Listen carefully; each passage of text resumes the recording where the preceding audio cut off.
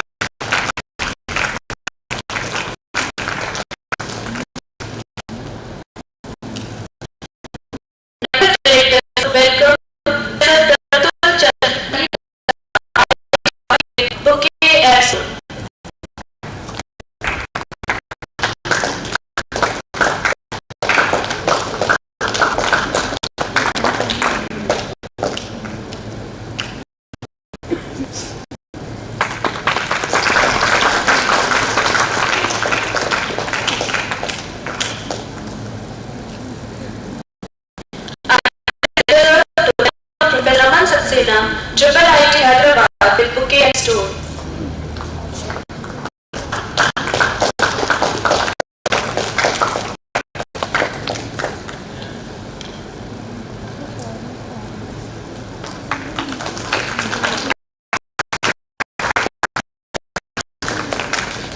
Thank you, sir. Now, I request Professor Hardeep Sahni, Joint Director, Jodhpur, to present a token of greeting with bouquet and stole to Dr. Padmini Tolak Balram, retired Professor and Head of Departmentship, Southern Vishwa Bharati Shanti Niketan, and Professor at Sasi Creative Institute of Design, Coimbatore.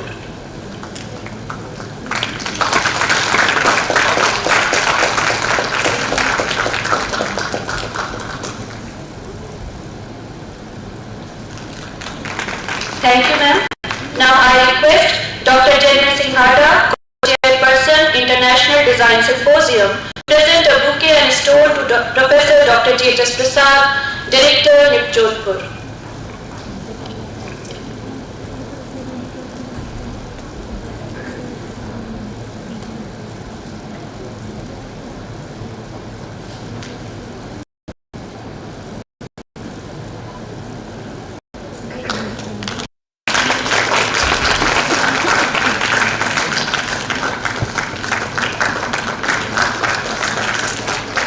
Thank you, sir. I request Dr. Shikha Gupta, CAC, Jodhpur, to welcome Professor Hardeep Sahni, Joint Director, Jodhpur, with a bouquet and stole.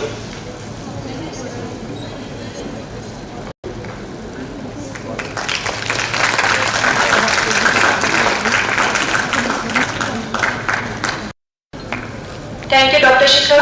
I request Dr. Aditi Mehtia, Chairperson, International Design Symposium, Dr. Shikha Gupta, CAC, Jodhpur.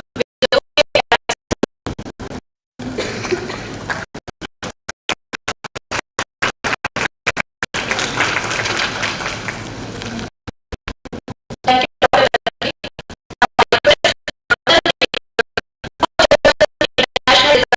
you, Dr. International Design Symposium with a bouquet and stone.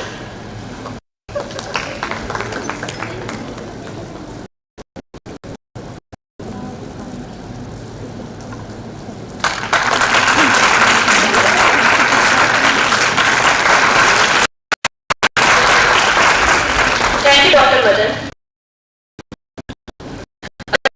1,000 miles begins with a single step. Understand about the objective and idea behind the International Design Symposium at Jodhpur.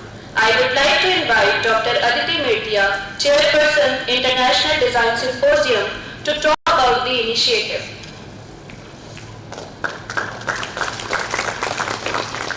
Thank you so much, Dr. Ankita. Namaskar and a very good morning to all our distinguished guests on the dais, eminent speakers, Director Sir, Joint Director, Campus Academic Coordinator, faculties, officers, delegates, staff and students. It gives me an immense pleasure to welcome you all to this 2 days International Design Symposium on Leveraging Creativity for Innovation, Role of Design Research. As a symposium chairperson, I am honored to stand before you today and witness the convergence of some of the brightest minds in the field of design research. The research has evolved into multifaceted endeavor with the potential to touch every aspect of our existence, from the products we use daily to the urban landscapes we navigate, from the user's interface on our screens to the spaces we inhabit. Design research is a driving force of transformation. Hence, this symposium aims at understanding the methodological framework for practice-based design research, methods, tools, practices, and collaboration for innovation. It will empower academicians and designers to create meaningful and impactful designs and share their work as a research finding for new design development and publications. Before I proceed further, let us delve into the diverse range of topics that will be covered in this 2-day symposium, where we have 4 sessions in these 2 days, 9 expert talks, 1 workshop, and 2 panel discussions. Please allow me to share with you all the topics that will be covered in these 2 days. The first session will commence with 3 expert talks, where the first talk will be on Introduction and Methodology for Design Research by Professor Pratul Chandra Kalata, IIT Guwahati. This will set the tone for further discussion. The second expert talk will be by Professor Singapalli Balram, Design Chair, School of Design, Chennai, where he will enlighten us with the methodology of practice-based research. Similarly, our third expert talk for today will be by Professor Raman Saxena, IIIT Hyderabad, where he will share his expertise on contextual approach to user-centric design. The second session for today, after lunch, will be a plenary session which will further strengthen our understanding of design research. Dr. Padmini Tolal Balram, retired professor and HOD of Shilp Sadhana Vishwa Bharati, Shanti Niketan, will be sharing her journey on Indigo with us under research process followed for practice-led design research. This will be followed by expert talk on cognition to creativity, practice-based research and design by Professor Vijay Singh Katyar, NIT Ahmedabad, who will be joining us shortly. The second session will end with a panel discussion on contemporary practices in design research. For tomorrow, that is 3rd November, the third session will commence with an online expert talk where Professor Stephen Ferum, Associate Professor, Parsons Schools of Design, will share his thoughts on new learning in design education. Followed by a session on experiments in design pedagogy by Professor Dinesh Kojan, adjunct professor at IIT IDC Mumbai and founder of Kojan 2.0 Studio. The third session for tomorrow will comprise of workshop on strategies and approaches for practice-led design research, where Professor Singapalli Balram, Design Chair, School of Design, Chennai, will guide academicians and the researchers about various approaches. For the fourth session, which will be our last session, of the symposium, we'll have with us Professor Aniruddha Joshi, who will be joining us online from IIT IDC Mumbai to foster the discussion on publication challenges in design research, followed by panel discussion on future of design research in India. The symposium will conclude with a session of Dr. Holly McCullen, Assistant Professor, Technical University Delft, Netherlands, who will share her work on zero-waste woven textile forms. We all are eagerly looking forward for the sessions that we have for these 2 days. To all the participants, I encourage you to actively engage in the discussion, ask questions, and share your thoughts and insights and experiences and challenge the existing paradigm. Let us seize this opportunity to learn from the experts in design field, nurture creative collaboration, and forge new pathways for practice-led design research and innovation. Let us challenge our own assumptions and push the boundaries what is possible.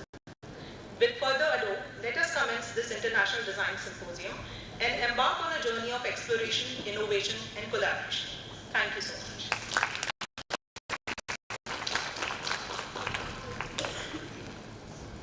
Thank you, Dr. Aditi.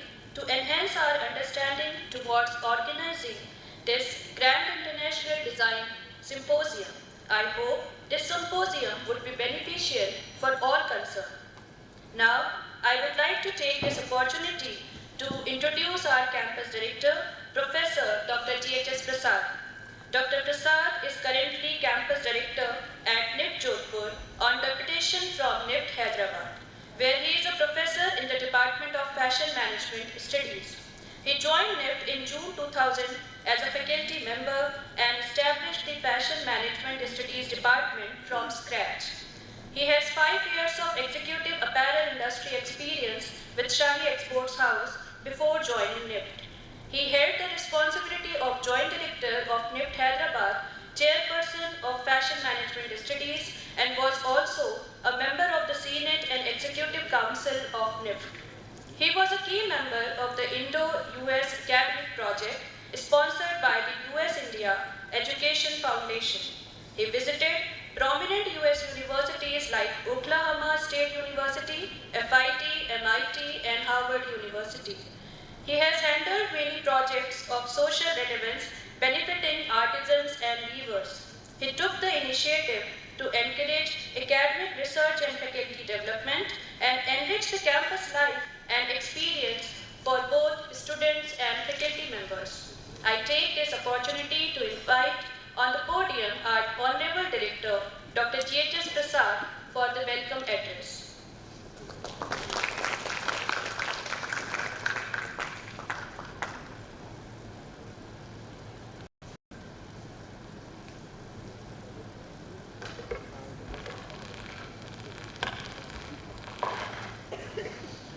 Thank you,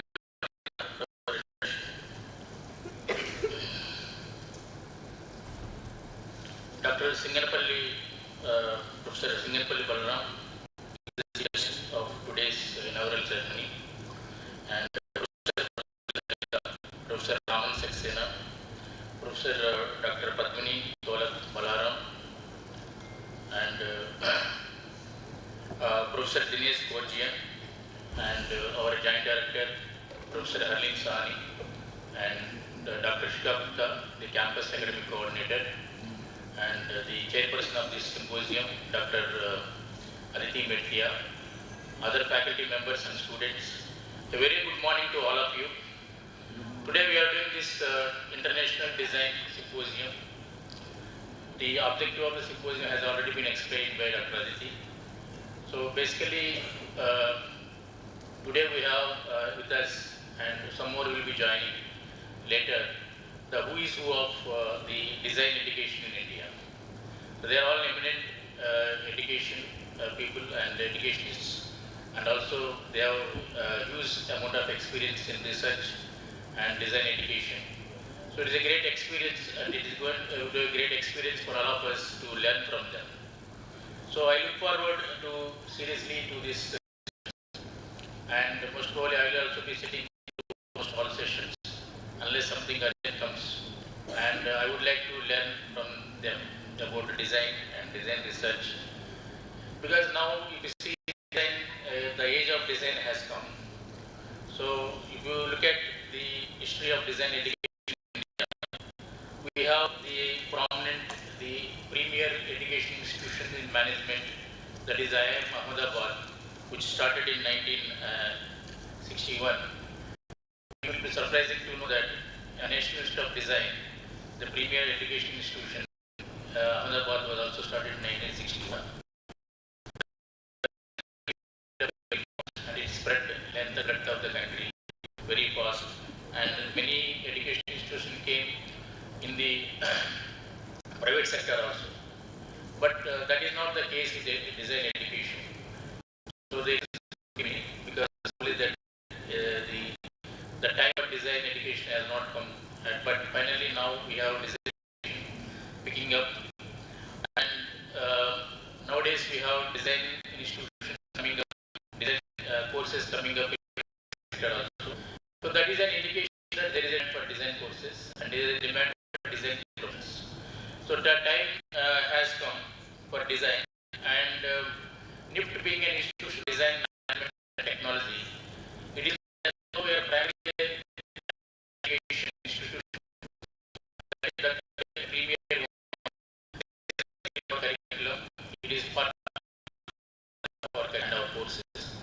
So as such, we need to achieve excellence in design and design research, and that is where we need to go forward.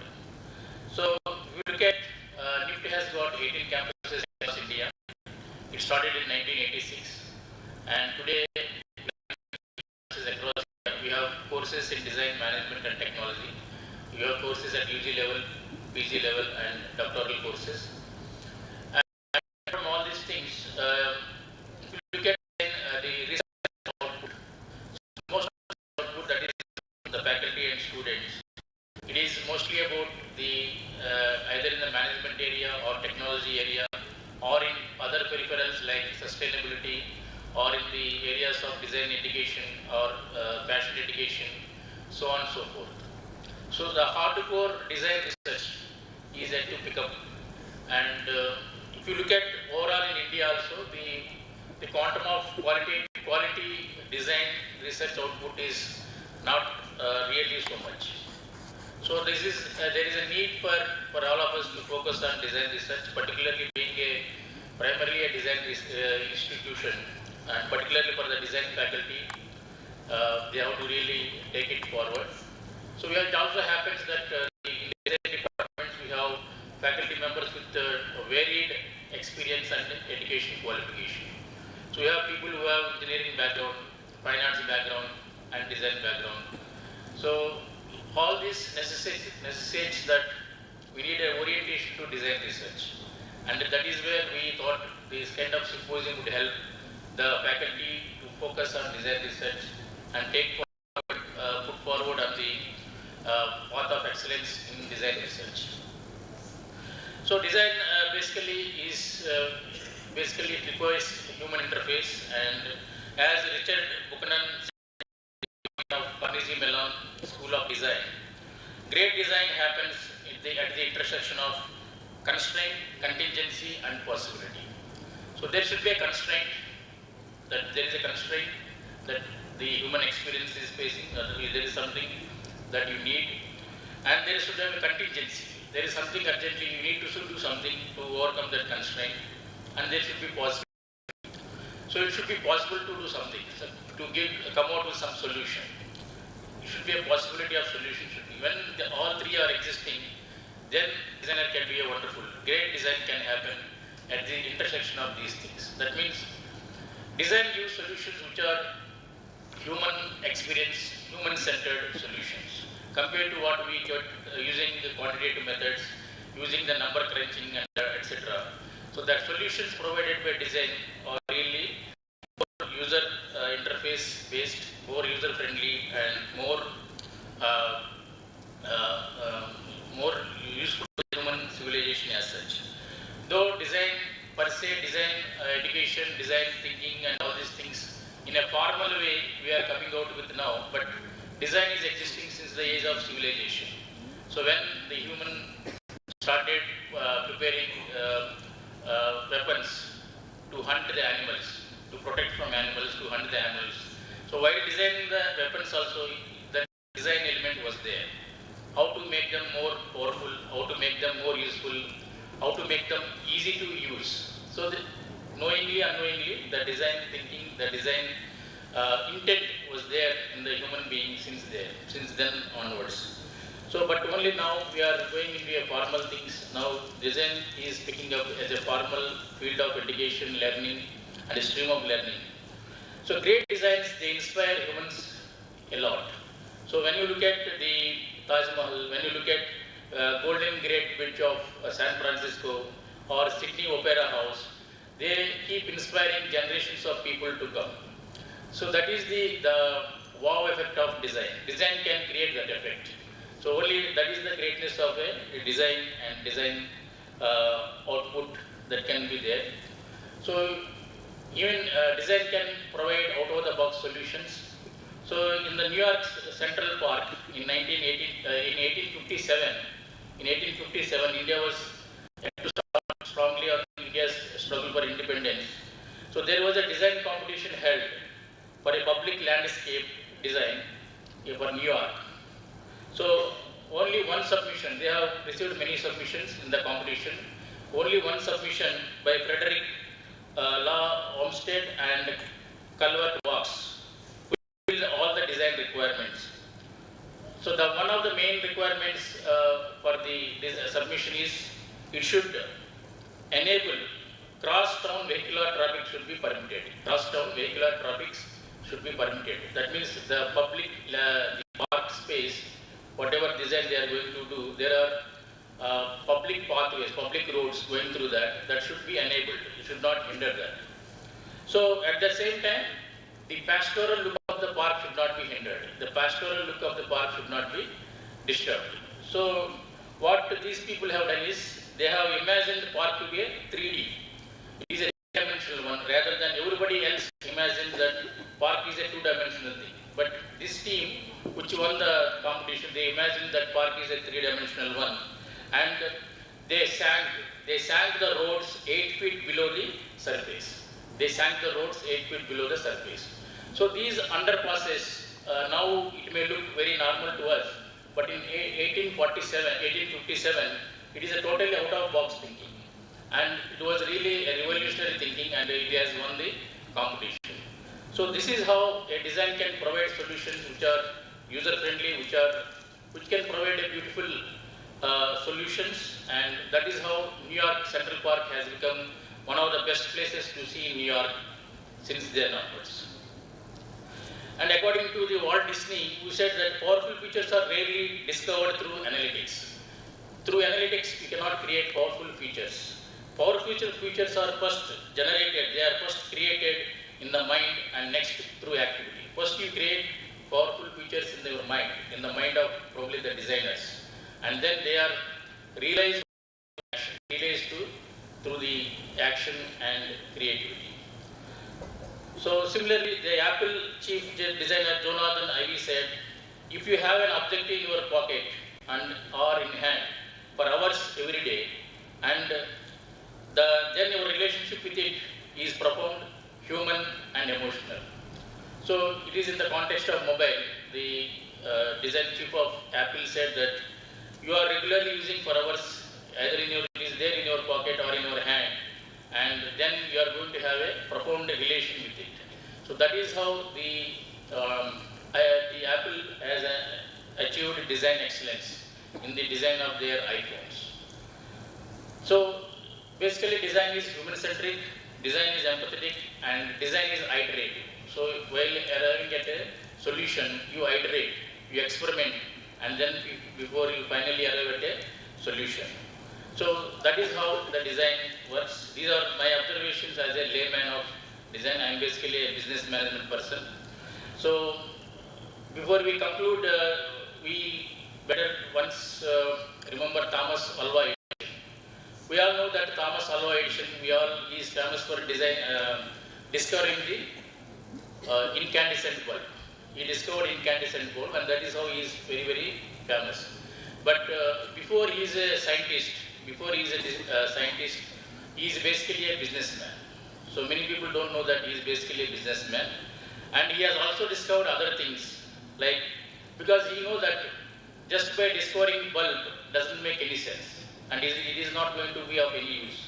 If you want to use the bulb, you should have electricity, continuous supply of electricity, and how these bulbs are going to be used by the people. So he has visualized all that. He has visualized because he has to build a business around that. So he has discovered, and he has discovered power generation systems, power transmission systems, and he has discovered other things include mass communication devices. He has improved telegraph systems. He has improved telephone systems, which were already there, but he has made a lot of improvements in that. And he also discovered a motion picture camera. So there are many other things which he did, which we really do not know. But all this he did particularly in the context of the bulb, because he wants to make a business out of it, and also create a user interface, how the people can use bulb in their day-to-day life, and create the entire system for that by creating power generation, power transmission, and all that. So basically he was at the time using what now we call is design thinking. He actually used design thinking process to invent to discover to invent all these things. They are rather the inventions. All these inventions are made using design thinking process. So that is how design can play a vital role in day-to-day life. And I am really looking forward to some meaningful discussion to happen for this 2 days sessions. And I am sure that the faculty and students of New Jodhpur would get benefited from these sessions, because we have people who are in this area of design and design research and design education. So it is we should do our. I am looking to sit through these sessions and look forward to some meaningful and serious deliberations and learning process for today and tomorrow. So with this, I welcome and I extend a warm welcome to all these distinguished dignitaries who are there on the dais and who are going to join us soon in the later part of the day. So I extend a very, very warm welcome to New Jodhpur. So thank you for being here. So once again, I welcome all of you to New Jodhpur and look forward to your inputs. Thank you.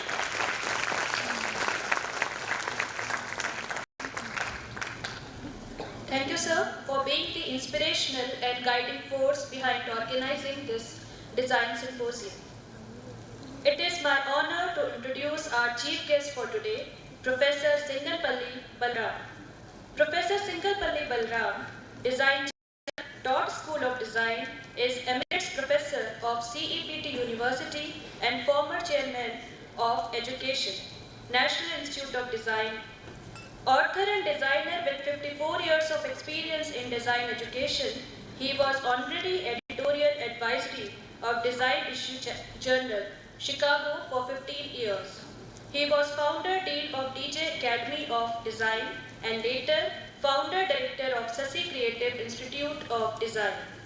He is part of the pioneer batch of teachers who started design education in India. He has 4 patents for his innovations, conferred Helen Keller National Award for working for people with disabilities. He won the International Ron Mace Design for 21st Century Award for Universal Design, the only Indian to get this honor. He has published books including Thinking Design, Design Codes, Q&A on Education, Design Approaches, and Adage. He has written chapters in books Universal Design Handbook, Teaching Universal Design, The Idea of Design, Britannica Encyclopedia, Cotton, and Design and Critical Primary Sources. He has guided PhD theses in design at IIT Mumbai, IIT Roorkee, and CEPT University. He is the founder of Craft Development Institute in Kashmir for Government of India to mitigate socio-political unrest with design development. He organized world's first UNIDO ICSID meeting on design for development, resulting in the seminal Ahmedabad Declaration, which paved way to India Design Council. I invite Singalpalli Balram to address the gathering.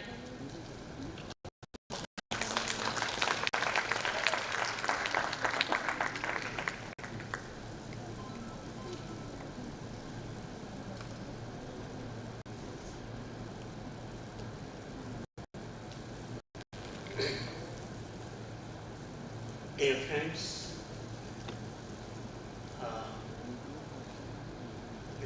colleagues on the dais, thank you for that kind, very generous kind of introduction.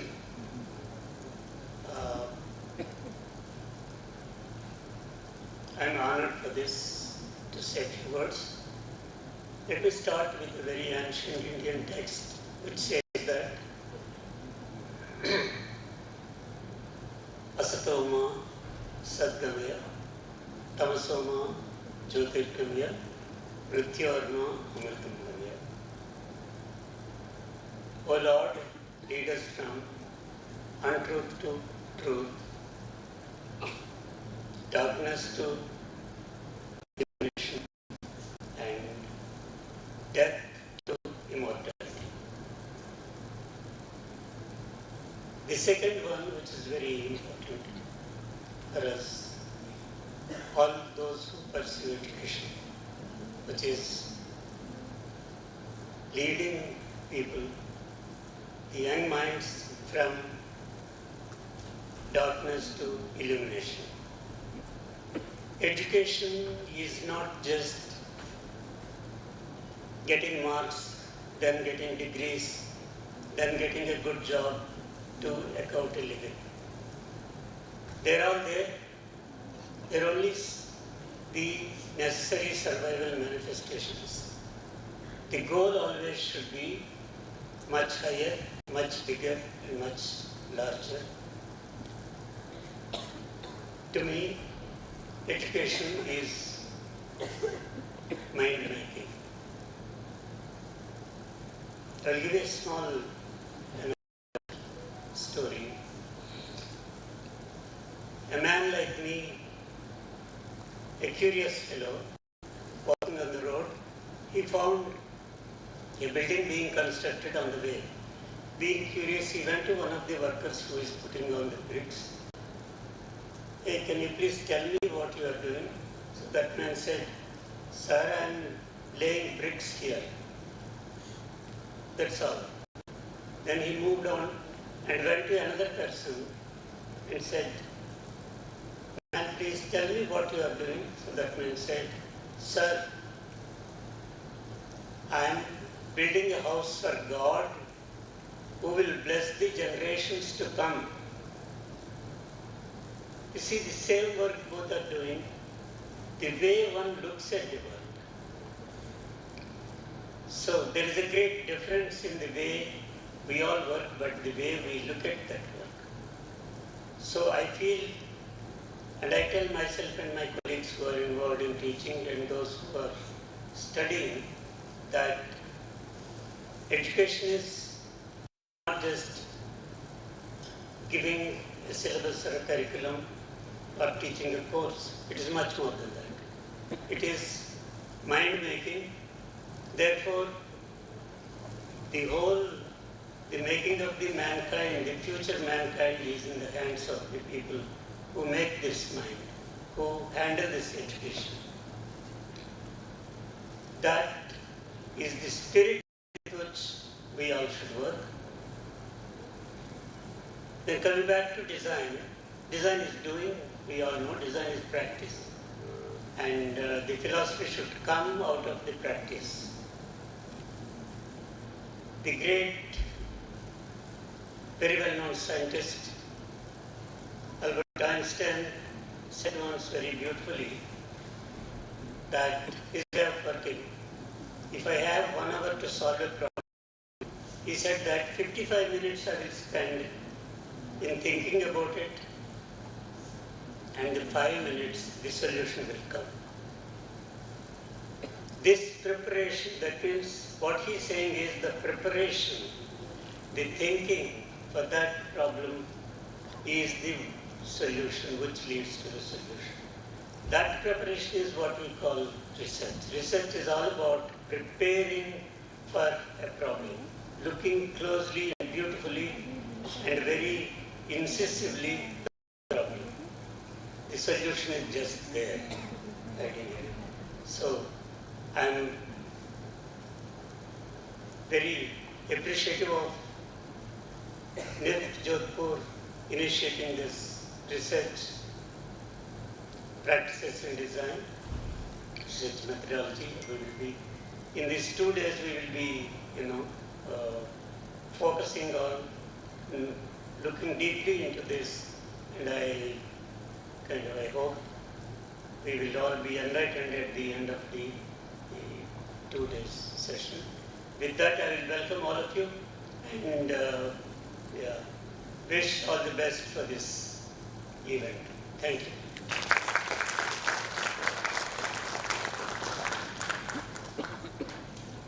Thank you, sir, for your encouraging words. Now, I would like to invite Dr. Shikha Gupta, Campus Academy Coordinator, NIP Jodhpur, for vote of thanks.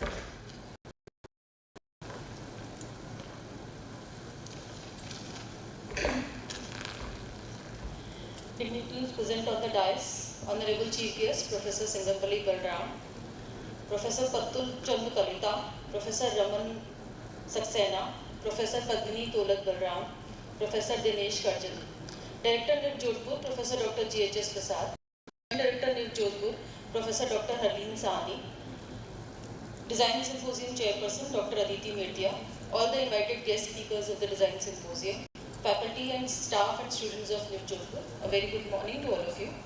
It is a great pleasure to be standing in front of you amongst all our honorable dignitaries who are accomplished in their fields.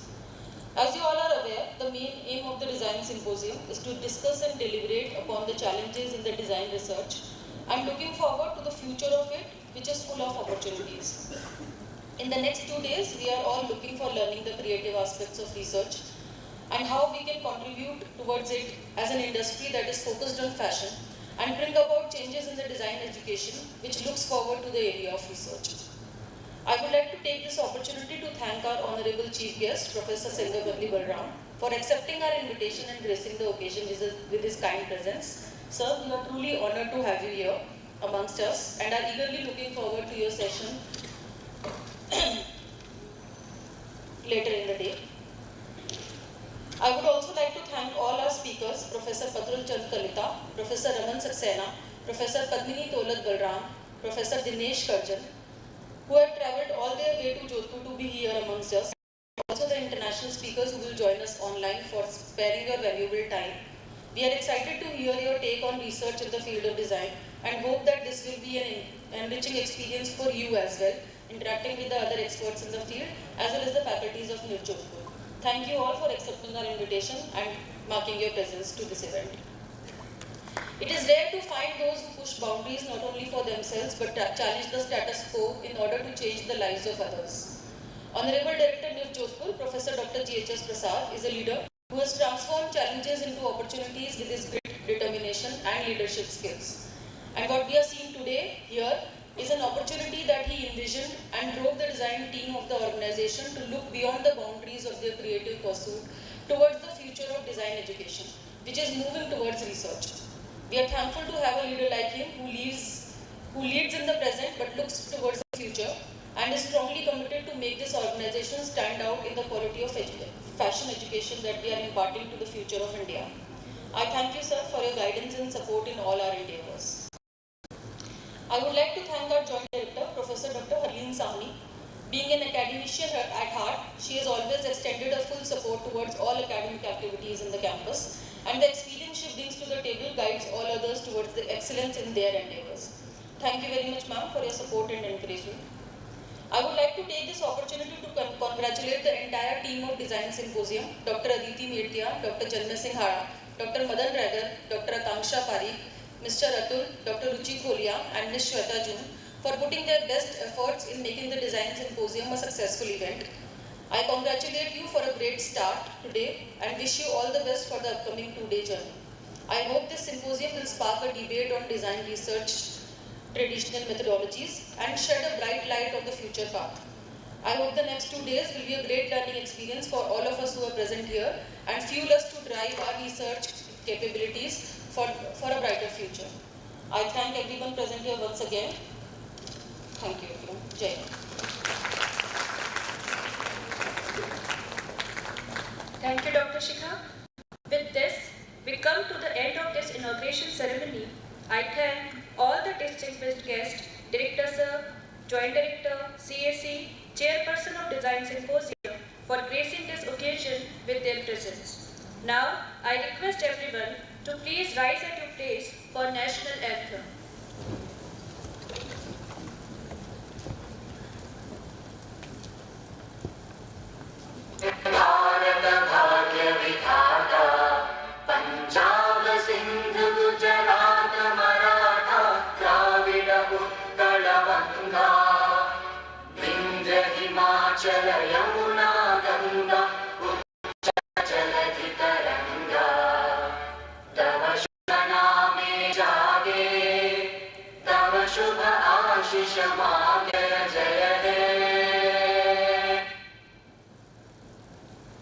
You may now take your seats. Now, I invite all faculty members of NIF Jodhpur to come on the stage for a group photograph.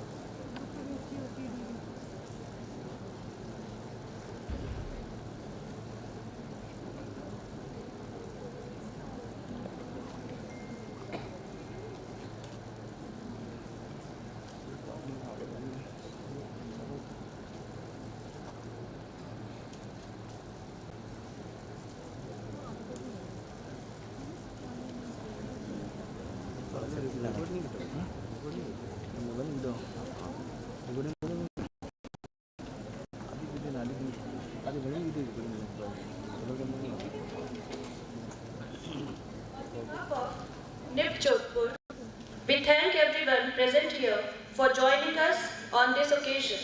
I take pleasure to invite our distinguished guests and faculty members of NIP Jodhpur to join us for a high tea at the left side of the Rhythm Theatre. Breakfast is also arranged for the students at the right side of the Rhythm Theatre.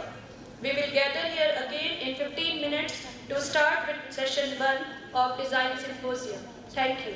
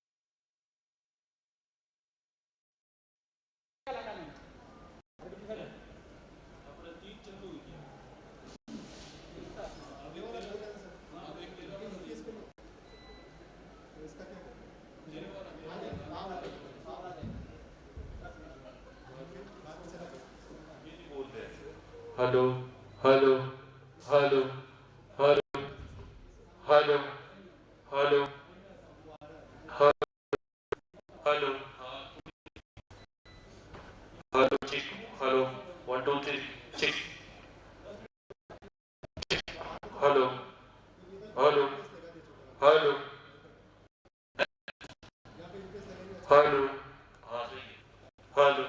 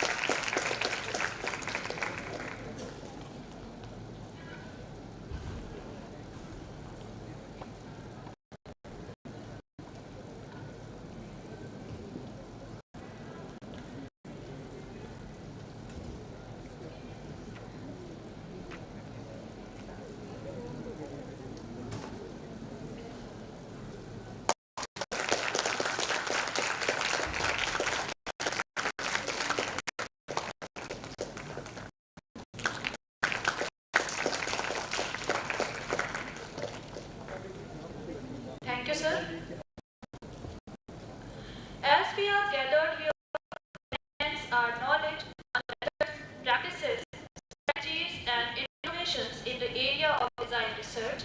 4 different sessions are planned in this 2 days. To commence the first session, Professor Prafulla Kalita, Professor Ram, and Professor Raman Saxena on the dais.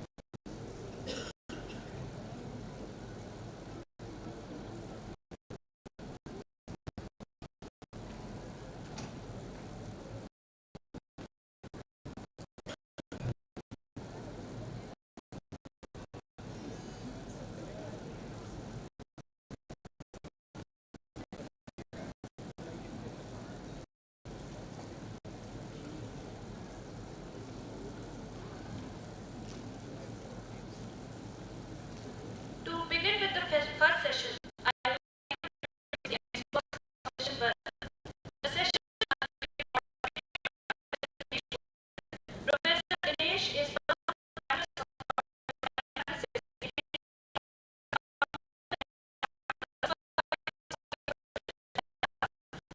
his passion is in the use of design to solve larger problems.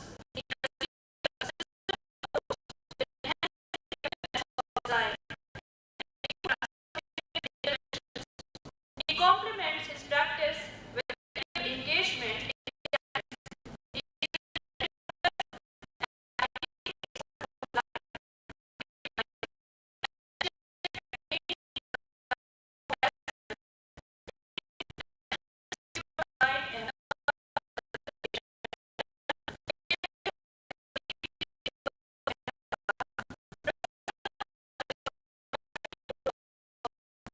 design in my design Vivekananda Global University, Jaipur.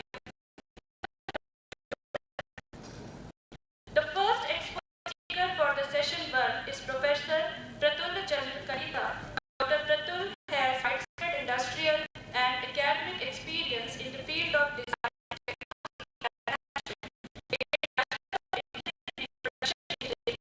management from technology, Jamshedpur,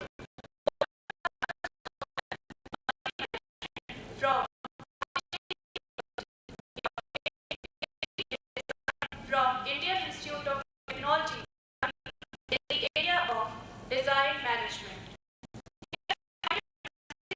To the Government of India, and many private organizations of repute. At present, he is engaged in number of research and consultancy projects. He has done MOE and ICMR on system design for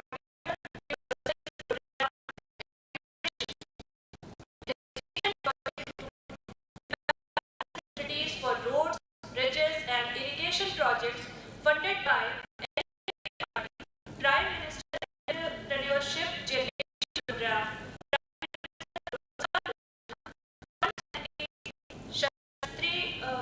Shastri Rozgar Yojana, etc.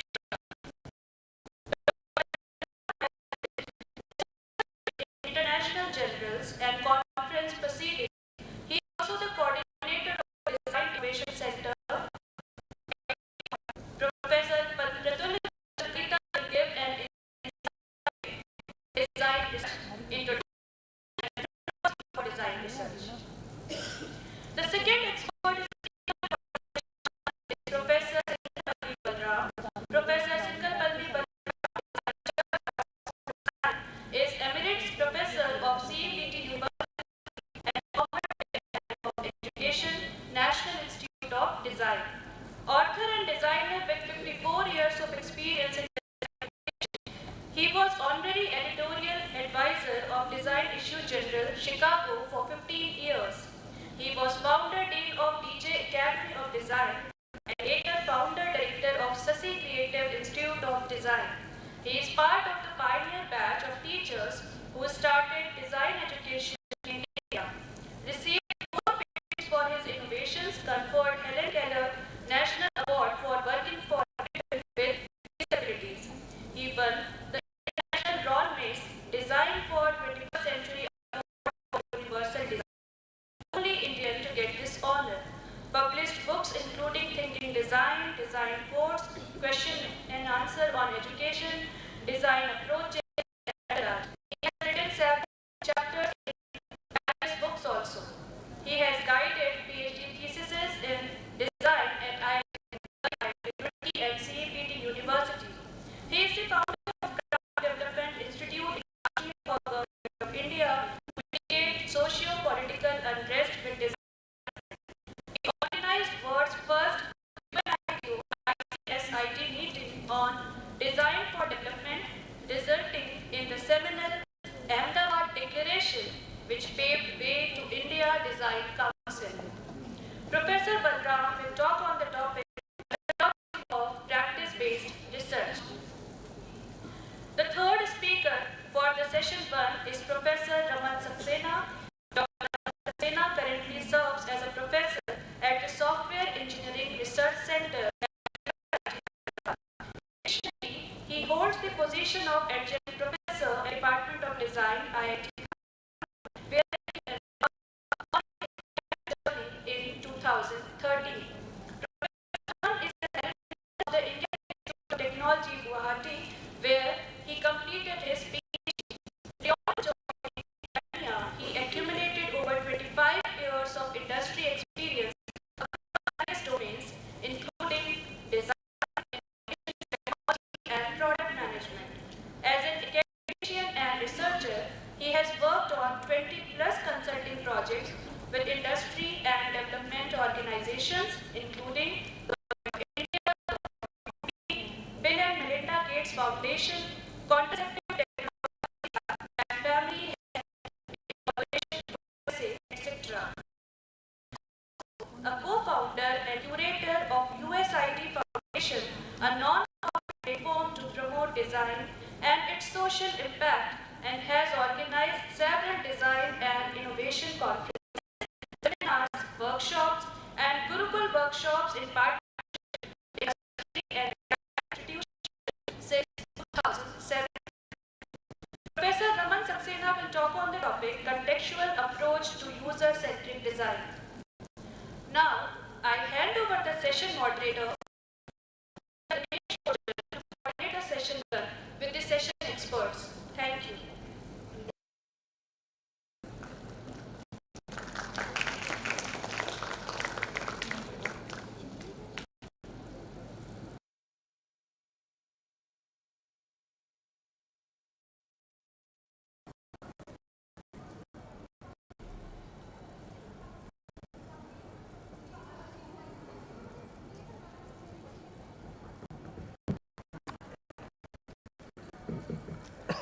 Okay.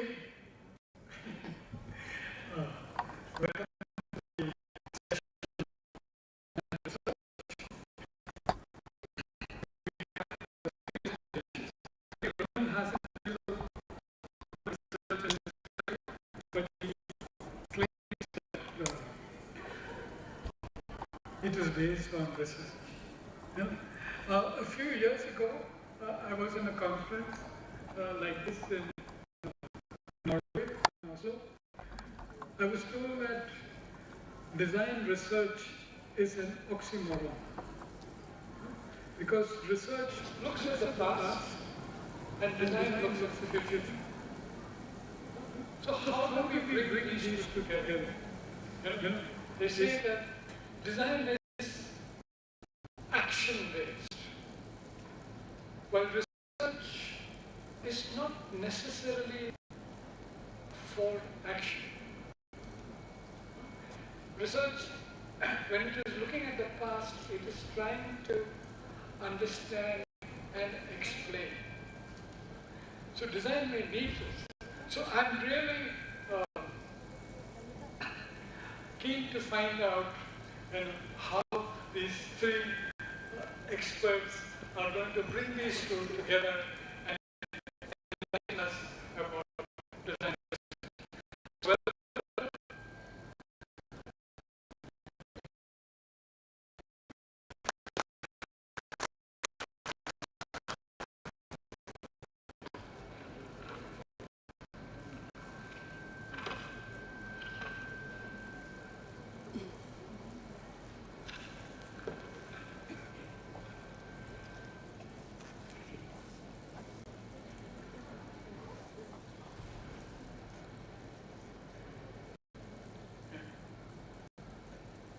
Pratul's topic is design research, introduction to methodology for design research.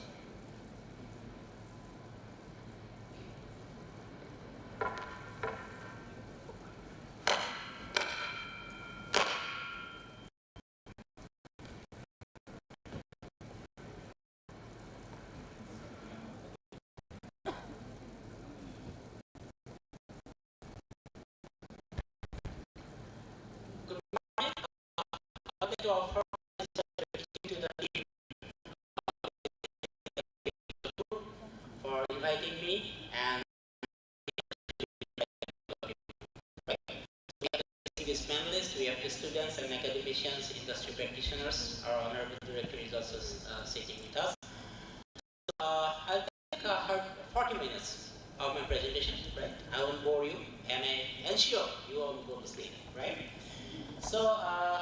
So within 40 minutes, I'm going to finish my presentation, and my presentation is divided into two sections, right? So the topic which was being assigned to me is the methodology for research. So I'm going to divide it into two sections. One section is basically directed towards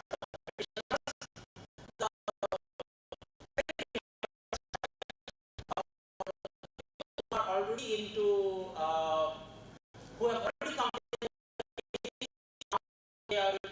different sponsored or consultancy projects. So first 20 minutes for them. Then the other half of the presentation is basically targeted towards the PhD students and the master's students. So this is how I have planned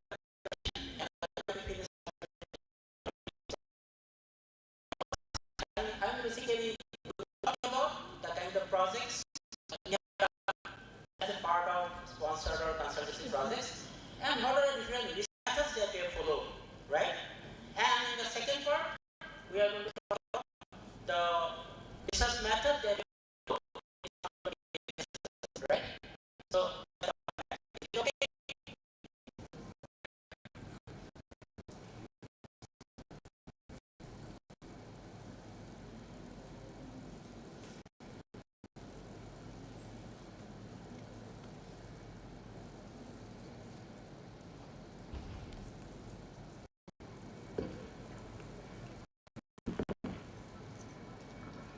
I don't like speaking. So this particular half of the presentation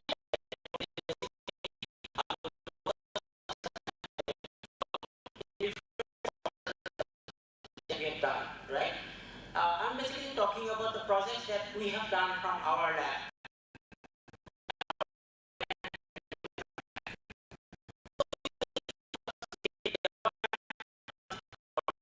And leadership. Right? So what are the under aegis of Design and Technology Management Lab in Department of Design at Guwahati? These are basically focus, and our honorable director rightly referred to these aspects during his inaugural speech.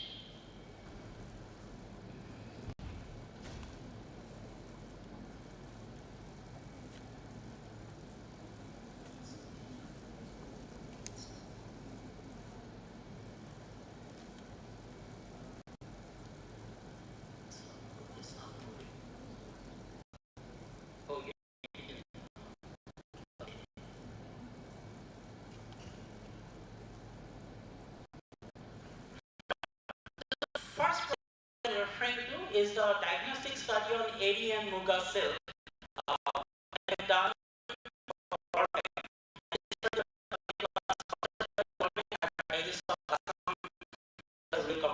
project. So the basic focus was on AD and Muga silk, and to understand the design of Muga silk and linking strategies for the supply and the demand. You many of you may know about AD and Muga. These are two very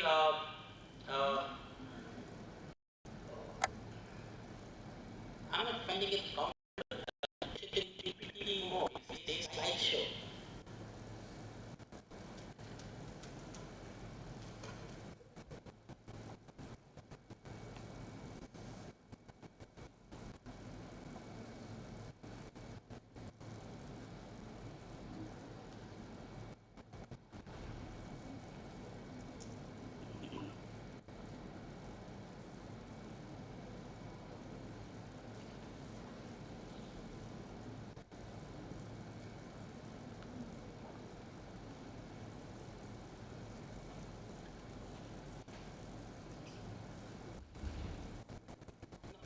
I want to use a slideshow as a PPT.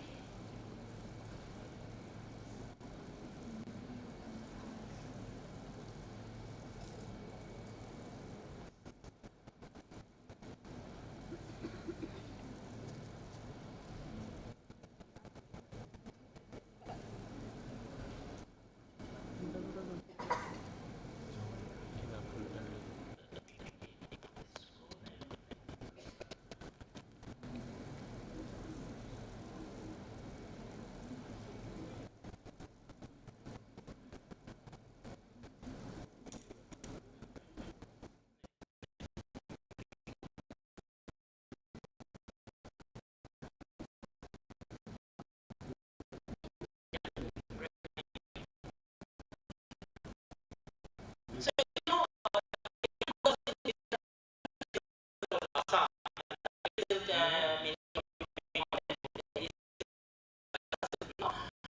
basic focus was on the AD and Muga silk, and this particular study was done in 8 districts of Assam.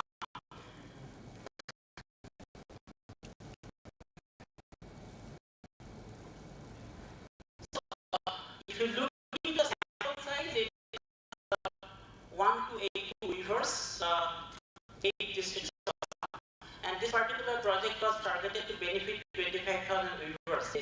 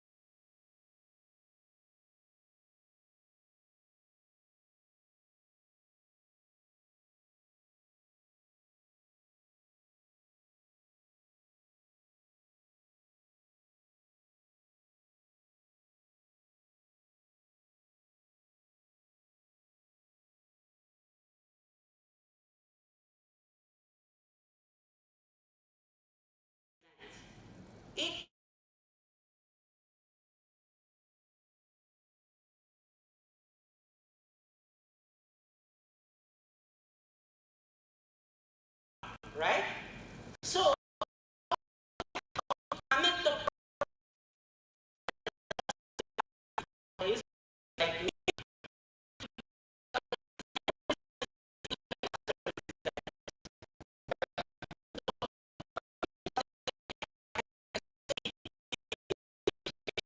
for empathy mapping and they will not reveal these until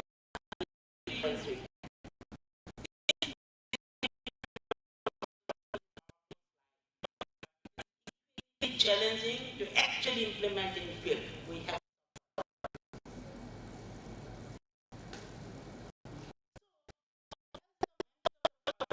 We had to formulate the alignment strategy. So we actually gave this 5 design studio digital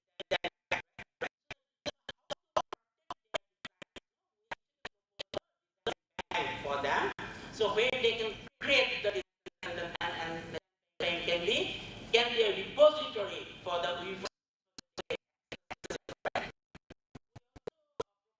system.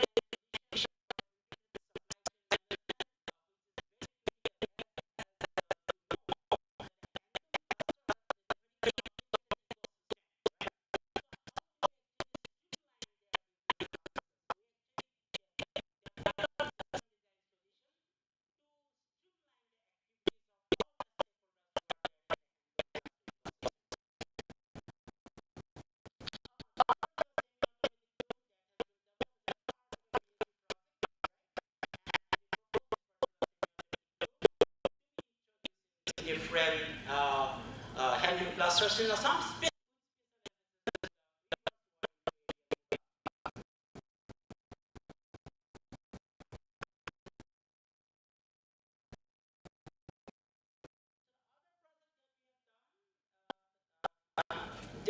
The cluster process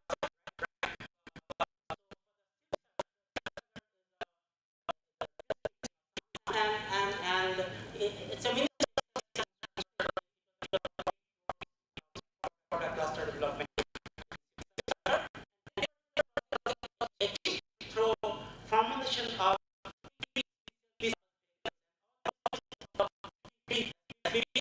where limited companies, they are not NGOs as such, right? So these were profit-making limited companies, right? And we provided the design, technology, and management consulting ministry through this. So, particular still our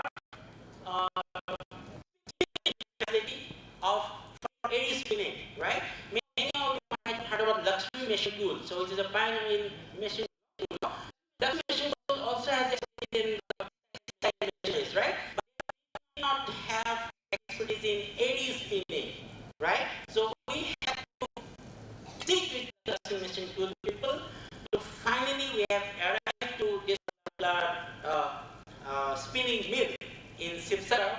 If you get any opportunity to go to Sipsara, you'll get MS. Right? And the promoter of this particular spinning mill is who is a textile expert.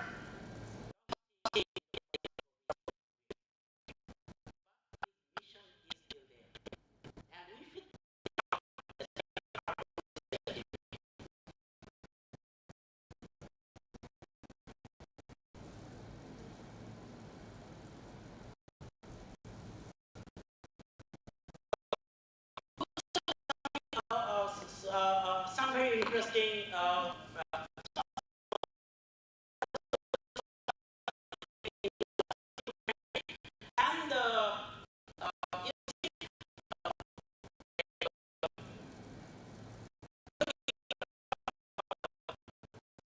and research, no? So always there is a conflict.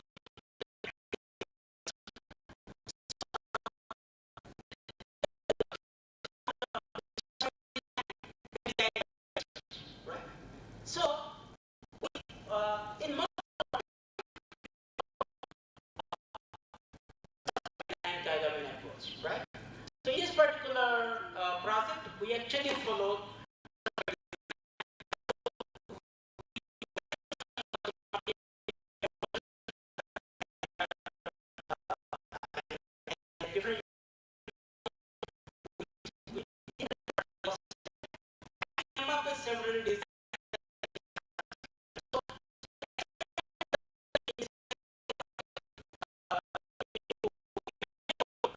telling you may follow the design by research, research by design approach, right? So this particular product is Bhoka Pita, which is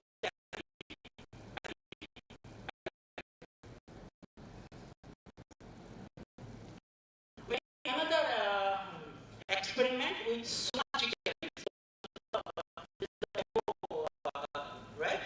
So this community is a very popular tribe called Missing tribe, and the I would always invite you to come and experiment in missing cuisine. So this how we can commercialize it and how we can to the community, maybe in different public spaces, maybe in airports or hotels, right? So recently one our design and technology. So what we have done is that we have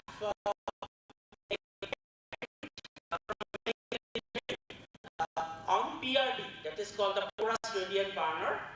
So we use PRD to right, because you cannot you can so we use a different kind of burner. It is called a porous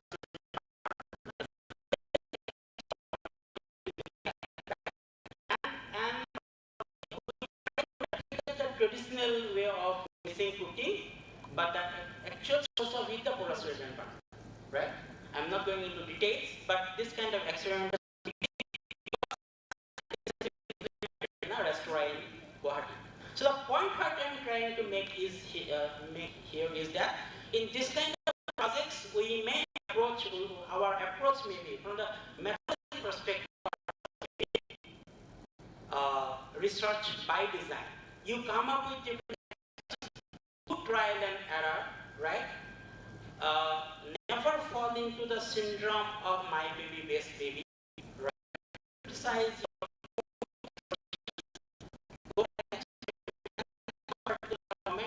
success, and if you document this entire process, that becomes a research output. The moment you document the process, that becomes a wonderful research output.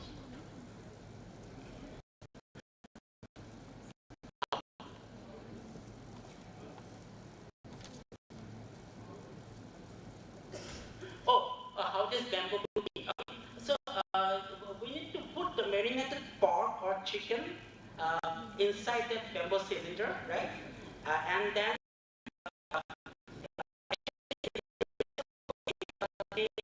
they put the bamboos in maybe in a 48-degree incline, and they apply fire, and actually it becomes everything. And the bamboo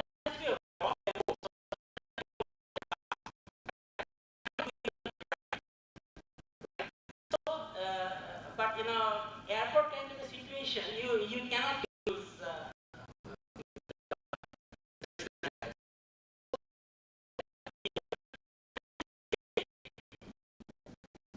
porous radiant. The pattern that I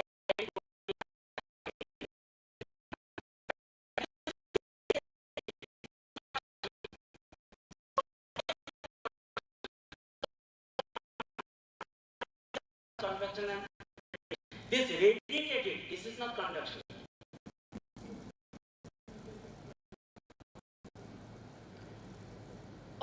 No, this is for commercial use. We are not going to give you to the clusters. This is for commercial application of the traditional food. So this particular thing we have implemented in a restaurant, in a sophisticated restaurant in Guwahati. Good.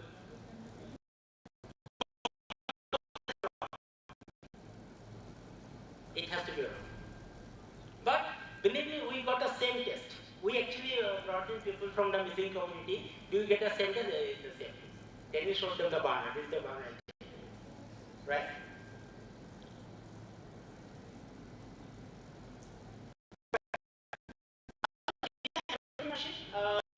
We also work in the craft sector, right? So, so this was visual handicap board, right? So they wanted us to do the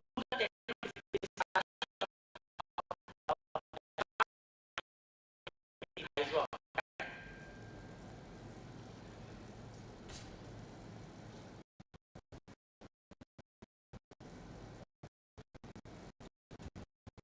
Okay, so this is my last slide of the first, which was basically targeted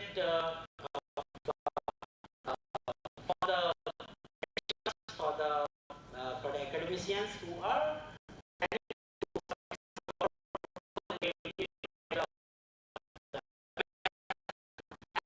and how we execute that particular project. So we are setting up a Center for Excellence for Toy Design.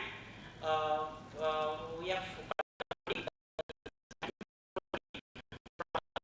Ministry of Chemical and Fertilizers. So there is a entrepreneurship in that particular toy design project. So design audit, right? So design management, we refer to a framework for design. Through design audit metrics, we study that in Indian toy design organizations, across different organizational functions and different organizational levels, how design is being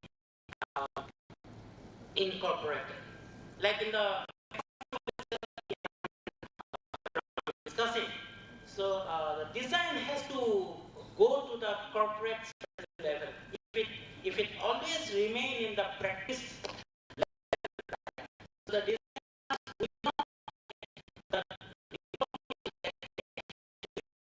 right? So how do you bring the design fraternity to the corporate study level, right? So we are just trying to understand how this can be imbibed.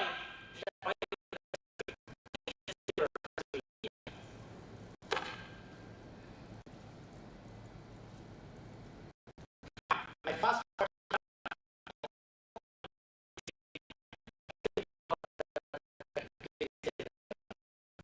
fine. So promise you within another 15 minutes, right?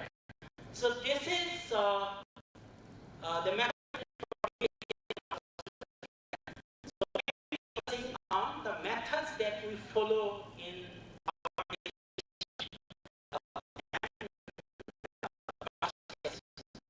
I'll refer to some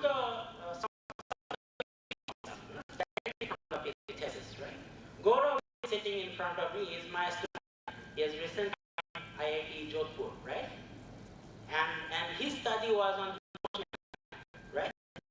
So maybe I'll refer to some of Gaurav's work in the discussion itself.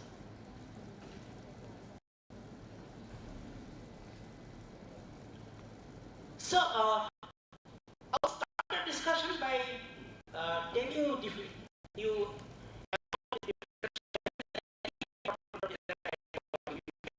when we talk about students or PhD research. In the conclusion, right? We face, right? When we talk about the PhD program in Department of Design and Architecture, what is the first student? Candidates from diverse disciplines. So we take students from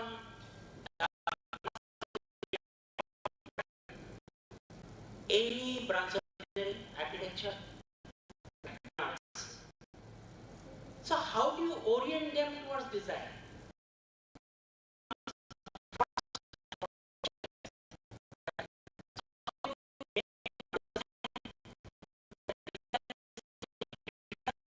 And design is different, right? And they and some of them fall back to their previous academic.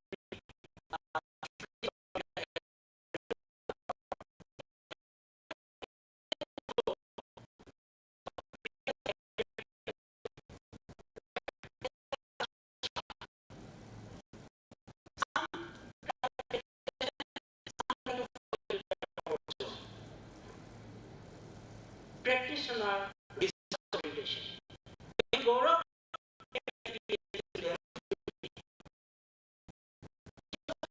portraits. So whenever we talk, he used to always talk from the perspective of practice. Sir, we did this furniture design. These were the methods they were.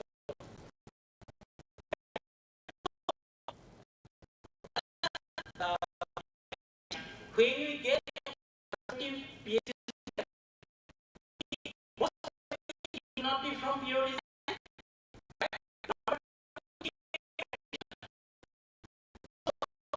The second problem is how do you bring the research oriented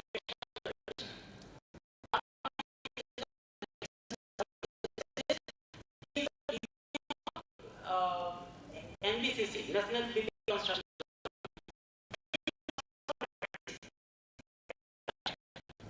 right?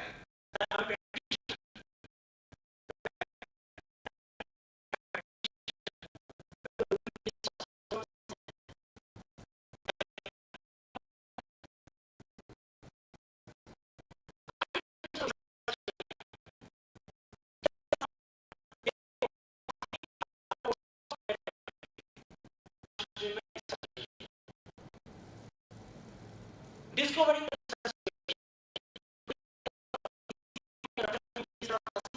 the research.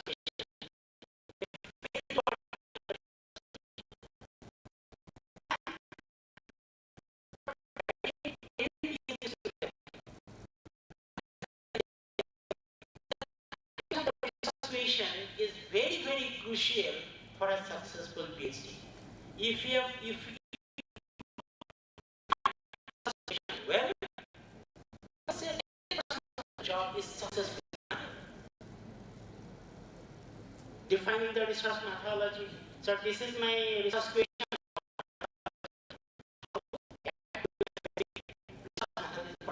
Research question.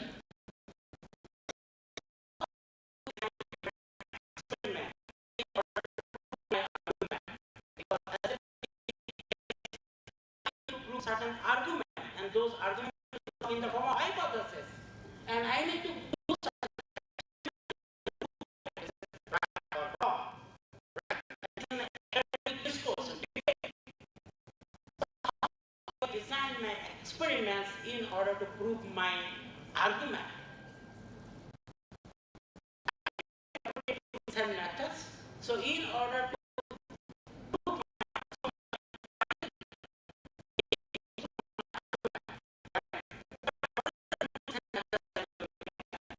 getting qualitative and quantitative is a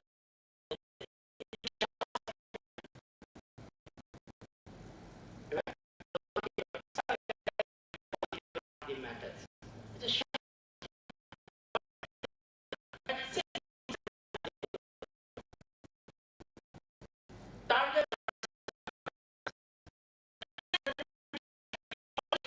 It's a target challenge.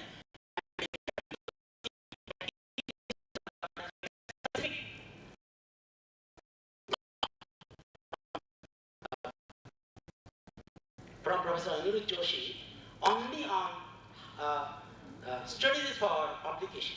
The design face this particular problem.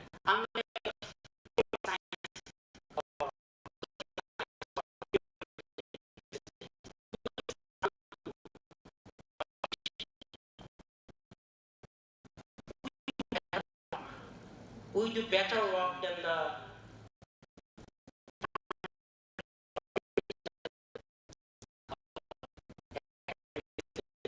fail to publish.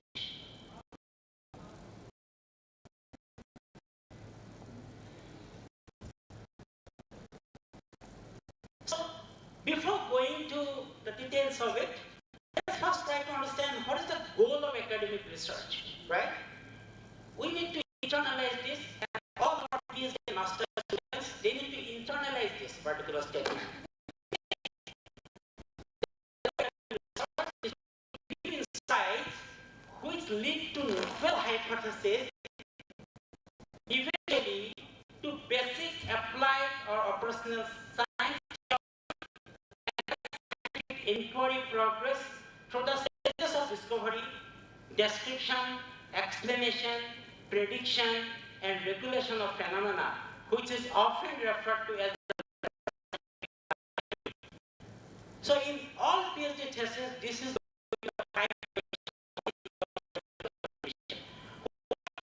contribution that your thesis is making in the bank of design as a discipline. What product or service that you have developed, that is a byproduct.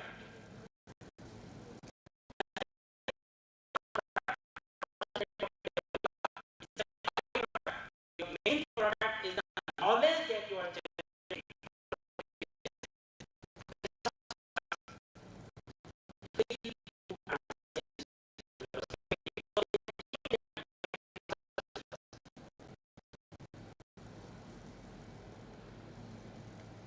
I'm referring to Gaurav's work, where he has talked about the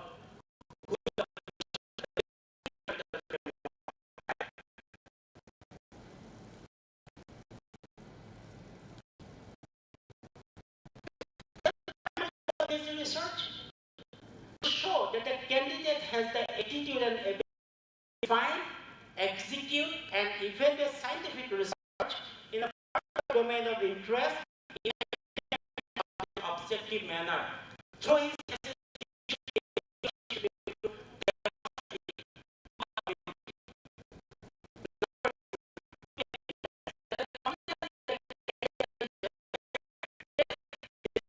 reuse whatever the theory that is proposing, it has to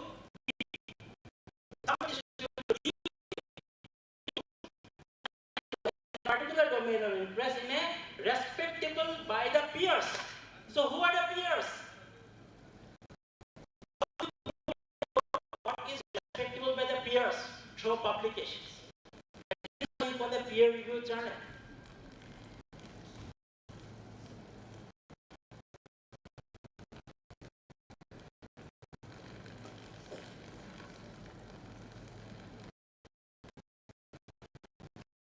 Now come to the complex issue, which is design research. So whatever that I have told you so far is something very challenging.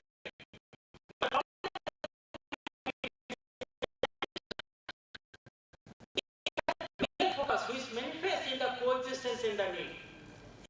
Again, the responsibility is more on us. Again, it has the dual focus. In a thesis of physics, chemistry,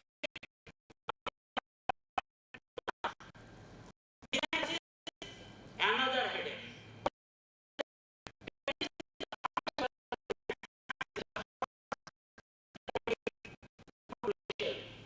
To foster design measures and other students and so the design family practice like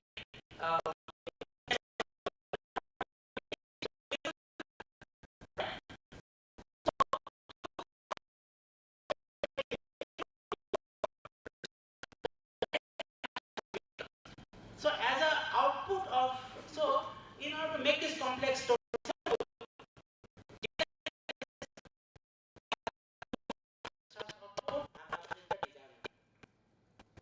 the research output should be able to contribute to the, should be able to enrich the theoretical foundations of design as a discipline.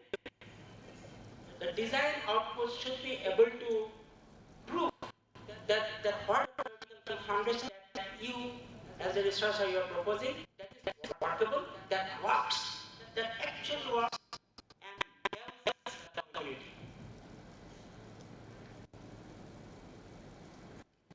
Again, I am referring to one of the Gaurav's work, where we have used certain methods for emotional design, and as a result, we started getting different product forms, right?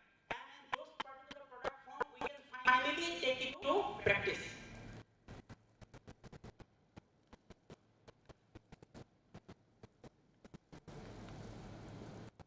Research of the identification process, right? I'm going to detail this, but we have proposed a framework. How do you identify the research opportunity? As I told you, that whenever you encounter with a PhD student, or whenever a PhD student encounters her or his dream of desire to go for PhD, the first question will come to his mind that where is the research opportunity, right?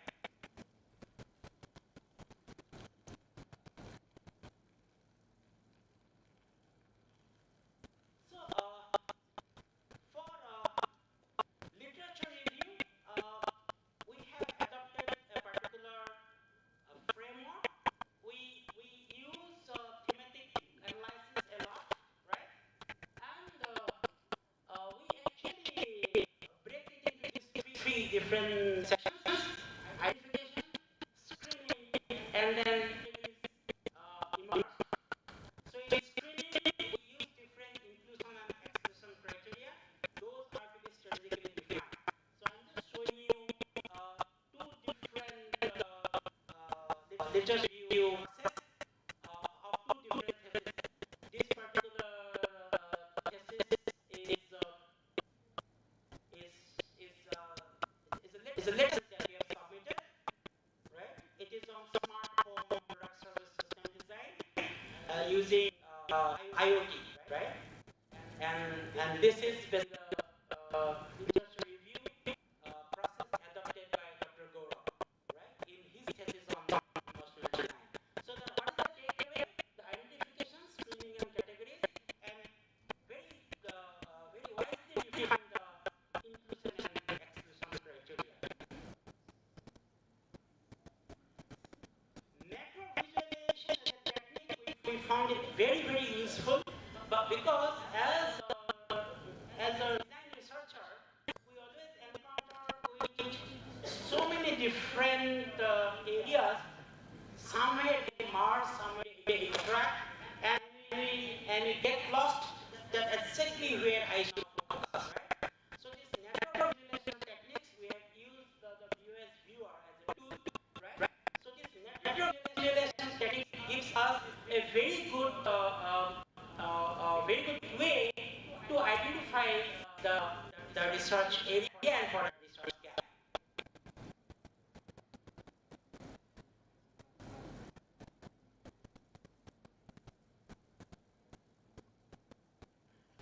Okay. So research flow. This particular research flow was adopted by one of my PhD scholars. So where she actually you just see the flow, the context formulation, research background, the research gap, payment objective, that the context analysis we call. Then her interest one was on a design assessment framework for sustainable housing. She was working in the field of sustainable housing. She was an architect, right? So she has been awarded PhD. So first she conducted the context analysis, then the secondary research, right? Then systematic literature review. But when you say systematic literature review, you should have enough evidence why you are applying systematic literature review. And in what situation you exactly apply systematic literature review. Then comes, okay, the phase 1 and phase 2. So the takeaway from this particular infographic is that you need to divide. So the PhD student, they need to divide their entire work into certain phases. So in phase 1, what are the different research questions he is going to address? In phase 2, what are the research questions he is going to address, right? So one has to have a very proper plan about it, right? And during the presentation of their progresses, whatever the comments that they are getting from the DC committee, how they actually see those comments positively and then move ahead further experimentations in order to meet their research questions.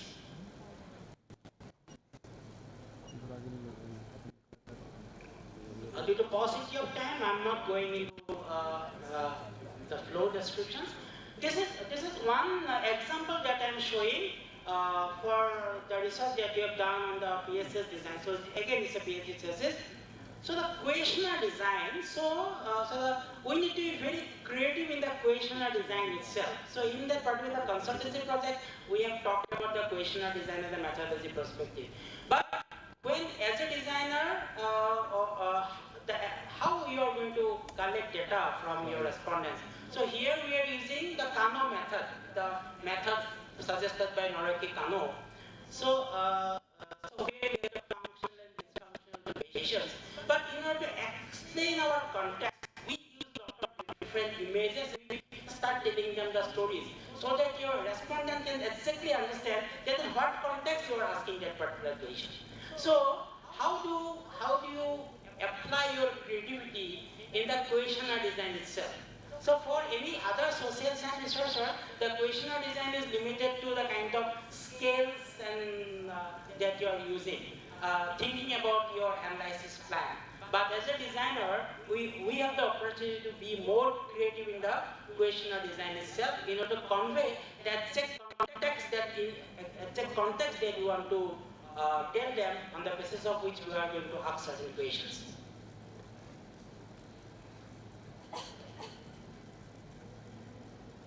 Again, experiment design, as I told you, is a major challenge.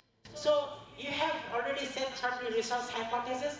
Those research hypotheses are going to get translated into certain statistical hypotheses. So how you are going to design your experiment? Because the hypothesis is an assumption, but how do you prove and how to put forward your argument that your hypothesis is right or wrong or accepted or rejected, right? So how do you actually conduct those experiments in Gaurav's thesis and in other 2-3 theses, we have actually came up with certain methods through which we conducted these experiments with the users, right? So this experiment design is a major part in any PhD research, but in design research, how do we apply our creative abilities in experiment design?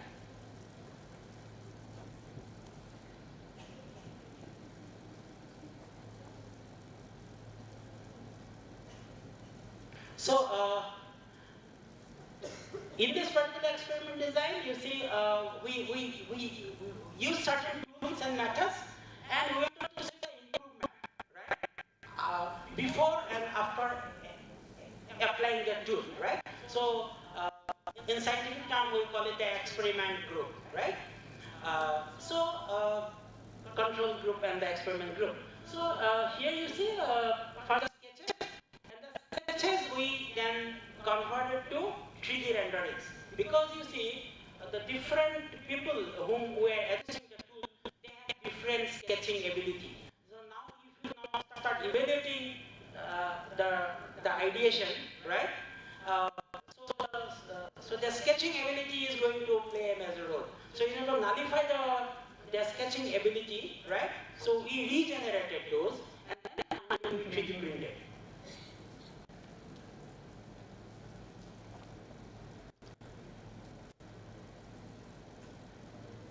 Fine, 2 minutes. So, as I promised you, I'm going to come to this challenge slide again. So now let us discuss how to face these challenges, right? As we have the candidates from diverse disciplines, so in IIT structure, in the first 2 semesters, we actually offer certain courses. So it becomes a supervisor's responsibility to assign related courses, right? So, so what kind of skill set that particular kid is having, and if that particular kid wants to achieve a specific goal of his or her PhD, so what should be the course that has to be assigned. So why I'm telling you is that that coursework should not be taken for granted. Coursework should not be taken that ये किसी तरह से coursework कर दो, main PhD तो actual research में होगा. So that's a wrong way of thinking. We are actually putting it very strategically that okay, the student is having this background, he or she wants to work in this field. So these are the different courses he or she is to do, right? Maybe extra courses. Do not only fall into the course which is prescribed by the ordinance, right? So many times we also tell our kids to do certain online courses from Coursera in order to develop their skill and understanding, right? So that is very important, and the open electives from different departments also very understanding, right? Practitioners, research orientation, that's a very difficult task, and primarily the people who are from design, right? They will always tell, sir, it doesn't work. You see, this is theoretical, right? But the point is, the final outcome of the research is a theoretical outcome, right? So how to balance your practice with theory, and what is the theory that you are proposing? Finally, it should have the potential to practice. You see, you are in a catch-22 situation, right? So, how do you convert the practitioners towards research, and how to bring their research orientation? One way out is that get them to read different research papers, right? And maybe research papers which are published from different industries or different industrialists, right? Identification of research area, I have already talked about. Different tools and methods. Discovering the research situation, how do you formulate your research, your literature review strategies. Your literature review strategies will finally yield to the specific research questions. Mind it, before submission of the thesis, again you need to fine-tune the research question. Please, it's a dynamic process. Somebody may find some research question, right? After 2 years, he or she may say, sir, I will change my research question, right? It's open. There is no problem, right? But he or she should have enough reason then why and how he or she wants to actually fine-tune the research questions. Experiment design, as I told you, the basic objective of experiment design is to prove your argument, right? So how strongly you are proving your argument, and what is your strategy for experiment? Appropriate tools and methods. The kind of tools and methods that you are using may not be good for me, but what is important is that whenever the PhD student is reading a particular research paper, he or she should focus on the method that particular researcher has followed, and the tools and method that particular researcher has followed, which is being documented in that particular paper, right? Take inspiration from it and then come up with your own experiment design or research methods and tools and methods. And it is always good to refer that somebody has used this particular tool in this kind of situation, so I am using this particular tool in this kind of situation. That makes your argument more strong, because that particular work is already peer-reviewed, accepted by the community, accepted by the peers. It's a peer-reviewed journal, right? But journal quality has to be good, right? It should be an output from a reputed journal. Qualitative and quantitative, exactly you need to define that what qualitative and what quantitative tools that we are using. Only by telling I am using grounded theory is not enough, right? Target journals and conferences, I leave it to Professor Anirudh, right? But this is a very, very crucial issue for a design fraternity, where to publish. What exactly is you want you to remains, right? And when you say it's a journal, whether it is in SCI, right? And if it is Q2 journal, is it a bad journal? Oh, he or she is having a Q1 publication, very good journal. I'm having a Q2, is a bad journal? Answer is no. Answer is definitely no, right? But we need to understand this, so that PhD students need to understand, and if, look, initially all the PhD students will get rejection. Those rejections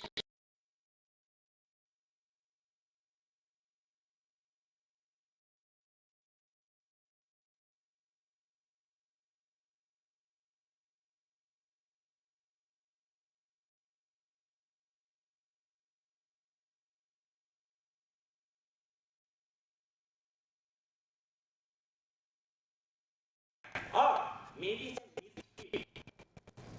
Paper may get rejected from a journal because it's a misfit. Never get disheartened if a paper is getting rejected. It's good if your paper is getting. It's painful.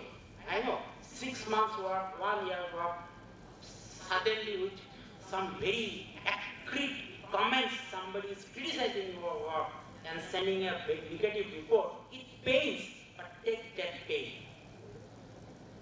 Thank you so much.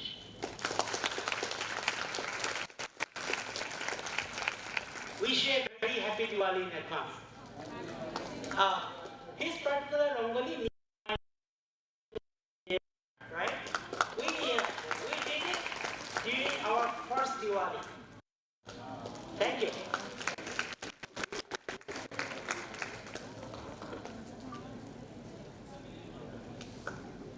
Over to you. Thank you, Kapil, for this very enlightening presentation. You touched on so many things, targeted to practitioners and targeted to PhD and master's students. Huh? And quite within time.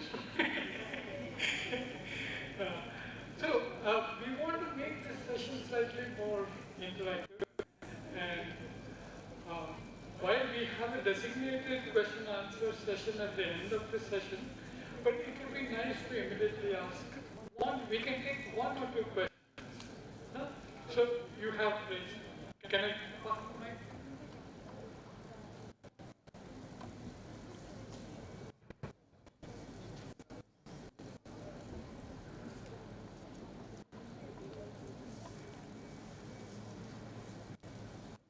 Thank you, sir, for a wonderful presentation. It is really learning for almost all of us. The question, like you defined, was related to first presentation where you defined the skilled and unskilled operators and maybe the artisans. So as you told that there is something called a theoretical framework, and then we came up with some practicing and that. So this is the thing, like it is very important, like how you assess the various kind of the workers and their trainings and their the interventions they are giving, how they are coming up, how you the skill and unskilled. Can you a little bit like that?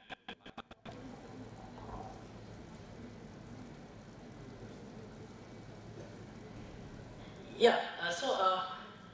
Look, that is the Development Commissioner Handloom Minister of Textiles, they and the Weavers Service Centers, they have very well-designed training programs.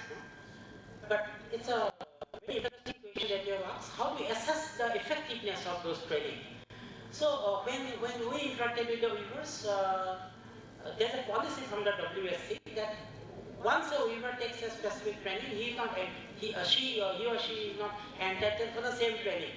But what happens is that in one training, the weaver doesn't get, suppose training on only the chapter 2. The weaver is not acquainted with the technology or with the proficiency that is needed to work in a chapter 2. So, exactly identifying the effectiveness of the training is basically you try to see from the skill, right? So, as the fonts are small, we exactly ask this particular question: have you taken a training in WSC or maybe from DCNL? If you have taken, suppose somebody has taken a training on textual trend loop. Now, whether you should be able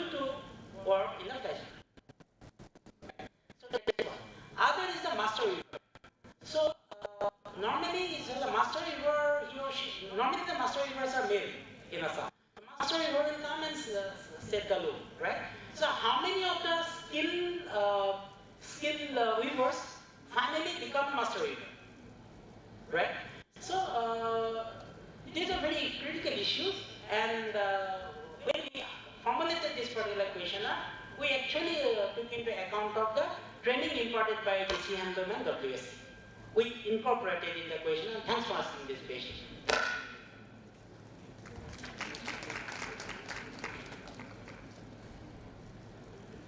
We can take one more. Yes. Good morning, sir. Thank you very much. Sir, I just want to ask you one question. That what is the difference between quality research and design research? Because we are using the same tools. Like ethnography you did. You lived with the natural setting of artisan and you derived all the outcomes. So what is the difference between design research and qualitative research?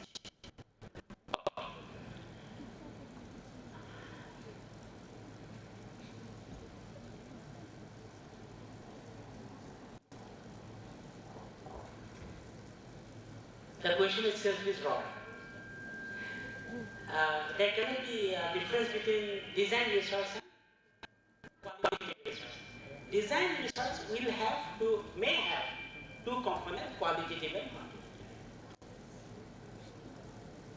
Design research, within that you may have qualitative. So, as designer, we use a lot of qualitative research. So that is why we will fall into the thought that design research is qualitative.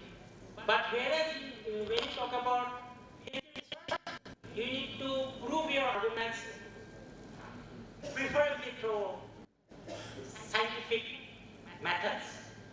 And if you can prove your arguments through numbers, which is quantitative, your argument is more strong. Less chance of getting rejection of your papers. Thank you. Thank you, Professor. Since we started late, I think we should go into the next session. We can ask, I have so many questions to ask you, but I will save it for later. So, we have Dr. Balram. He's talking about the methodology of practice-based research. You want to sit down? With your permission, I would like to make my presentation sitting here. Thank you. Okay.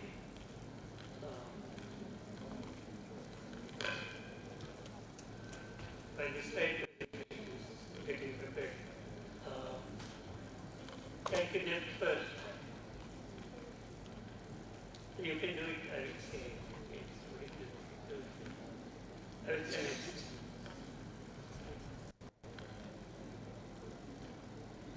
Okay, thank you. Yes, sure. Thank you for giving me this opportunity, and thank all of you for coming to listen to me. What I'm saying will be quite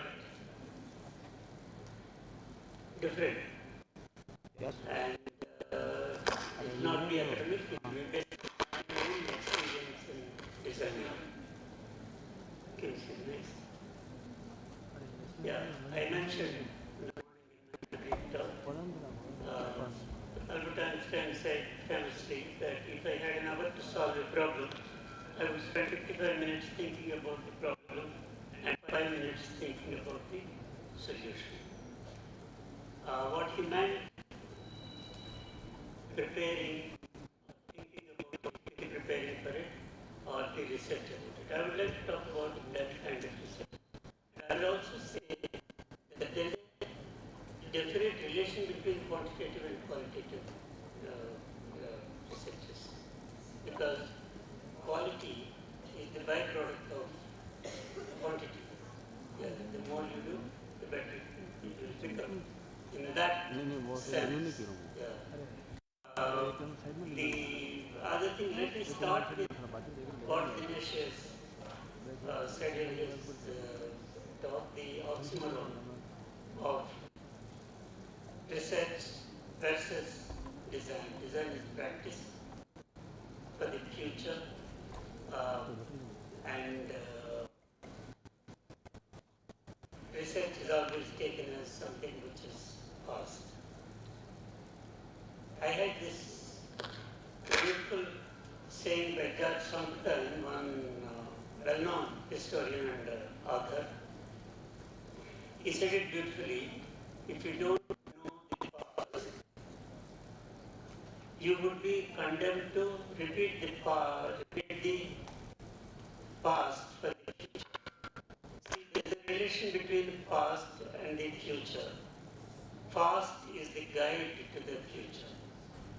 But anyway, right now I think normally what, in my humble opinion, what happens is research is taken as a one kind of research, which is basically philosophical research.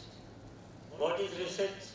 Research is searching for something which is hidden, either in the past or in the philosophy, that is the meaning of the thing, or in the practice. I would like to focus on the practice based research as I understood, as I have kind of known it. The practice-based research will start next.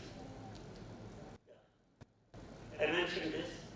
More you practice, better it is. The practice research, as I said, historical research hidden in the past and applied research hidden in the present. We will talk about the applied research hidden in the present itself, and which is needed for you to know to make your solution better. I would like to talk about that. Next. Okay. I categorize them into 5 different areas. There are 4 I've shown here. There is also a 5th one. The research, many of us don't know, but it's also involved in the brief. The client comes to you normally when you practice any design. It starts with the client coming with a problem. And he says something which he thinks that it is the problem. He thinks that it is the problem, but it may not be really the problem. It is like you go to your doctor saying that you have a fever, but you don't know what the fever is about. You can't cross it just because it's a fever. The fever could be a symptom of many, many other things. A good designer is like that. First, I think, his investigation should start right in the beginning when the brief is given. Many times, one of my projects called Oxygenator Design, the client has come saying that, sir, we would like what you would like to do, Mr. Venkatesh. He said simply that, sir, just jazz it up. Jazz it up. How do you interpret this jazzing it up? But that is how these clients many times come, because they don't know what is lacking in it. It is for the imagination of the designer to see what actually is meant by it. To give an example, Charles Sims, the famous designer from America, who was also involved in starting the India report and thereby the National Institute of Design in India. He gives an example in his own time. He was to design a place next to a school where the mayor of the city simply called Mr. Eames, do something about you design something. He simply said something. But what is this something for? He simply said anything to, there are this school and the boys are making a lot of, it's a boys' school. And this beautiful place is getting soiled by this kids come and play there and they urinate there. So anything just to make them not to pee. This is the kind of brief which comes to many of us. But seems it is a wonderful thing. Then he said, how to, he didn't, so he expanded this problem. The brief, he has to find out how to interpret the brief. He interpreted the brief saying that something interesting for the boys to do there. And all children and the so we have to accept it. Charles says accepted it, and finally he came up with a suggestion that there should be an aquarium because every child likes aquarium. So many times it happens in the designer's career, designer's practice, that the brief itself needs to be investigated and found out what exactly is needed. You have to make up the mind for the client. The other ones, yeah, I said next. Yeah, first we will, the other four are use and user. User,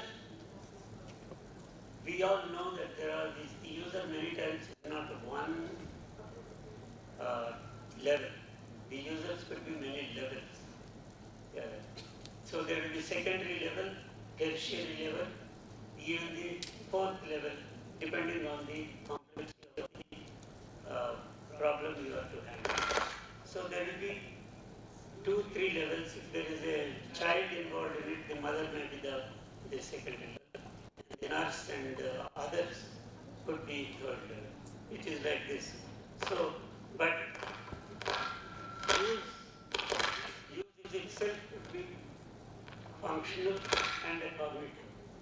The functional is about the use, about the storage. I will not go into the details of it, but the service required, the part replacement required, all this will be in the functional area. And in the cognitive area, you have got psychology of the users, taste, and cultural factors, and trend. Trend is something which you cannot ignore. It's very, very important thing. It's the global trend which will also affect the local preferences. Next. Then production. So once we deal with the user who is the most important factor, the primary consideration, then there will be an investigation into materials which is from the client's point of view. Client normally is the producer. So first is the material. What materials are available with the client? What materials are the up-to-date materials available anywhere in the world? There are two kinds of materials. Then the manufacturer constraint. The client may have certain manufacturing facilities, but lack of certain manufacturing. It could be small scale, it could be large scale. And he may have skilled people, constraints. That is another one. Time, of course, is time and cost are usually very well-known constraints. But the other two latest materials and latest technology is something which the designer, when he works on a project, has to get to know them and suggest this and use them and tell this to the client and suggest in his designs. The third one, next, the distribution. Distribution is the other category of any design. One is the first promotion, which everybody knows, how to promote, how to tell people very convincingly that they need this particular new design which is coming in. And then the marketing research, market rates and others, and the competition research. On competition, on price, features and varieties available. Diachronic, which is about the history or the past. The more you know, more you understand the present product. Then sales and service research. The fourth one skipped one actually, like I said one in the beginning. The corporate social responsibility. Before that, you should have the standards which you have to follow in any, whether it is a product or any other, and environmental aspects which are getting very important. And corporate social responsibility, which has a relation with what's being created. So these are the ones which normally the a designer has to and get into more exploration. Next.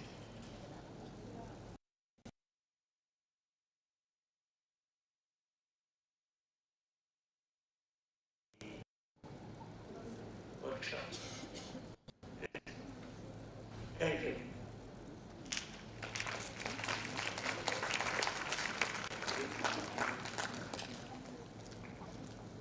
You had 1 hour.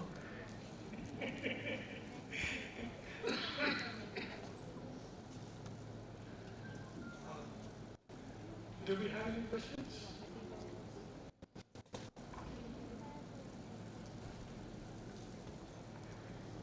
So, I mean, you have taken us through the design process.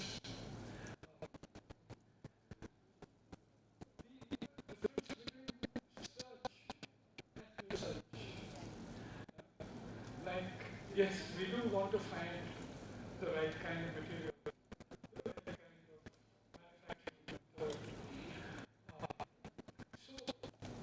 In the process, because we are tuned to action, we are searching for this. While research is about understanding, trying to explain. So, is there a difference, or is it the same thing, or would you like to expand on this?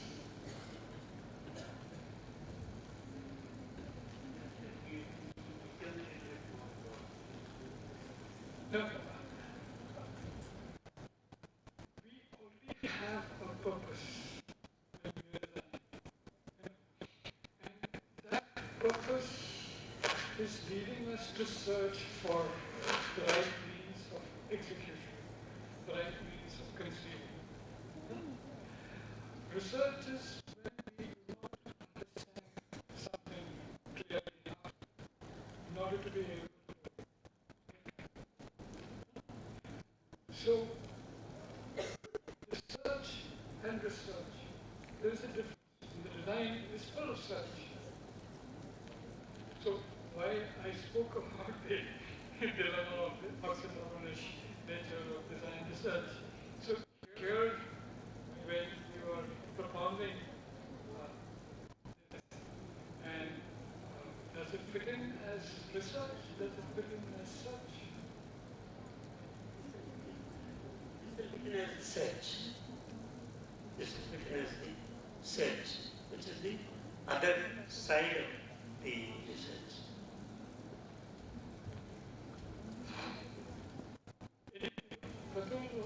Raman, would you like to come? Anyone else would like to?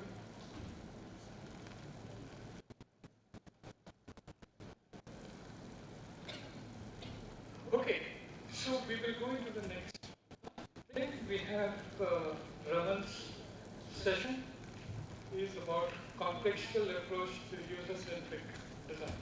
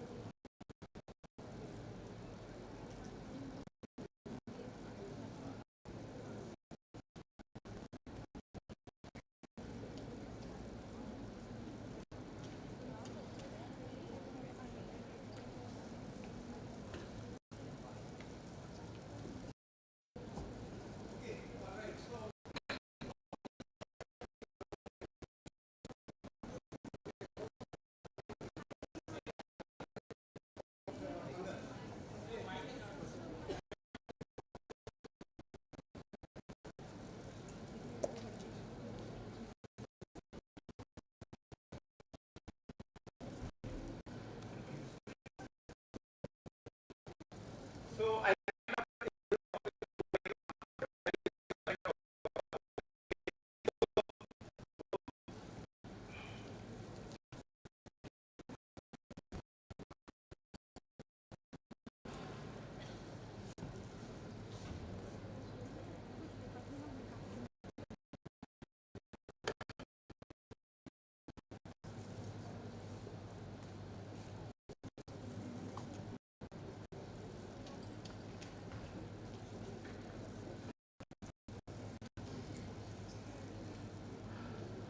So that's why I started actually moving from the design school, I went to the technology school because I realized more than the design creates the trouble, the technology creates the trouble. Yeah. So that's why I moved from IT Kanpur to Triple IT, which is not a design school but a technology school. Yeah.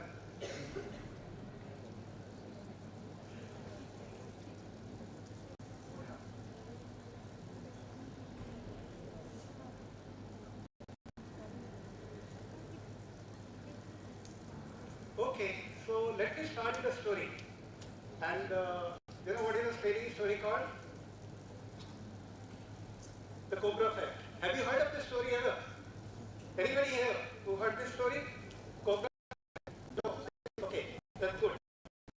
So this story is about not at the current time. This goes back to the time when India was ruled by Britishers.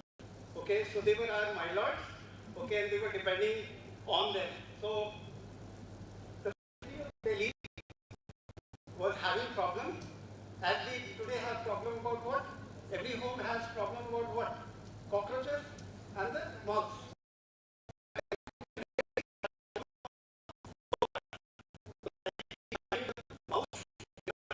That time the people cobra scared. Okay, so they wanted some solution. So they went to the Britishers that my lord, we are facing this problem and we were Britishers because they were ruling the whole and they had arrogance. They were ruling the world. We know what is the solution for that. Okay. So what is the solution they must have presented when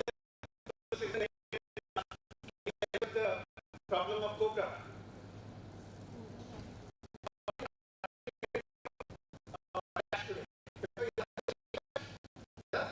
It might be cool. So what the solution was after listening to the problem, the priest said, okay, you have a problem, but we have a solution.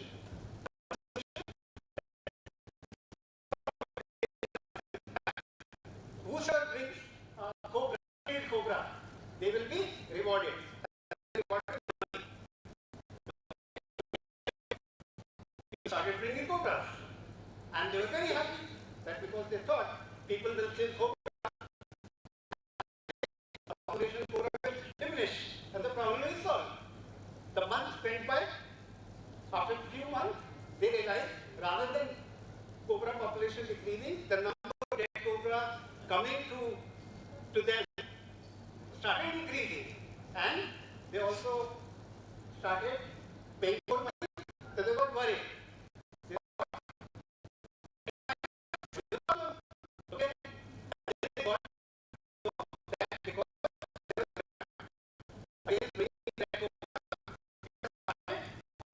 they started breeding cobra. Okay? So there were farms where the cobra was being bred and people used to kill. So this became an economic activity. They started building business around that. This is what. So they said, okay, let us find a solution. And what is the solution they found now? They made an announcement that anybody who is found breeding a cobra will be punished. Okay, the first was what? Reward. The second solution was punish. Okay, what happened to this? As soon as the announcement, people got panicked. And in panic, what the people did? They released the cobra. Okay, so now what happened? That there were more cobra, then the cobras were there, then the people reported this. So what do you learn from this? What do you actually learn from this story?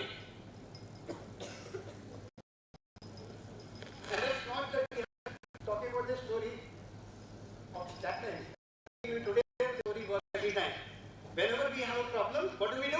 We immediately start working on a solution. As Professor Balram was saying, that when you have 1 hour, you should actually spend time, 55 minutes on thinking about the problem, and only 5 minutes, but unfortunately, our brain is hardwired for that 5 minutes, not for that 55 minutes. We immediately jump to the solution, and that's where the problem lies, okay? So, and I can give you an example. What happened in Delhi when there was a problem about pollution? What was the government solution? Odd and even. How it resulted finally? Rather than the second car. Okay? So problem never solved, solution came. This is the problem we are dealing with the design world. That we are designers who actually work more on design than understanding the problem. And I think design process teaches us how to actually solve the problem. Okay? So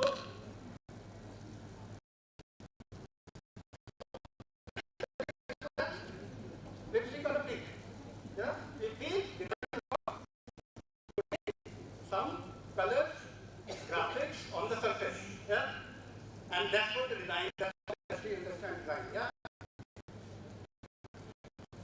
Let's talk about Titanic came with a whole concept that this is a ship which is unsinkable. Yeah? What happened to in the first journey? Accident, So what is the problem? What happened? Why did they sink in the first journey? What was the problem?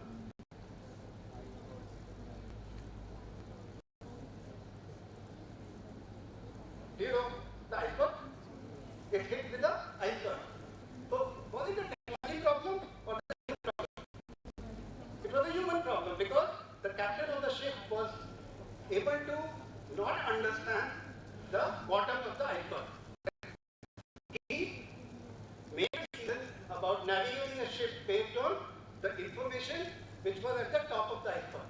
Okay, and this is exactly how we find the solution. We actually look at the tip of the iceberg and we try to find a solution based on that. We never try to find out the size of the iceberg. So what we don't want to do this same mistake. What we have to do is we have to take deep dive. We have to take deep dive into the ocean and understand how big it is. Because the iceberg is never big on the top. It's always big on the bottom. And that's what the research is about.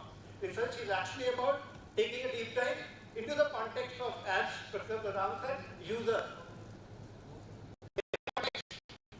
And if you miss on that context, if you take it as is on the tip of the iceberg level, we look at only the facts which are visible and visible to everybody.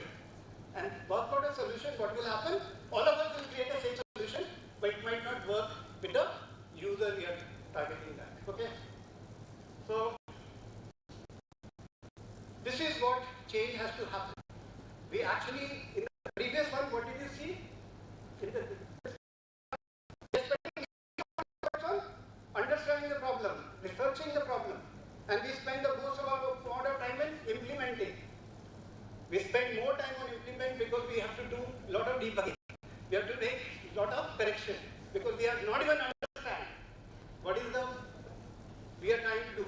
Okay, so what changes you have to make is you have to change the process, and the process is about 55 minutes spent on understanding the problem and spend only 5 minutes on implementation of the problem. Okay, so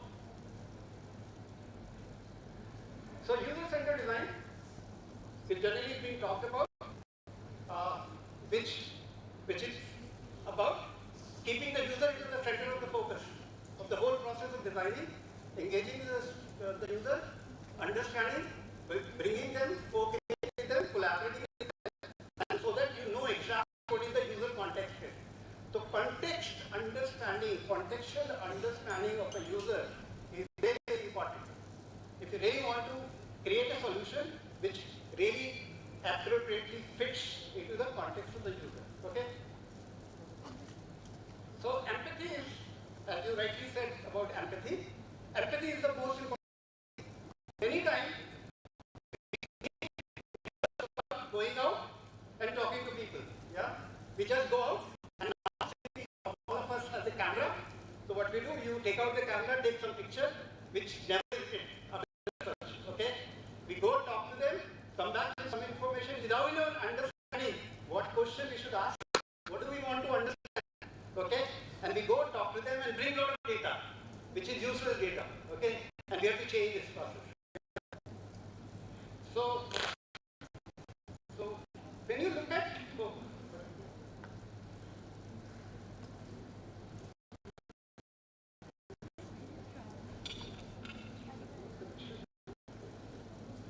never come close to it.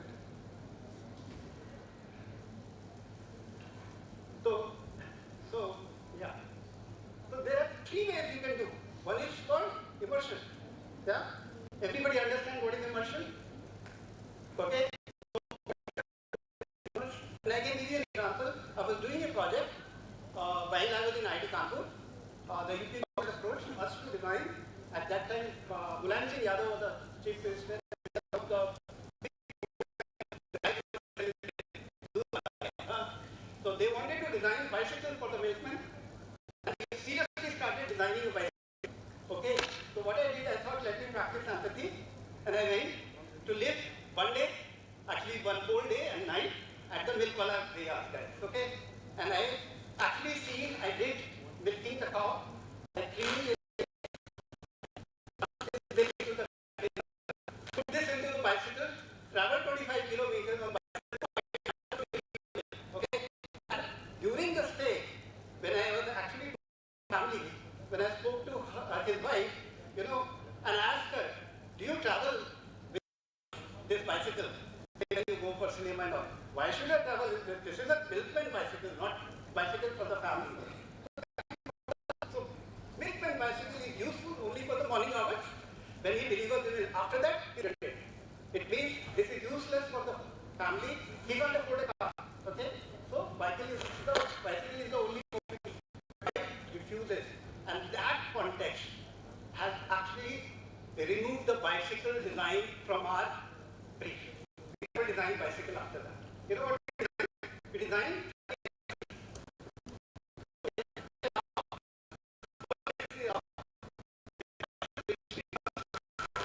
Bicycle in the morning, white color bicycle in the night or the evening.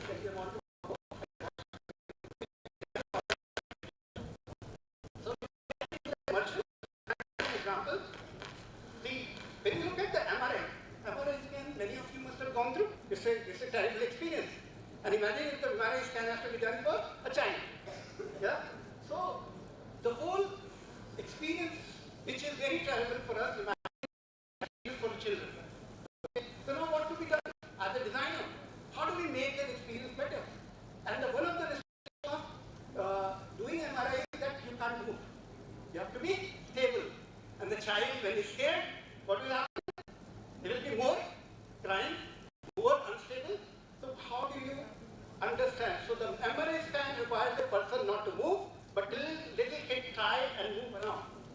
So by immersing in the experience of the kid, they learn. The Philips design learned that for a kid, an MRI room must be very stressful and frightening experience. So as you have the child,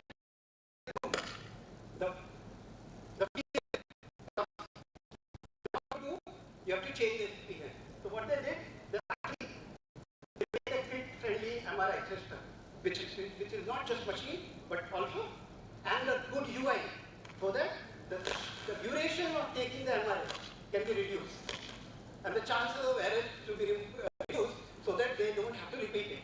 Okay. So the other observation, by big they realize that in their past the consumption of their beer is low, but on a popular state, same brand, more sale is there, and more sale from the bar versus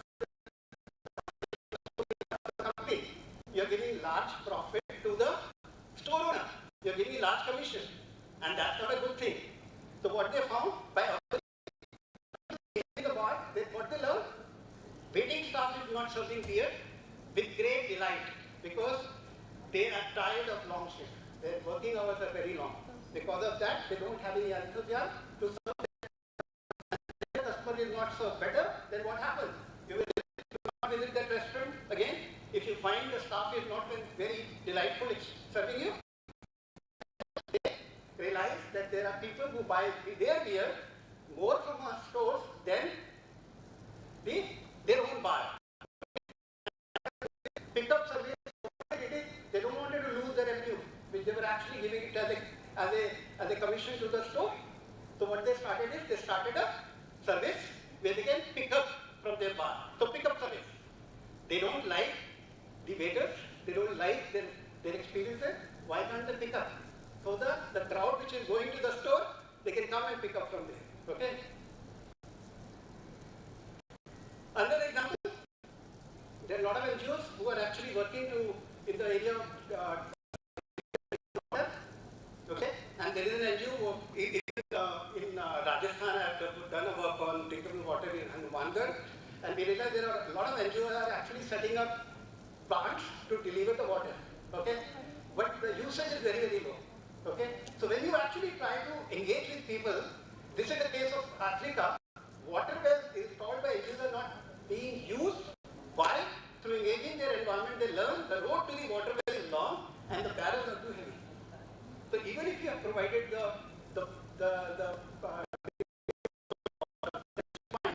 but you have to go there.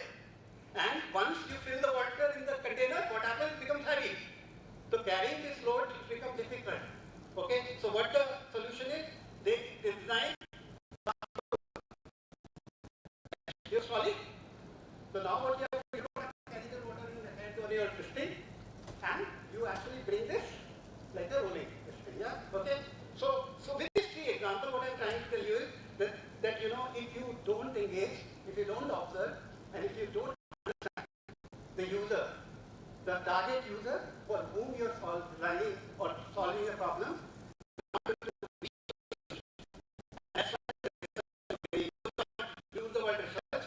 So I believe when you say design, research is coming to this. Yeah, so you don't have to say research is design. Design is about finding the problem. Designing is about understanding the problem of the people, understanding the problem. Okay?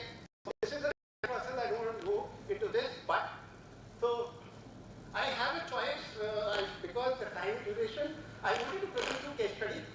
One is about this, which is about hidden hunger, and the other is about mobile phone. Now my problem is when I was of your age, I don't have to choose. I was always choose food. But when I observe the young generation of today, you know what happened? I find you are actually eating food, but you are also playing with your mobile. Okay, my second case study is about mobile. So, priority was food. I don't know what is your priority. So, you decide. If you decide about the mobile study, if you decide food, I can talk about the food as a case study. Which one you want? Especially the youngster. Mobile phone or the case study is about the hidden hunger? Which one you want? Mobile phone. Mobile phone. Okay, let me. This is the mobile phone of today, because I tell you there has no challenge in designing the phone for today. All phones look same. There is no form factor. So the challenge was and we were actually doing design of the phone, where you have form factor, you have the user interface and this thing. So let me walk through. I hope the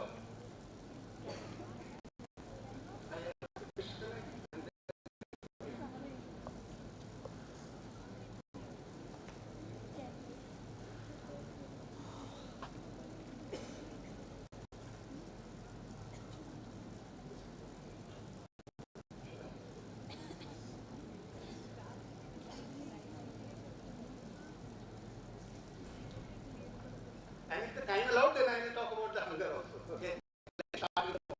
Okay. So this is about. So in the meantime, I'll tell you the context. Okay. So this is about when I was working for Nokia and posted in their Copenhagen design studio. My boss came and he said, "Look, Nokia wants to design a phone for the India, Russia, and China market, and they wanted a cheap phone. There is a category of phone which is called MVP, mobile IT products. Okay, so these are the products which are low cost, and they wanted to target to the India, Russia, and China market. And we were sitting in Copenhagen. Okay, so I was really saying, how can you are sitting in Copenhagen designing a phone for India? So I went to my boss, Steve. Steve, this is not right. Since we are doing it for, and since I come from India, at least I don't want to do this phone for India without being in India. So he said, but you are from India. We are targeting a phone for the low cost, the low economic population, and I don't represent. So that was how the background started. And then he said, oh, you're looking for a paid holiday to your country. Okay, so that was contract. I get 2 paid holidays. I don't need 3rd. Okay, so don't worry about that. So he agreed, okay, go. India is not Denmark. It's much bigger than the Denmark. So I can't just go alone. Okay? So he said, how many people you want? I said, around 5 to 6 people. He said, okay. Well, let me know who you want. First he said, why don't you use the Nokia employee? So I made a list of people. 2 from Finland, 1 from Germany, and now my boss said, oh, you are going for a holiday with your friends, yeah? So that is and I said, I'm not going to answer, I'll come back, and then story about this phone, which is, we did in 2002, 2003, it's 20 years, but it's still relevant from a design perspective, and it became made for India phone, yeah? Even though we wanted to design this phone for India, Russia, and China market, but finally we ended up designing a made for India phone. Okay, so this team size was 7, and this was a brief, low cost, cheap, low feature, all kind of things, because you need this phone for people who can pay you less price. Okay, so this was a brief.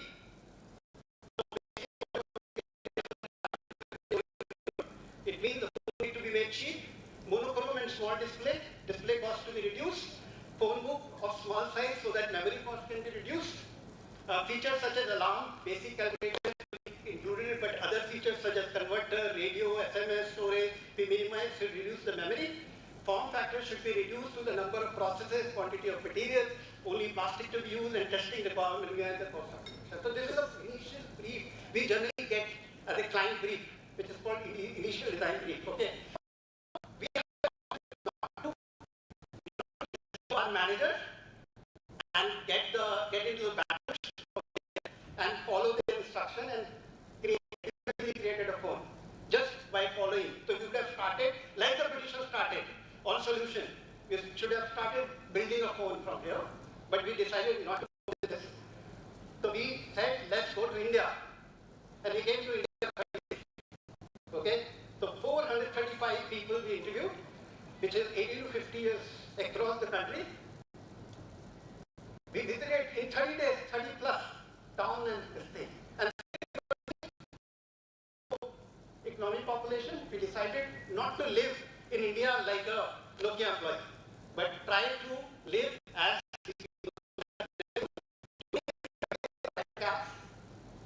public transportation, in the truck, etc., and living a very normal, common life. Okay? And what is the method we use? We use the interview, both formal, informal,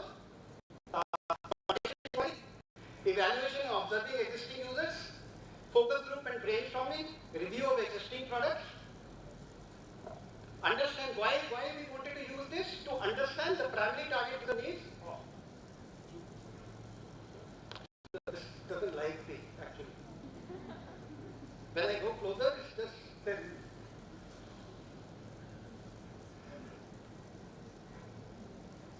Okay, so to understand the primary target, user need and aspiration, so we generally think that there are needs, but we forget that, there are needs, but there are also aspirations.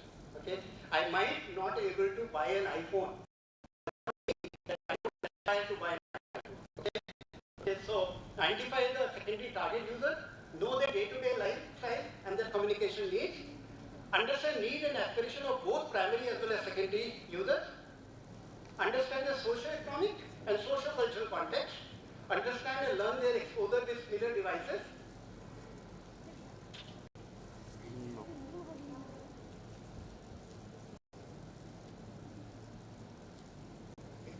likes you, not me.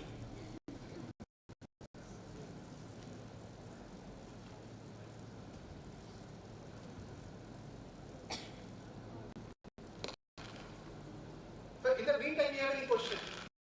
There's any question on this? Till now, what I talked about, from Cobra story to some of these examples from Phillips or this thing. Yeah. Okay.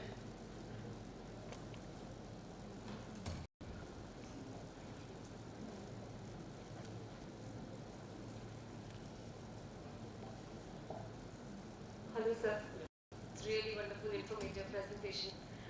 So my question is that the steps to explore the problems more, empathize, ask, but empathizing. So how do we segregate our own perception, our own thought process, while being more empathic? Yeah. So how come we can ensure that yes, we are truly empathizing? So I'm sure you must have gone through the mindset of design thinking. There is one mindset which is about, which says that you should think like a child, So because the child is the one which doesn't have any biases. They are pure mind. Yeah? So I think designer has to learn to become a child. Okay, they have to, when they are going for research, they have to take out all their biases. And even if they go with biases, when they bring in the data, they should know how to remove the biases from there. So that's the only way. There is no AI tool to remove the biases, because when Amazon wanted to use the AI tool to choose or screen the candidate for the proposition, you know what happened? All the females who were married and who had children were screened out from the list. Okay? It's not the biases we have, it's the biases also the AI has, because intelligence is ours. We are building the system. So it's very difficult. But the best way is that you try to understand your biases and go with a clean mind. Okay? And if you still get biases, you should understand how to screen them. Okay? There's no other magic formula. Yeah? And it comes with practice. So I did the mistakes in early year of my practice. With year by year, I started becoming more mature, and maybe today I'm much better than the previous one. It does not mean that I'm becoming an expert, okay? I still might require some effort, okay? I guess the practice is like the answer. Yeah, so you have to continuously, you have to believe on the process. Don't take a shortcut. Don't take a shortcut. It is very, very attractive. I can convince my client and get the money by not doing design. But ultimately, can I come and present the design here? No. So that is what. So you are the first target audience for your design. Okay. So do for that. Yeah? Okay. Thank you. Okay. So I will not do. What happened?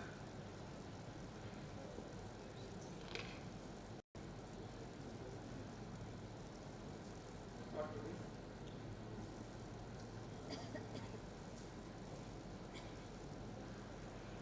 And we also did another research which was about languages. Because we realized during our research, especially since we were covering South India and all, we realized during observation there are people who are actually sending an SMS, but not in the Tamil script. It will sound like Tamil, but using the English. And that's what our point, that how people are very, unfortunately right now they don't have feature available to do this, but if they have this, they would prefer that. And that's how we worked on 11 Indian languages for rendering, technical rendering, so that we can able to allow people to write in their own language, on their own script. Yeah?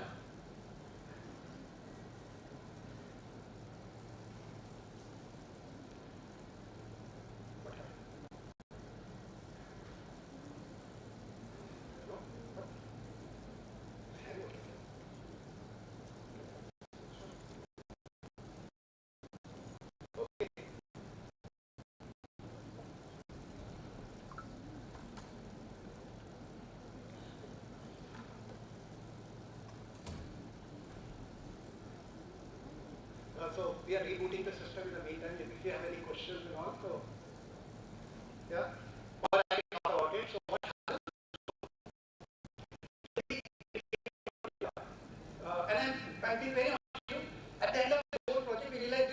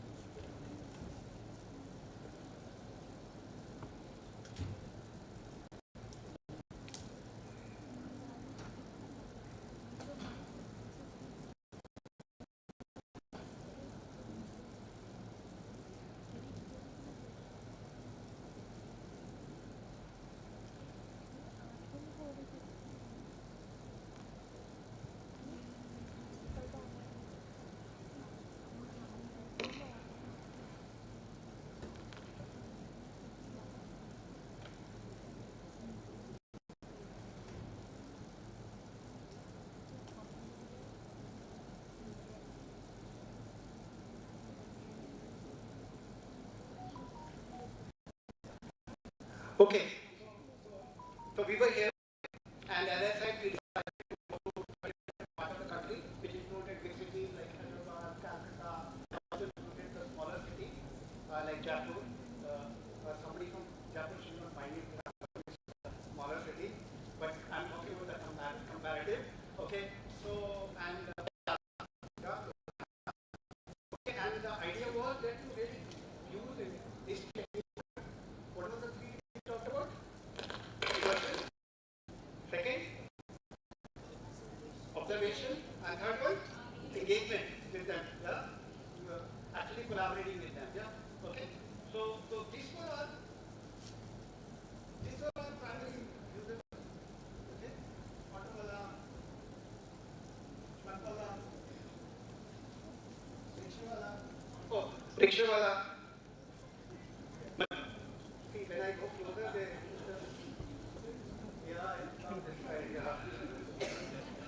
Please do be closer to this. Doesn't the system doesn't like me.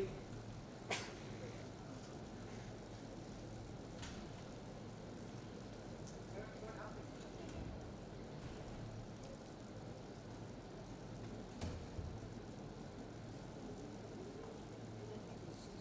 I wish the chairs can be turned around so you can look at the monitors here. So there is a ship journey in Hong Kong, you know, where the ship has a chair design which can turn up. Okay, so basically when you are taking a trip from say Kowloon Island to Discovery Bay, which look forward. When you return back, again you want to watch the view. So what you do is turn around this chair. Maybe the new design of the thing could think about it.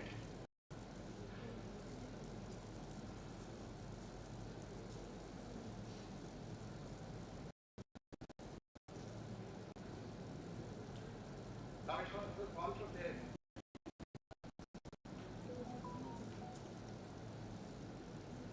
I'm sorry. Yeah.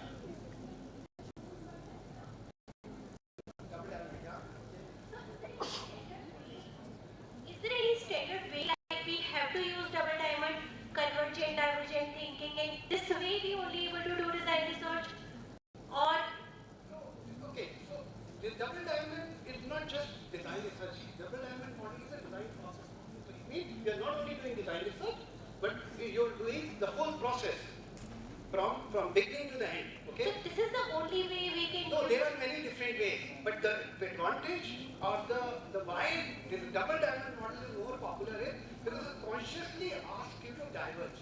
The problem is that most of the time we converge in the beginning. So you start when you want to work on say maternity topic. Okay, so you start converging to maternity. You, if you really want to understand the contraceptive, okay, that is the view. So the whole idea of divergence is about understanding the issue in a totality without having to really go narrow in the beginning. And then it also allows you to converge. So you open up and after a certain time you go converging. So divergence and convergence are an integral part of this, and that consciously makes you go further. Rather, so that's the advantage. So the people in rural India, the staff working in a smaller factory or any sector. So these are my primary users, which we looked at. But there, as Professor Badam said, there are multiple users, primary, secondary, tertiary. So we have to look at them. So these are my secondary users because they are not, many of them, maybe today the situation is different. Many of the students work during their school time, yeah? But that time, maybe these people were also depending on the pocket money which was paid to by the parents. So they are not able to afford that phone. So we realized that these people can also be part of our population which can be interested in this kind of low cost phone. So then naturally once you identify the user, what you have to look at is use case scenario. How the user actually uses it. So, see,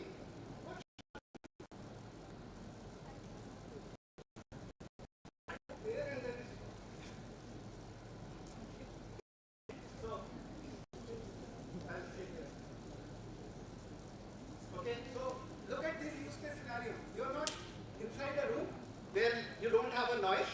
So there's a lot of noise. You're sitting on the, so naturally your phone quality, the communication quality also depend on the external factor. Similar thing.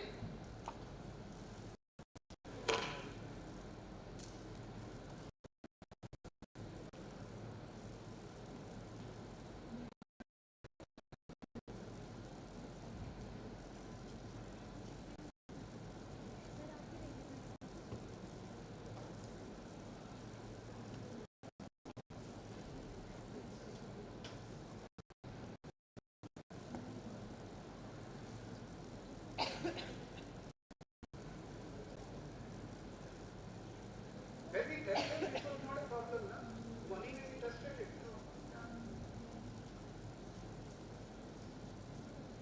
You can, on the something, on the monitors. So like, the people are working in the field and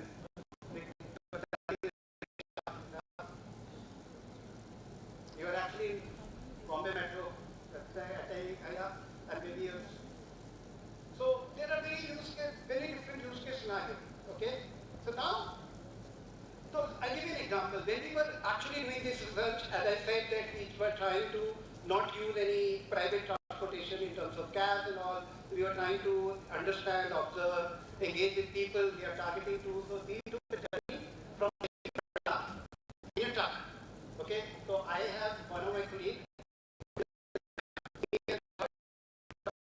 in a truck, and in the middle of this journey, there was some problem with the truck, and the driver and the cleaner are supposed to change the tire of the truck. Yeah.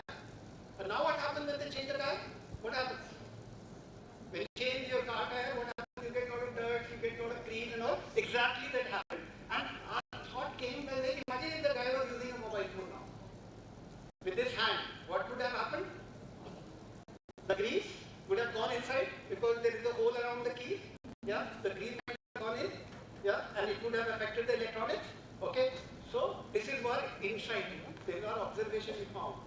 Okay, and then these were very, very critical insight. We were in Coimbatore, and this time all 7 of us were there. My Indian this thing thought that let me show off to them, my colleagues, that how rich India is.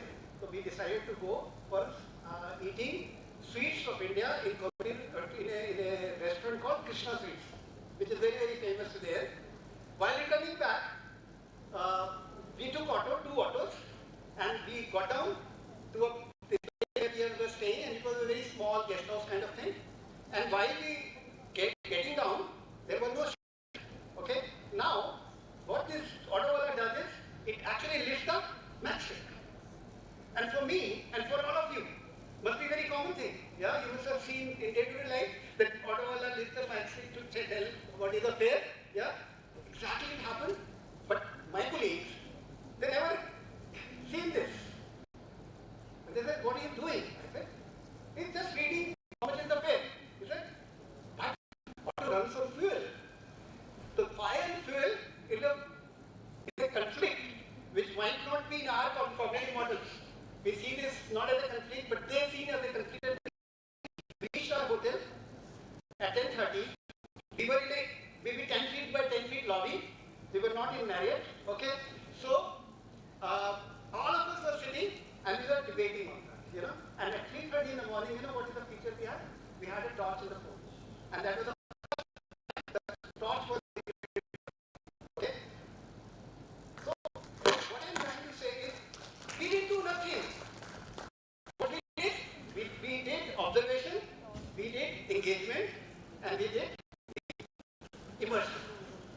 Imagine if we would have decided to not to take this journey in truck, no immersion would have happened. Yeah. Okay. So definitely, if you really want to do a just keep vacation with the design, use this 55 minutes to understand, and use 5 minutes to fun. Okay. And believe me, with my 25 years of practitioner experience, now 10 years of academic experience, yeah, I can guarantee you that if you don't take a shortcut, if you have a patience for actually continuing with your this thing, you will actually reach to a good path. Okay, so naturally when you are doing it, you are also understanding the social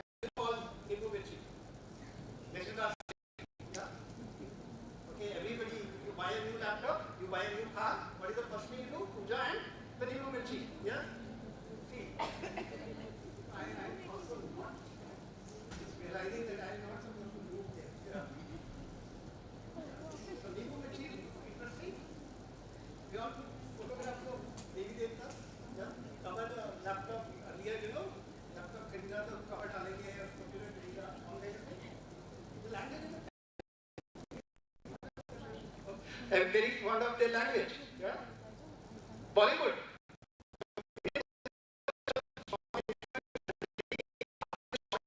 Did a 1-year-long study on Bollywood as a part of Nokia. So we identified some keywords from there, okay? And this is the first time, interestingly, this is the first time we've actually gone to a lot of film actors and actors, paid them to get their wallpapers, which is available on mobile, okay? So we realize people have this.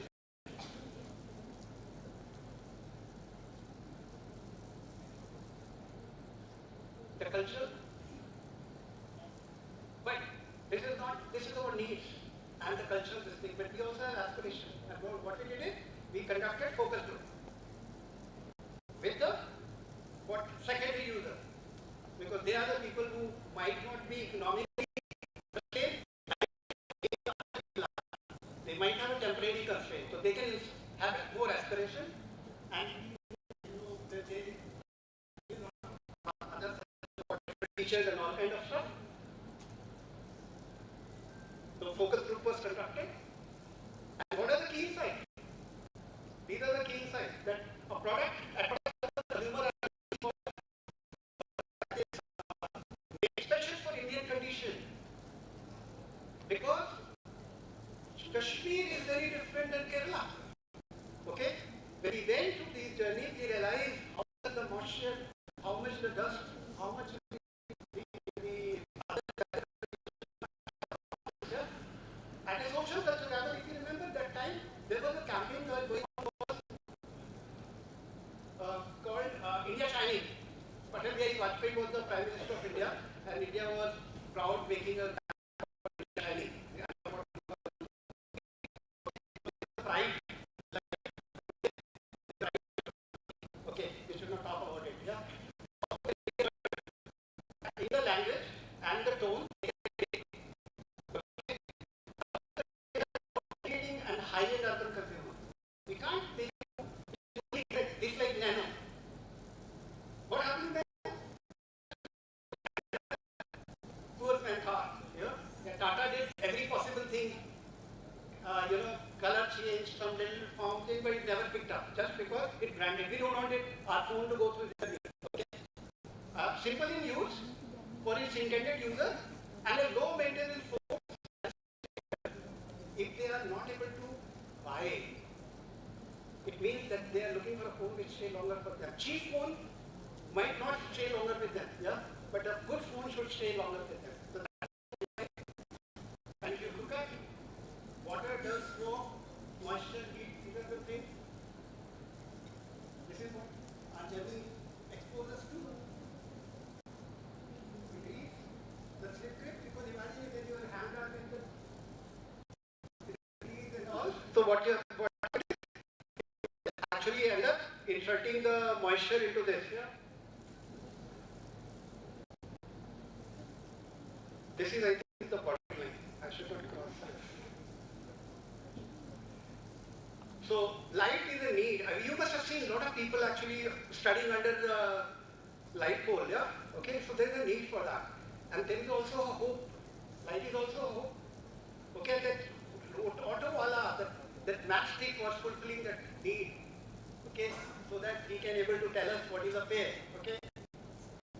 So what is the product? So we wanted to create a product, a phone which is fully made for Indian geographical conditions.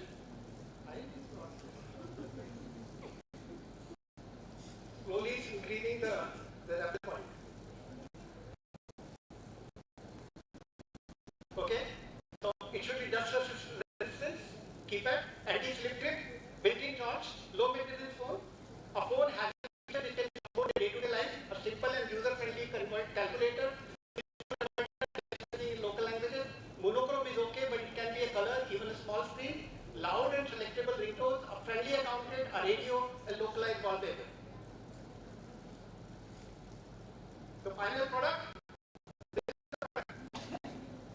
This was the phone design. Only 3 features, which is critical. One was the concealed keypad. And believe me, we didn't design concealed keypad. You know what we did? There used to be a dot matrix printer. earlier with the concealed keypad cover where you used to do this. We just pick up from there. So all are like story, yeah, as inspiration, yeah. We bring this torch average, and then put this average torch into our phone. We didn't design a torch, torch was already existing.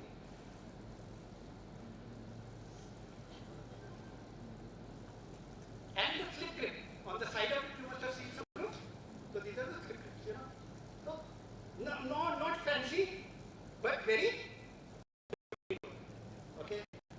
So, and interesting part was, till now, this phone is the highest selling phone in the world.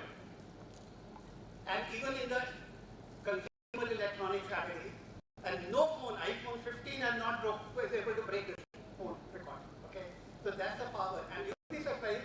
I was actually sitting my last posting in Nokia was in Beijing. Okay, and there was a Diwali party. Okay, so Indian investor was sitting, and he was having this phone and actually using this phone. So how come you are using this phone? He said, this thing. It is being taught as a case study in Bangalore till now. Okay. Do anything, and that's the reason when our marketing department, our legal department wanted to have a patent phone, especially the parts like,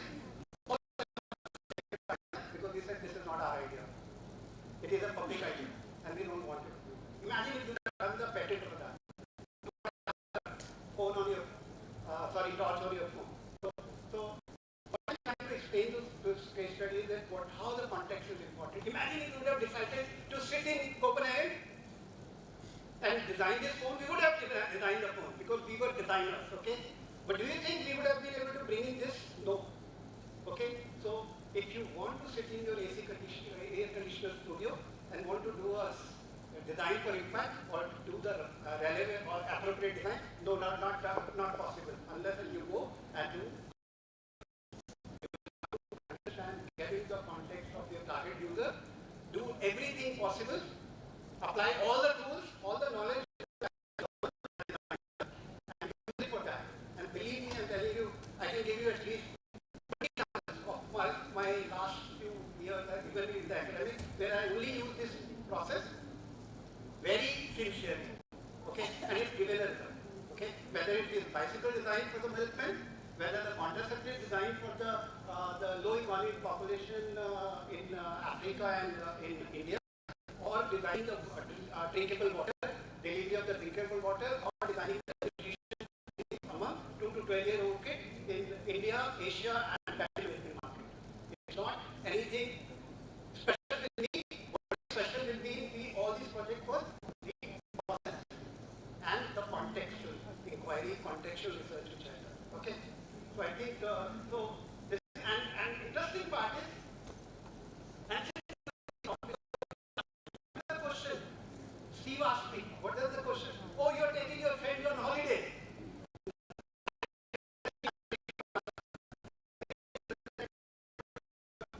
Maths.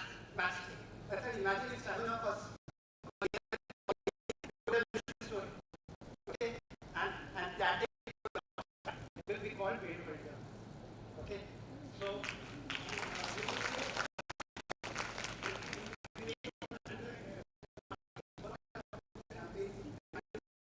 all the campaigns, including the radio, including the TV, and all kind of things.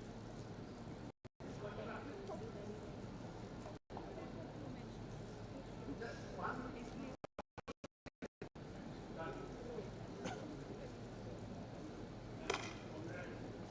This is a yeah, this is like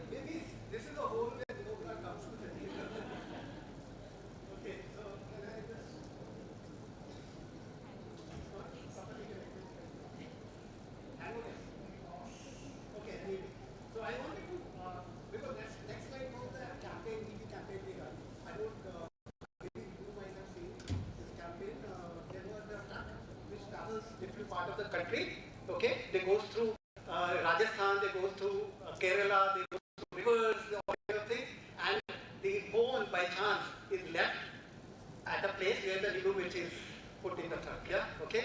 So it takes the whole journey, and when they end their journey, the phone is still working, okay? So that was the power of this phone, okay? And the guy said, इसमें torch क्यों है? क्योंकि रात को भी चलता है, you know that. And then interesting part was this research is not given, even though we wanted to design a one phone, but this whole research, which we included secondary expedition and all, we actually given 2 more products to Nokia. This was 1100. We built a first fashion category. You can remember butterfly keypad. Okay. The second phone was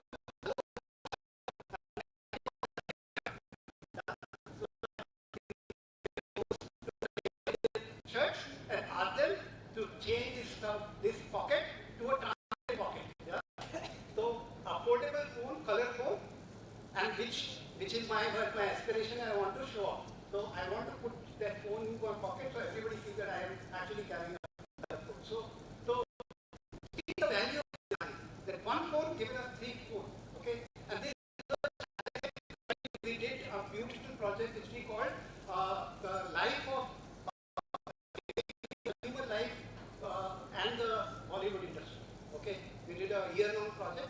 We did another project where we looked at the women especially and looking at the 35 to 45-year-old women executives in 7 different countries to understand their life and see what are the gaps and we came out with jewelry.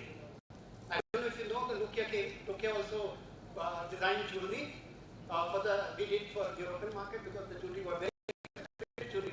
Okay, so what I'm trying to say, research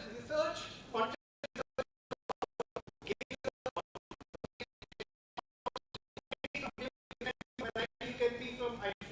Okay, but if you conceptually understand research, you can consciously understand how to apply this research learning. Believe me, it will not make much difference. Okay, so it doesn't matter if you graduate from what, but if you understand learn to apply this process in the real world, I think that is what will give you. Being a great designer, it's about creating great products.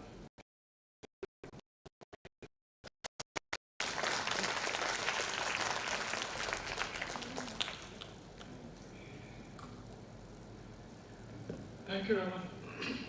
I believe the so we have 10 more minutes for questions and answers.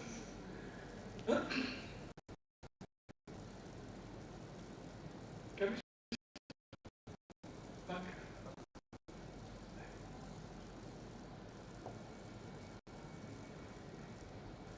So, for Raman, I believe Steve Jobs' famous quote, we don't do research. So Apple versus Nokia, no research. Nokia is heavy on research. So when you look at their fate in the market, Nokia was almost wiped out. Apple ruled the world with the products. So do you think research is relevant? I tell you very honestly, research is relevant. Because I've seen in my own experiences. So maybe when you compare Apple with Nokia, of course Nokia is not died, to be honest. We understand Nokia as a mobile phone company. But as an employee for Nokia, I never worked for Nokia as a mobile phone. Because I worked for Nokia Research, I worked for Nokia design, and I also worked for Nokia mobile phone. Okay? So maybe one of their company died not because they were practicing research, to be honest. Yeah? They died because of many reasons. They died because of the arrogance of the Finnish people, which they think Windows is the only platform which will work. Samsung is warning to them to think of R&D platform, but they still continue with that. Yeah. Okay. So that is the reason. This is more human than the technology. Okay. So what I'm trying to say is, I give you an example. So this phone 2300. Okay. and this will maybe answer where we compromise the research. So we all of us have typical stereotypes for colors. Pink is equal to what? The girl. Peach is equal to what? Girl. Grey is equal to boy. Blue is equal to boy. And believe me, 2300, which was the butterfly keep at home, where we felt that we know this. We didn't try to validate that whether maybe historically it's true, but is it continue to be true? And we missed this research. And you know what happened? We have two color phone. Well, this 230 was in two color form, not a color display. Okay, one was blue, gray, and black combination. The other one was pink, peach, and cream. Yeah. So naturally, marketing guys said this is the value, this is the sales for among the female, and according to that, we design our production. Okay. When the first lot came into the market, you know what happened? We have pink and peach color, okay? But they were out of the market. So suddenly we have to know what happened. Maybe the more females are buying, but this was not presented as a marketing thing. Okay? Second lot came exactly the same situation. Then we decided to learn this. You know what happened? Even the boys were buying this peach color, peach pink and all. So imagine if you would have done the stereotypes about pink color, we would have not made a because we have to do the whole change in the production plan. So I think research is relevant. Of course, I think Apple, my first internship was in Apple as a designer. So what I'm realizing, Apple being a technology company, but they have a great insight how to enable technology from a user point of view. So if you look at their product called, what was the first iPod? You know, believe me, it is not a technology developed by Apple. It was never a technology developed by Apple, even though Apple is a technology company. It is a technology developed by somebody else. But Apple was able to see use case of that technology among the people. And I think that is very, very important. And that's why I'm saying you really have to, when you are actually going for research, you should not just think about user, but you should also think about use case. If you are able to build use cases, then you are able to build products. Okay? So that, I don't know if it's answered. Balram, would you like to comment? Huh? See, I'm continuing the question which has come after my presentation, is that this is what Raman said and what I said, is the kind of set, call it research. This is what designers are normally involved in it. Before you do any project, you do a thorough research. Raman has given one example. There are many examples, like the nanocar, the failure of nanocar, because although it is a good product, the research into the psychology of the buyers of a certain level, income level, is not well done, because the aspiration, which is important, not only aspiration is also important, has not been taken. So that is where the failure comes in products. But this is a research. Anybody, even if you are a filmmaker or anyone, you do understanding that product, and then you can project it well. So this is the other kind. I would also like to answer one good question from this side earlier. That's about how to. Very interesting. From somewhere I think it has come. There is no one answer to it, but the first thing I will tell you is to do it yourself if you can do it. If you never rode a bicycle, you cannot design a bicycle. This it is like that. If you never swam, you can't design a swimsuit. Because this is important. Not only that, even for people like Gandhiji demonstrated that even for a photographer it is important to know the subject. In fact, there is an incident in his autobiography that Margaret Burward, the famous photographer, went to take a photograph of Gandhiji for the Life cover. Life in those days is the world's, top class magazine. Gandhiji refused on there. Why? He said, "You don't understand me." First time somebody told a photographer that it is important to understand the person. That is, what Gandhiji is saying is what today, as Raman said, is what designers call it as empathizing. Unless you have an empathy, even a photograph, you can't take it. So finally, she is forced. She can't go to Life magazine without the photograph of Gandhiji. He was such a towering, great man. So finally, then she asked me, how do I empathize? Sweeping the floor. He gave the broom to her and said, "Sweep the floor." First time told her, for a photographer, sweeping is important. But if that is the only way. I send students out to get this understanding. For example, they go and see a woman doing a lapen with cow dung. And another completely different, to put your hand into that shit, put it and paste it on a wall. Totally different. The one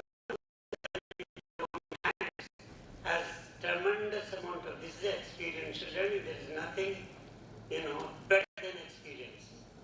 The announce of experience is worth a ton of knowledge that we all know. So coming back to our empathy comes from doing it yourself. If it is not possible, the second one is the role play, or what we call simulation.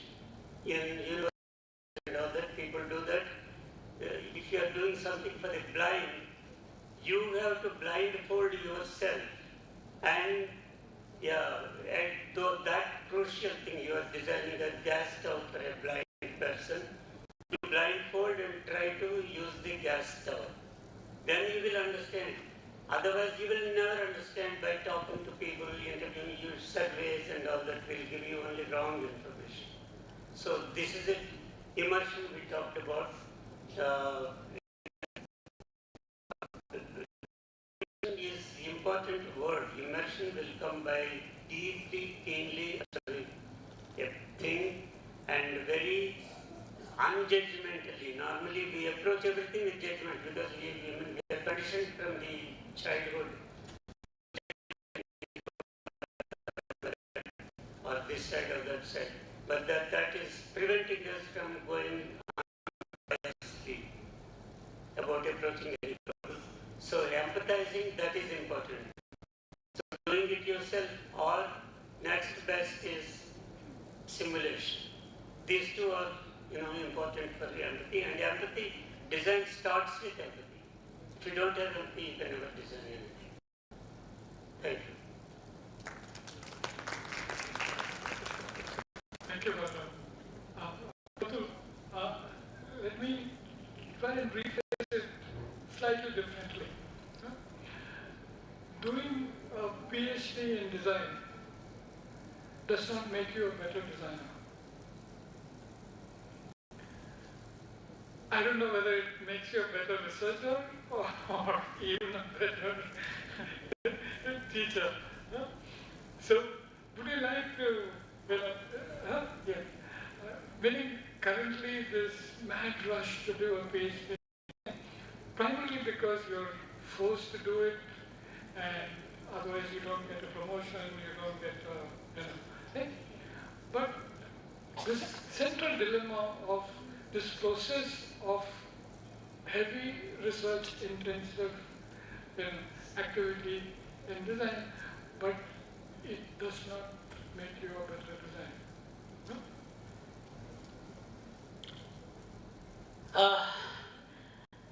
Being the being in the design academia, we always face this particular question that whether a PhD in design makes you a better designer. It applies whether a PhD in engineering makes you a better mechanical engineer, whether a PhD from Harvard University in School of Business makes you a better manager, right? So now, why I am relating these fields, as we all understand that the design is a practice-based field, and when the practice comes,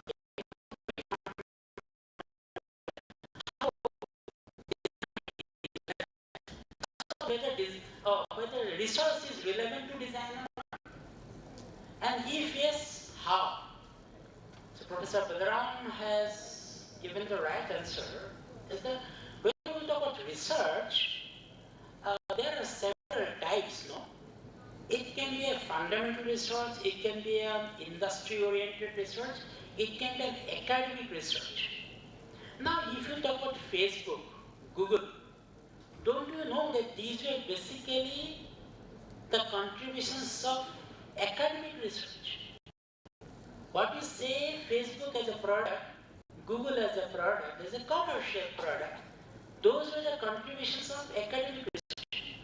Unfortunately, in our country, there's a wide gap between the industry and academia. Thanks to design academia, that at least we have a better connection with industry in comparison to the other fundamental engineering branches. Now, again coming to this question, whether this research makes you a better designer, better not to ask this question, right? Because the entire purpose of doing PhD is to contribute in the knowledge domain of design as a discipline. What Dr. Raman talked about is the research which is integrated in the product development in an industrial setup.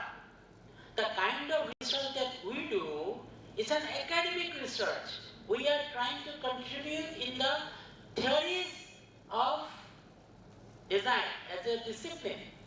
Again, coming to ma'am's question.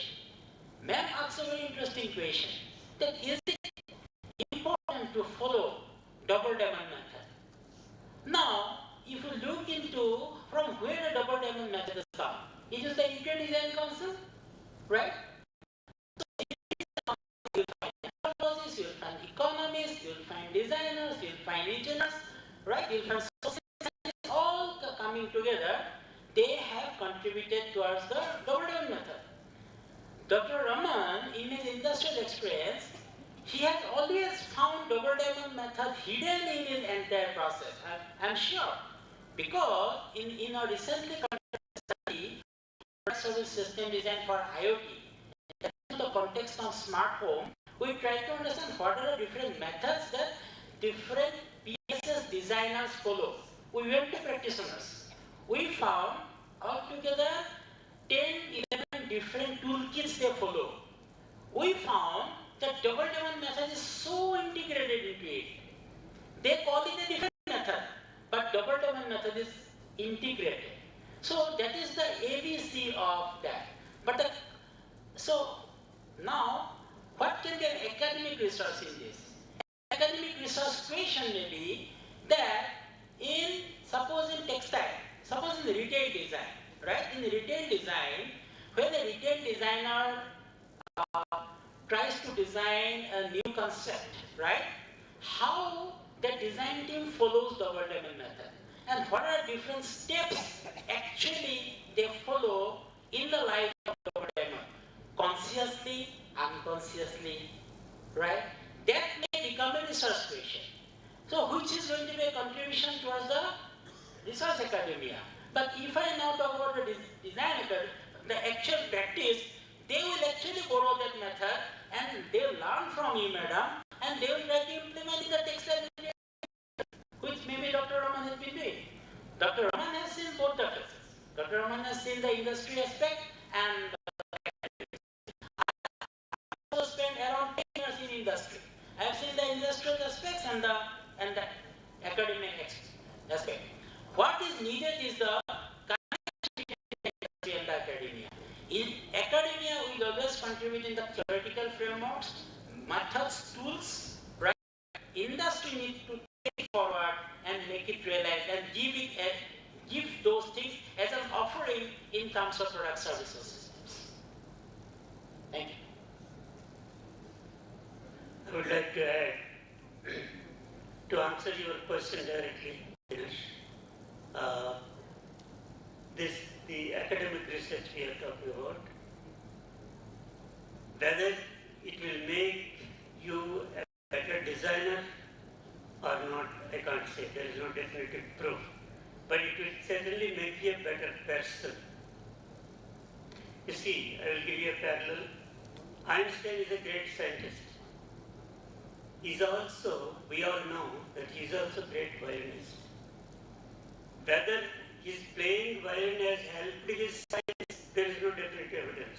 But certainly my reverence for Einstein has increased after I knew that he is a violinist too. See, that's another beautiful artistic side of Einstein, artistic side of science. And it is probably affected in a very, very, very different way. Therefore, I still, after saying all that, whether designers should pursue academic research or not, I would say it will make them certainly better persons. They won't be illiterate designers.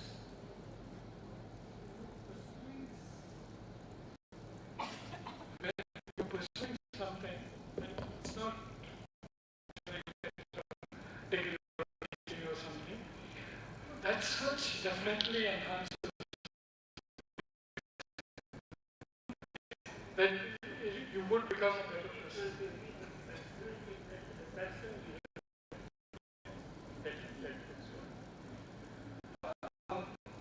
I know all of you.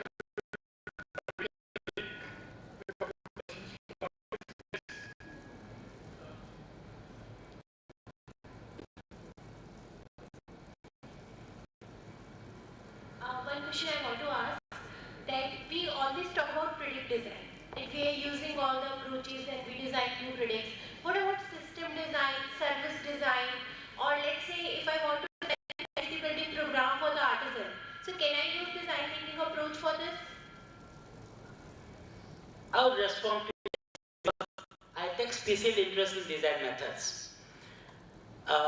Look, when you talk about design methods, if you look at the classical, C zones book you follow, or maybe the double diamond, we also talk about the early Sappingers, right? Product design and development. So these are very fundamental. But if you look into Dr. V. Kumar's theory on the design innovation process, 101 design method, right? If you look into Dr. V. Kumar's approach, right? That is, personally, I always feel that actually covers all the different aspects of design. It is, if you look into early Sappinger, the entire framework has been designed from the perspective of product design and development. He is an MIT professor. He is hardcore product designer. So product design influence was more into the framework. If you look into double diamond method, it's more a humanistic, socialistic approach, right? If you look into the 101 design method by Dr. V. Kumar, it actually addresses the issues that you are talking about. Product design, PSS design, we definitely have different PSS design frameworks. Use area of research in the design method itself, right? So in fashion industry, right? So what kind of design method may be appropriate for you, right? So maybe in a retail design, or maybe in a digital marketing for the products, no? What is your approach? So the kind of method that you are referring to, those are very fundamental, right? But in specific context, how actually behavior of the particular method changes, that may be research. Again, it is when someone answers to the question, it becomes an academic contribution. When some industry applies it, it becomes an application, and you as a customer, you get an offering, like Dr. Raman has been offering with a Nokia 1100. Thank you.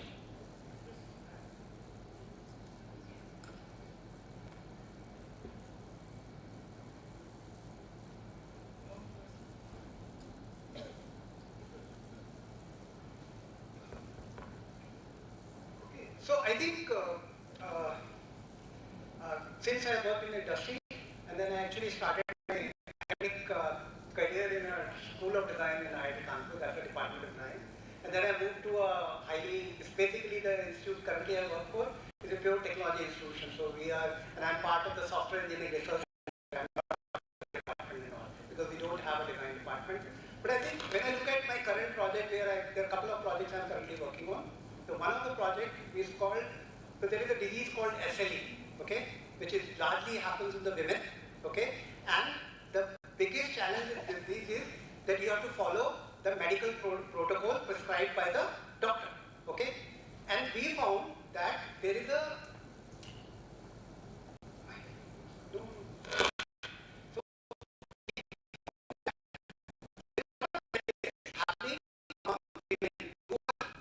going through this disease and understand this whole idea, keeping like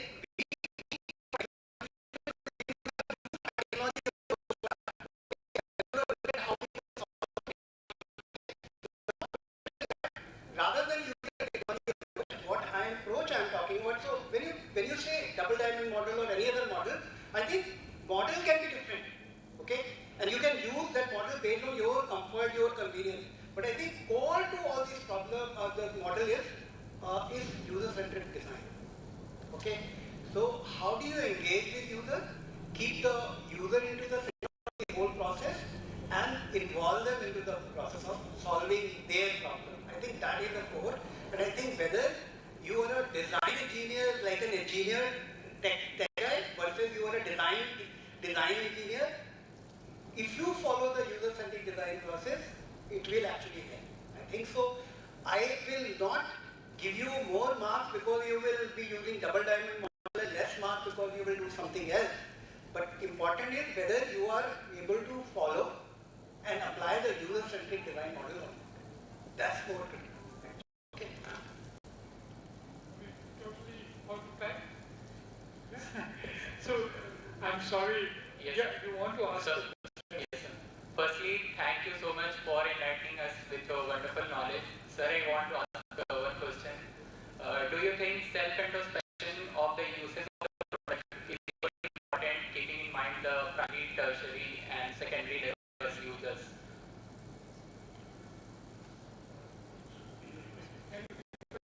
Okay. Do you think the self-introspection of the uses of the product is equally important, keeping in mind the primary, secondary, and tertiary level users? Self-introspection. Looking at the users of the product. Self-introspection, I understood correctly. Yes, sir. Sir, the question is from Raman, sir. I want to ask that self-introspection of the usage of a particular product is equally important, keeping in mind the ideas that we get from the primary, secondary, and tertiary users who uses a particular product. Like we are getting the idea from the primary, secondary, and tertiary level users, but we are designing it. So are you saying that, like maybe I'm also a user of a mobile phone, so Yes. my understanding of my usage can help building a product Yes. for others? Sir, Is it like that? I want to know how equally No, important. I don't think the first rule as a designer is you are not the customer. Even you might be customer. You don't do this mistake that because I am a user of a mobile phone, that's why I don't have to go to primary, secondary, and tertiary user. If you do this, you are making a bigger blunder. Okay? We did this blunder that we know pink is equal to female, and we know what was the result. Okay? So don't do that. You can use the self-introspection of the user to get a point of view, but never try to make yourself as a user. So you play a role of a facilitator which will help user in articulating their need better. The biggest problem is that user is not able to articulate their need, and the designer learns the skill of getting that articulation. Okay? This is about the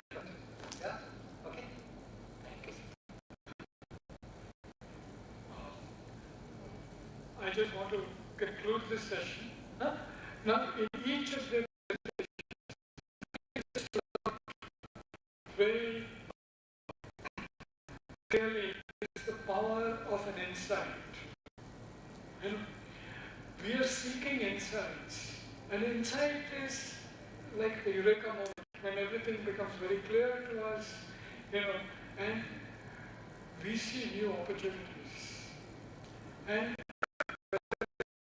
we observe, we must,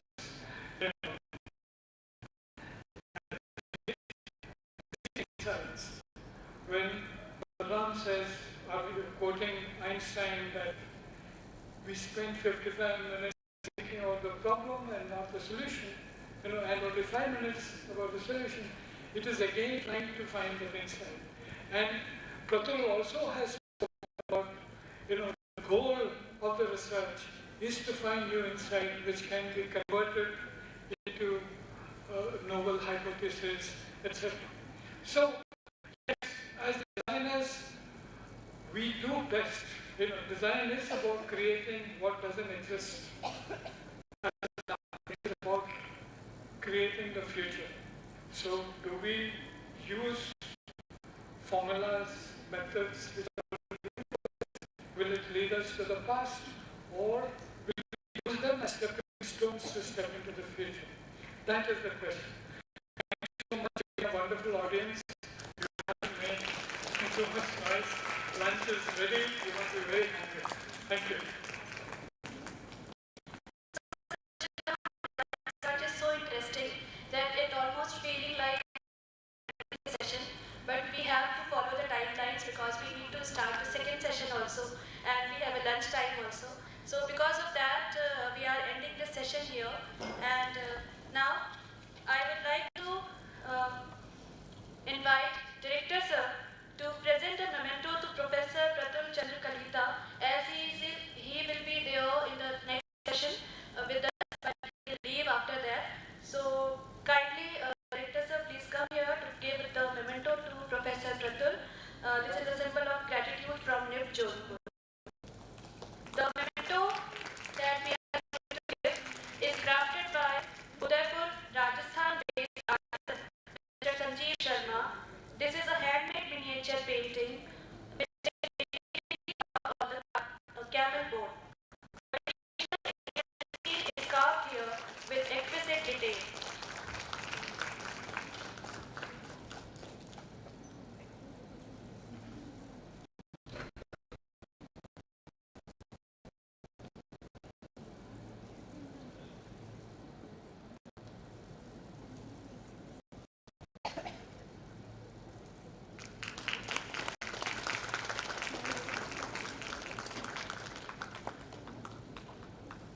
Thank you, sir. Now it's my pleasure to invite our distinguished guests and faculty members of NIP Jodhpur to join us for lunch at the same place where we had our high tea today morning. So we will gather here again at 2:40 p.m. to start with the session 2 of Design Symposium. Thank you.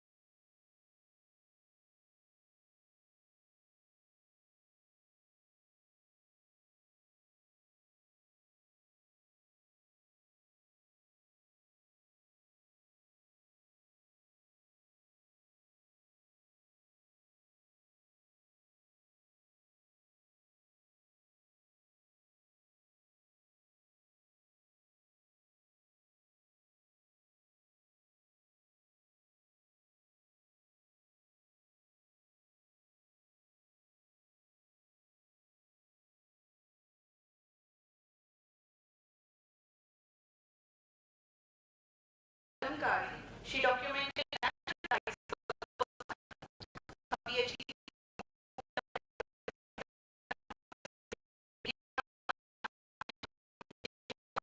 and influence of Indians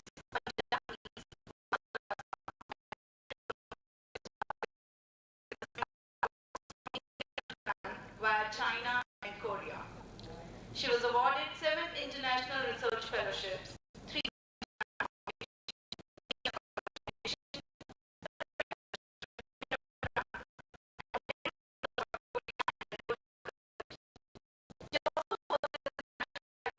for UNDP India, UNDP Uzbekistan, Office of Development Commissioner Handicrafts, and carried out research on She has widely lectured, conducted workshops, published books, book chapters and articles, held 36 exhibitions of her natural dye, sustainable textile paintings and wall hangings created in India, Japan and South Korea. We are really Our second speaker of this session is Professor Vijay Singh Katyar from NIT Ahmedabad. Professor Vijay Singh Katyar has over 35 years of experience in design education and practice. He is a principal designer at the National Institute of Design, Ahmedabad. He teaches design thinking, design methods, system design, textile and fashion, craft research and documentation at NIT as well as in many other institutions. At NIT, he has led education, research, consultancy, outreach, international programs, and publication activities as chairperson. He has also been the officiating director and design and initiated India's first practice-based PhD program in design. He has chaired initiatives of academic reforms, curriculum development, and program reviews, besides setting up a system of education excellence in design.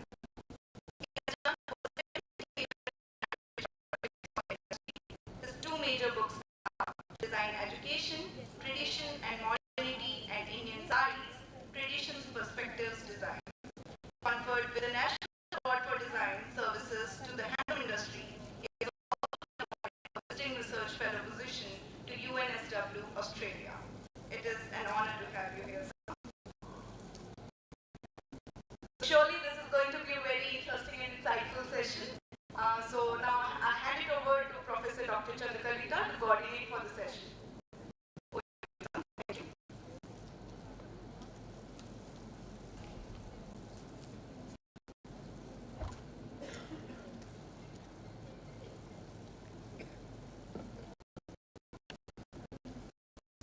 Good afternoon. So the post-lunch session starts, and I would like to invite Professor Padmini Balram to kindly forward and make her presentation.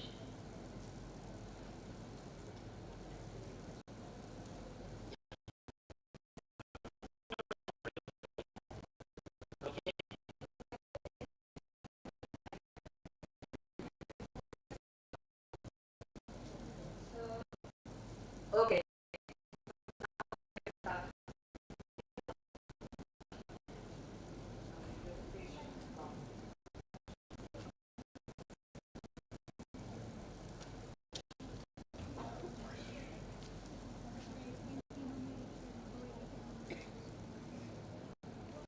Hello.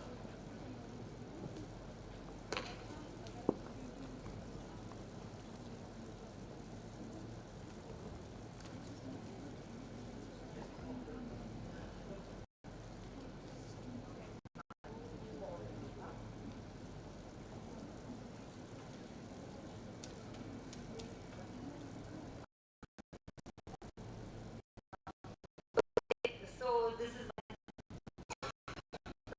this process followed by design development, and I have been doing research of textiles basically, and also nature dye. Textiles and many others. 1977 was my first. Actually, even before that was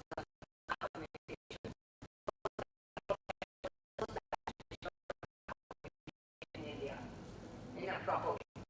So my guide was Jyotin Jain and his wife Juda surging, and I made certificates from in various researches that I have taken up in India and abroad. Not all, but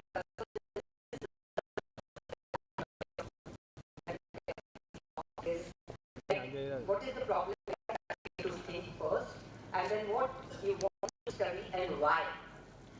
Your objective of studying is what you want to achieve by studying that particular topic. If you don't have clarity, then your work would not be so good. Then there is a selection of topics. So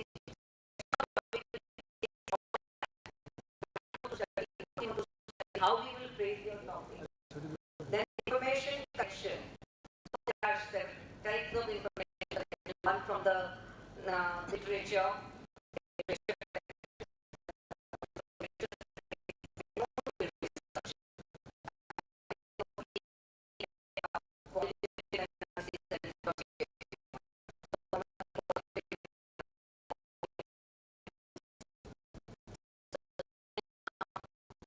Your desire and determination to conduct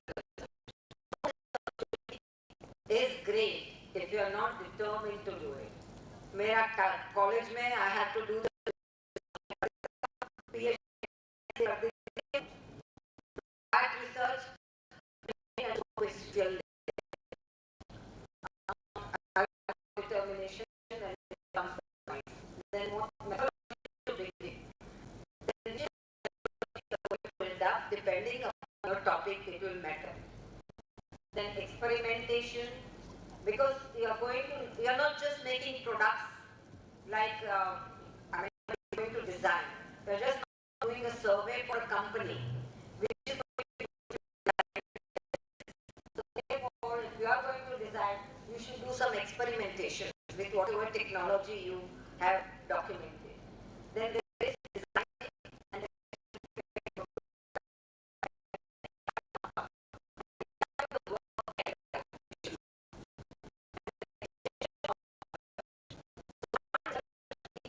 research. I call it as an extension of research.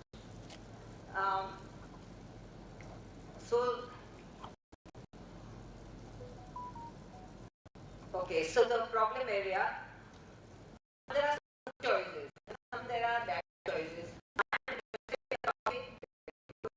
Topic has possibility to expand.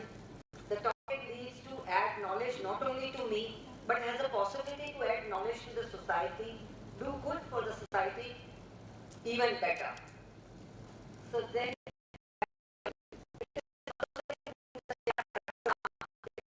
certificate मिल जाएगा. Topic is too narrow to expand later. Topic is harmful to the society. I have made person, you know all on atom. Excellent. Now, one person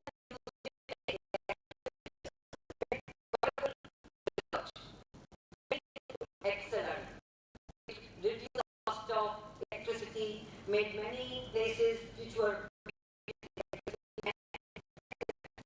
same atom was used by others to make atom bomb, threw it on Nagasaki and Hiroshima. Was it good? There is no value system in that. Value system, my research is, I would say that. So don't do any such research. And that is something that is not to of. If I were the pilot who was asked to throw, I would and blown the atom bomb so that it doesn't be Nagasaki and Hiroshima. So the selection of topic should be researchers' interest, because it interests the researcher. Researcher will do for the sake of doing it. Salary आएगा वरना नहीं आएगा तो चलो कर दो कुछ भी बना दो Research could help preserve our traditional knowledge and expand it. What is partially new? A different viewpoint of looking at the same topic, different aspect related to the same topic, given time period, sometime important, sometime not. Some of these things and if it is going to take 20 years, you will never. So, at that time period within doing that becomes important of time. So if topic is too vast, it could be divided and only one or certain aspect could be covered.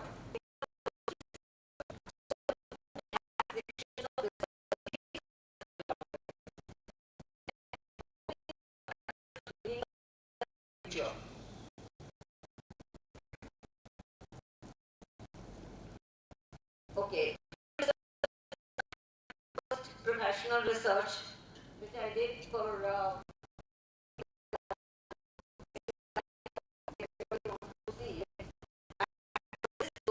research, field research. We don't know what happens while doing research. This was for Kalamkari of Kalamkari, and they were Andhra Pradesh, and Mala Sakaria was chosen with two of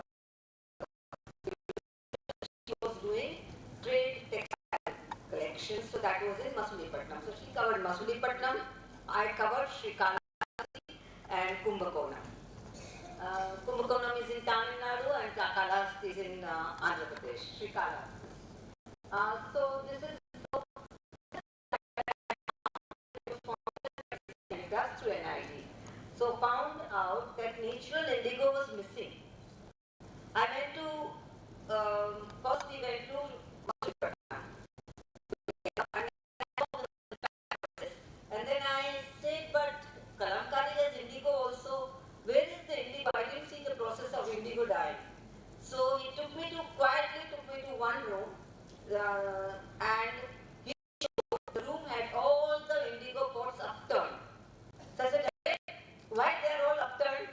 So he said, since last 5 years we have stopped. Now that was something that I, both in a body part of it, because since I was scared, I was very, it's catastrophic in the sense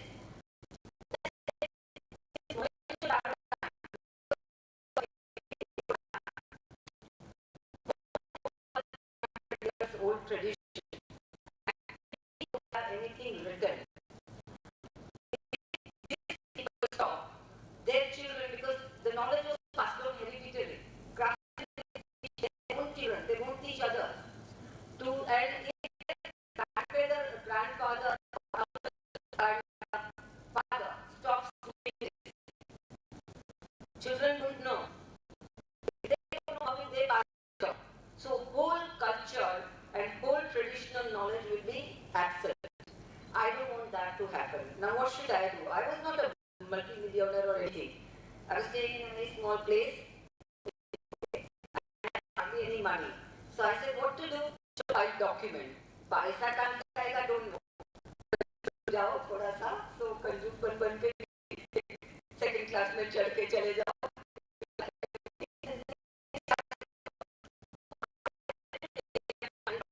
Indigo and issues. Now one also needs lot of patience because everything has happened the way you want it to happen. So this is what happened was.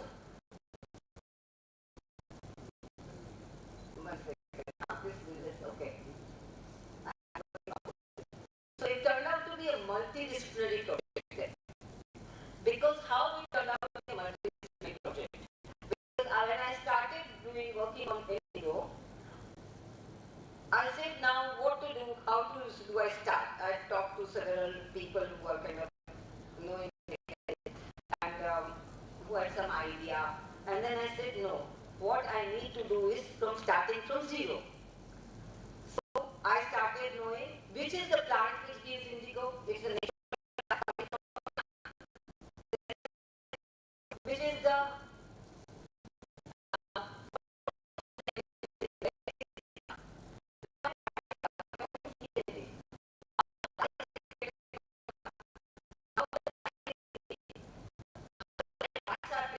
how the comment and like so many things. I needed to understand history, agriculture, textile chemistry, textile techniques,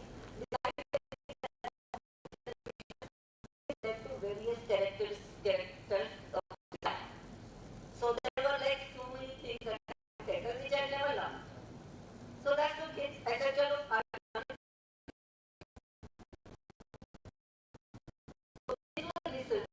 I decided India was already expert since Mohenjo-daro time. It was exporting Indian indigo and other natural dyes, textiles to Egypt and other countries en route to Egypt. Then there are government officials felt import of colorful Indian cottons were bringing their gold to India. Indian textiles were given as gold. A price were paid in gold. Reasons for Western countries hunting for food to India in 16th century CE was their need to import Indian fast and brilliantly colored Indian textiles. A very good, very well patterned also, Indian spices, sugar and gems. And sugar and gems comes to the later category, but these three were the most important. Now, if they were after that, why they were after the indigo dyeing process were hidden among the old craft people. Not much was available.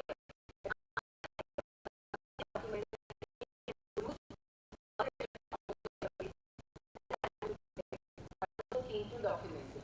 So I had to wait for 6 months before I could even start my project for indigo plant to grow. Because indigo plant doesn't grow at my will. It grows at its season, it grows at its time. At a certain stage. Meanwhile, I have to find out where the indigo is, factory to go to see it, how to manage it. It was in Andhra Pradesh, so I requested but letter, postcard, no reply came. Then he said, no, I wrote first postcards and no letters came. So then he said that in Telugu and with, उस time postcard आता था, जवाबी, answer reply. So वो वाला भेजो, उसके ऊपर अपना नाम, address लिख दो. So I had to do that, and then I found out a person, and I went to his place, even stayed at his house, and then went to the fields morning, early morning, 4 o'clock, and then documented the whole process. So it was, then this research led to publication of a book. It gave inspiration to experiment in creating colors instead of 5. Was done in Kalamkari. That is what Kalamkari did. And thread of disappearing age-old tradition led to next project of documenting experimenting with natural indigo. Sorry, that went up. I think I'm going up and down. That's why it's like that. Okay, then information collection. So, literature survey before starting the field research. This is very important. Where to go, what to look for, what things are already done, so you don't repeat things. Then to plan a successful research, prior preparation, should conduct the research. Then field research, better is your field research, or else you will in many initial work at the site, outside also altogether. Like for example, taking permits, maybe in the capital of the country. I reach all the guys for government of India. That will be in Northeast India. I reach and then I know where is your permit? Where is the permit? They will say certain papers has to come from Delhi, certain capital, and then you can go to that village district, and then you can go and reach there. So all these things, you will be in a real circle. So if you don't know all these, it will be very difficult. Then indigo in its use, it turned out to be multidisciplinary. I said I'm going up and down now, I think. So problems, field research. Now a new region, new language, new contacts to be built, problems of building contacts, communication, building new trust-based relationships for sharing knowledge.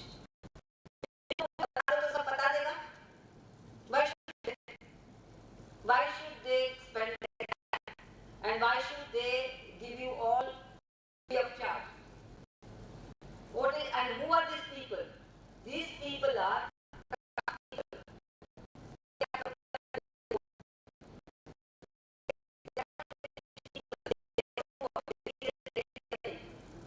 to tell you something, he is going for daily labor, he is minusing daily labor. When I went for doing this project, to do the similar project in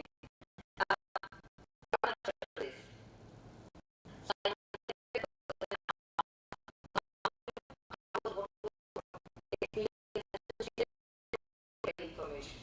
So go and give a daru. I said, yeah, वो तो बहुत बड़ी चीज है.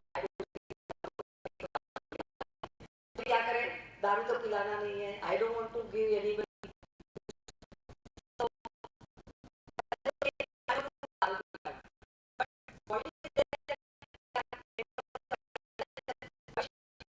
That person didn't tell me, but I realized that they are daily wages.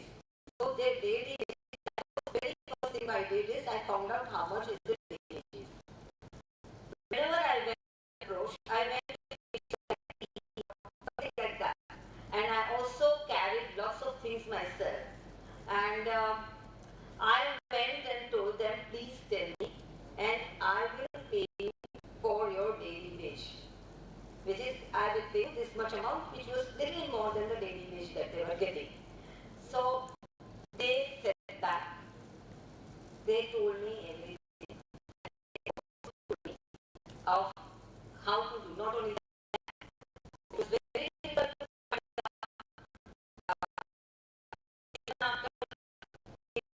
booze as a gift. Because booze as a gift होगा तो booze P कर वो drunk हो जाएगा, he can't kind of tell you something, you know. So I just say, with me they were like, so they could give me a lot of information. So these are some of the points that we should need to know. Respect. Many people, I'm studying in a big college, you get zero. So this is, go as a humble person, be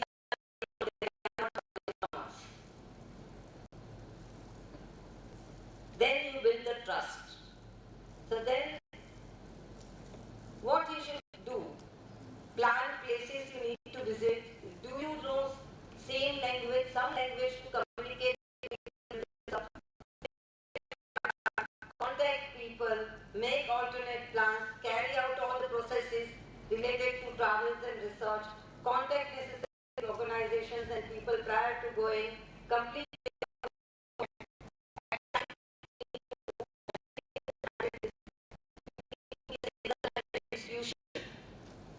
and plan at least one alternative for every steps. I'll tell you why. When I had a research project of doing, much later in China, I had a terrible time. And it came up to the thing that fellow, they wanted Chinese people. First he said, yes, come to our institute. I went there. Then I had gone to Bombay, got Chinese visa. Chinese visa written in English after up to 6 months, valid for 6 months. I thought in Chinese it was written something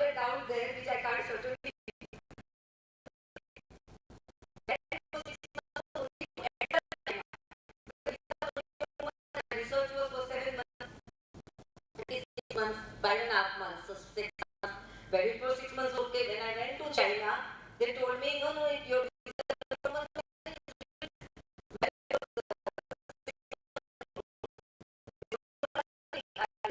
your visa, we will give papers and we will extend. So I will leave.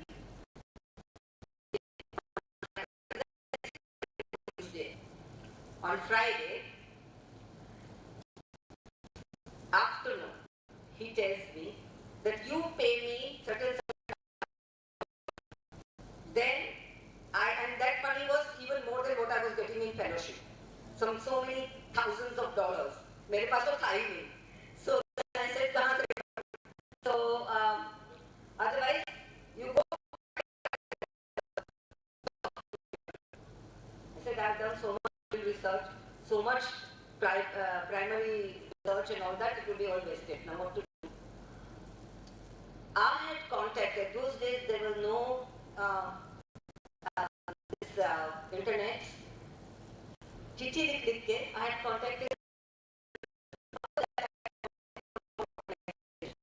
and that one organization, next day after arrival into China, I went and kept a meeting and I went and met them. That too in bus. In Chinese. So, came back also. But those people's addresses were different. So he was the director of that institute. So I called him up. They go away, but it was 6 o'clock in the evening, and they told me, I said, I have a problem with my visa. This thing don't say anything bad about other people, but just say that I came to know that it was written 6 months. I thought, for this 6 months, can you give me affiliation? So, we are language teaching institute.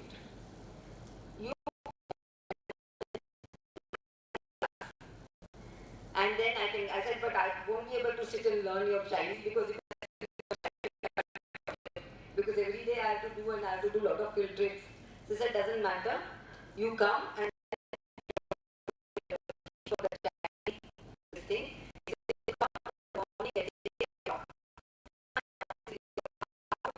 Fees cash there, and then next day your morning. So I went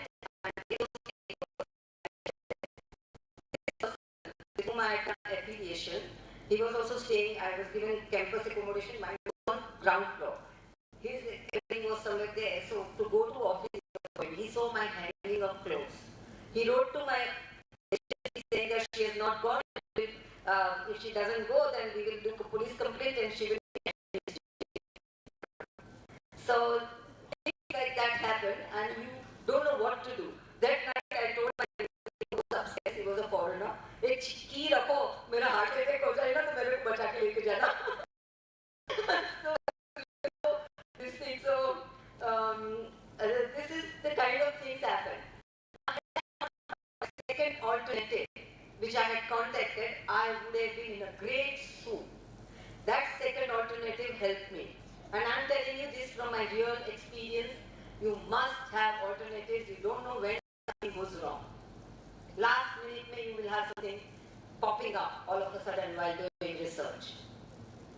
So then everything went out and then they complained to my institutions. I had already sent all the correspondence and everything. So they said, don't worry, we know what is happening. And she got affiliation. I had already sent the scanned copy of my visa extension.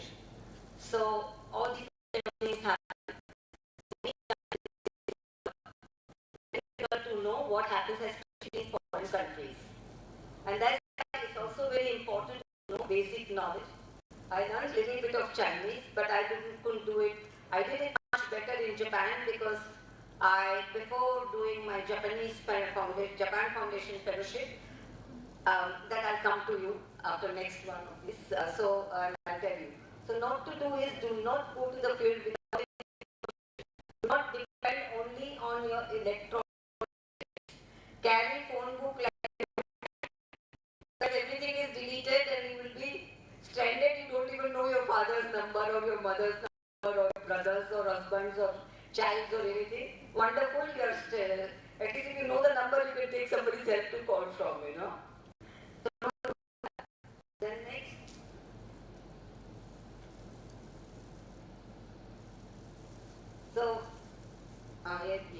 Then after the field trip, organize your data. Start writing draft report, clubbing visuals and text, clubbing samples. These are very important things. Then this was my craft documentation. Now we were supposed to do craft documentation. I also did craft design. This is from front, this is from back, same samples. I got it woven. I had a copy made. And within 7 days or within 10 days of time, I documented and even got the craft design done. And these are and then this is the importance of using. So this is good research method, allows the other person to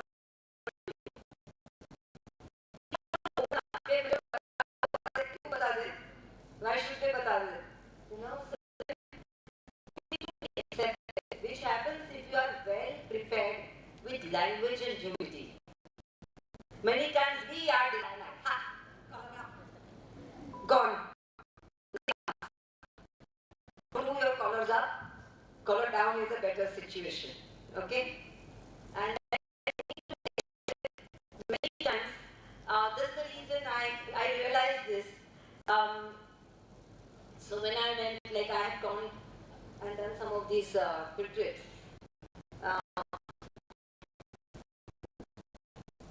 I don't know where am I going.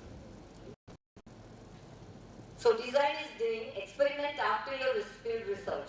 With the technology you have documented, designs you have documented, tools, equipments you have used, result of experimenting will give you solutions for your new design. I chose then to work with, after my work with natural dyes, I chose to work with Indian indigo. I documented this and then so now experiments, I mean I have itna bada diploma project which is like 5 volumes with more than 450 pages of 80 sizes, and is all lot of experiments, all lot of design, all put together. Then there is a results of experimenting would give better ideas and solutions for your new design. And then when I started working, when I thought of people say, oh, that was the time when I 1970.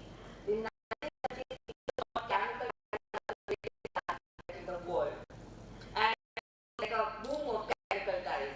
And these are all, I mean, traditional knowledge is all to be done now. Bahut ho gaya. This is nothing necessary.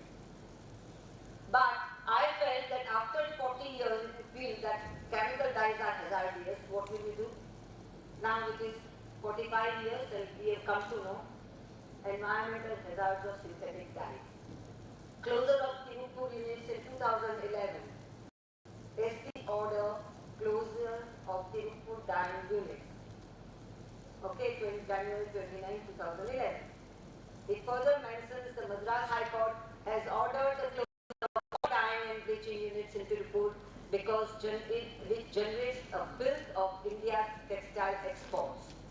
The move will affect 720 units, employing 40 to 50,000 workers and cause an estimated loss of rupees 150 crores a day. Was it worth it?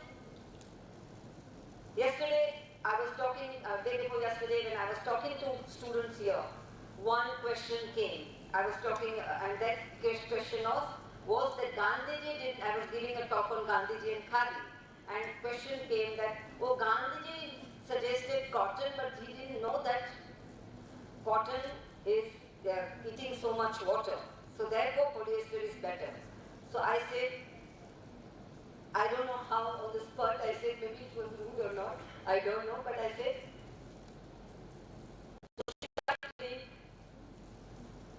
should I reduce drinking of my water to flush my toilet? Because I need more water to flush my toilet. So when you are You have to clean, you waste so much material. Why all these foreign countries are giving so much work to Bangladesh, heroine, मैं तो बहुत production कर दिया, बढ़ गया, ये सब हो गया. Why? Because they don't want that contamination. Pious Ganges, supposed to be pure water, has become kala in that area, black. Why are we doing that? You are going to get killed with carcinogenic inputs. Dyeing industry is the main industry with a lot of carcinogenic components in your water and in your soil. So do you do that?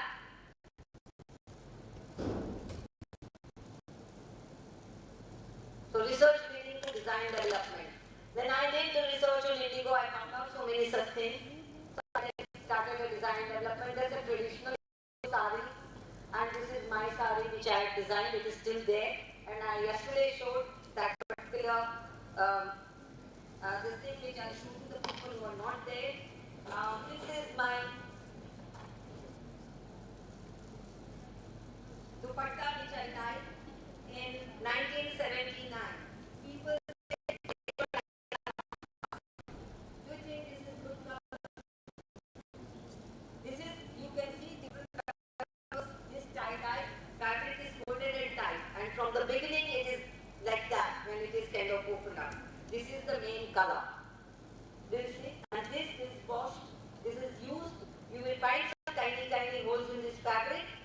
It is washed and used quite well. Every week when I was doing my research in Japan, I was wearing it almost every day, washing every Sunday with heavy detergents, with heavy washing machine, with all my clothes. Nothing got colored, and this also didn't run the color. And I washed it and dried it in high hot sun to dry it fast. So this was the thing, it doesn't run. We had this technology. And we go after this bada ye karo. Why should we go for that? Because we don't even understand. Because we have forgotten our crafts and arts. So I did all these kind of research. Here is my another dupatta, which was also I had exhibited. And it is not only dupatta, it is also showing various colors. Is my shade?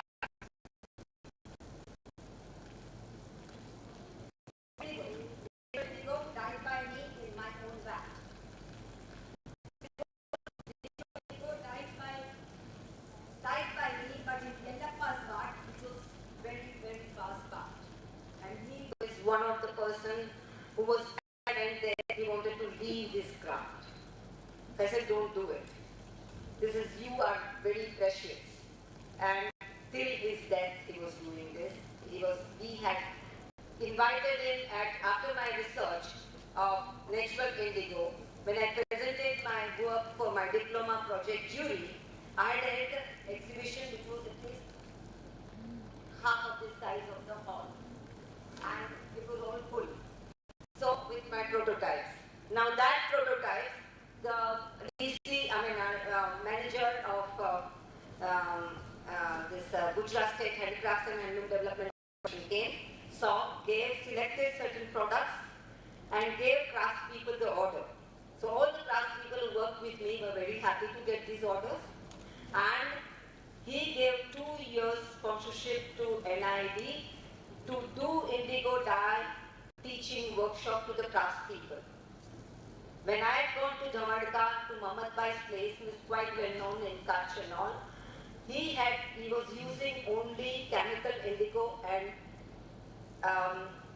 alizarin and saying that it is natural dye. I said, the entire thing you are saying you are making natural dye products, but you are using only base, which is a harda, myrobalan. The rest is all chemical you are using. So how can you say it is natural dye? Why don't you make natural indigo? तो उनको पता नहीं था, मैंने कहा ठीक है मैं बताती हूँ कैसे करना. So he said, why should I do it for you? I said, but I will buy you fabric, I will buy you the dye stuff, I will buy you everything. You just have to make it, and I will help you making it. So he says, no. Now I was a student. So I had to give an exam to him, you know. You have to pass in certain exams sometimes. So the exam was, he said, in the corner of my house, there is an underground vat, which is a chemical indigo vat. It has got spoiled. Repair it. If you can repair it, I will do your work, otherwise I won't. I said, okay. Now sometimes disasters come to you and they are excellent. We think God sends them to teach you something. Once I had put 10 different bats in this table, all measuring 8 gram, ye dala, wo 5 ml, ye dala, you know, that kind of a stuff. Very meticulously written. Then one fine night, that was a time, the workshop, dying workshop. Wo ud gaya because there was a thunderstorm. And all the party went in all my bags because even the covers flew away. Now who knows how much water went in the night? Who was there to measure it? So I said, Abhi kya kare? So should I throw all the 10 bags? So I said, why should I throw all the 10 bags? Let me check. So I checked. After which I said, I'll throw 5 and I will make new bags in that because I had only 10 because. So another 5 I will try to repair. Now after the 5 which I tried to repair, 3 got repaired. So everything I did very, very meticulously. When I went there to Dhamadka, I had those notebooks. So I said, okay, I will try to repair your wax, but you have to tell me what are the ingredients you have put and what are the proportions. So he told me, I just multiplied everything and then put everything inside and did whatever I was supposed to according to my experiments. And then it got me wax reline. So these are some of the things that helps you. Had that particular thing not happened, I couldn't have done that. So it became a whole new collection. Just now his son was there and he from 7th. So this is how it works. So never think, these are some of the prototypes that I had made using various types of bags. This is also my prototype. And then this is also special new technique I have used. Then I had exhibited and then this funding got this thing and craft person Yendappa to train people. This actually revived natural dyes, natural indigo dyeing in India. And today, same Muhammad Bhai's son, Ismail Khatri, got Padma Shri Award for natural indigo dyeing. So then this is natural dye silks designed and produced by me, and these are also made in my own indigo vat. And this was designed by Ashish Soni. This was done by called MP Silk Board. And this was a fashion show. These are cottage and other natural dyes also I have used. And these are the fashion show. And then this is another book, which is Publication Matters. So that's after my indigo, this was the first. This thing and then of that, this is my chapter in this particular book. And I was the only student whose chapter was there. Rest were all professionals and very well-known historians and very well-known historians. So this is one research leading to another and to the publication. So there is always, once you do something well, it follows and comes many things back to you. So concentrating to preserve and revive the traditional knowledge, designs and culture. So research leading to publication. This project came to me. This was on Northeast India. So Northeast India, a lot of natural dyes were used. I think now the situation has changed, unfortunately. But I was lucky to go. And this is our tribe. I've gone to Manipur also. And I've gone to Arunachal Pradesh. And I did this project single-handedly. I had no people. This is one of the articles.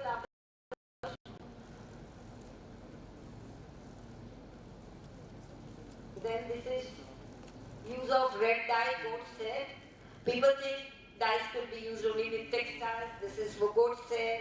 And I've done a Wancho, Wangpan. There are 2 tribes in Panchunaga, and Mankind is the lowest of it, Common Quibble, and this is research publication, and this is in Lupin Publishers. Now, Lupin Publishers are very well-known publishers, journals of anthropological research. I am not an anthropologist, I am not ethnobotanist, but I have to learn all of these.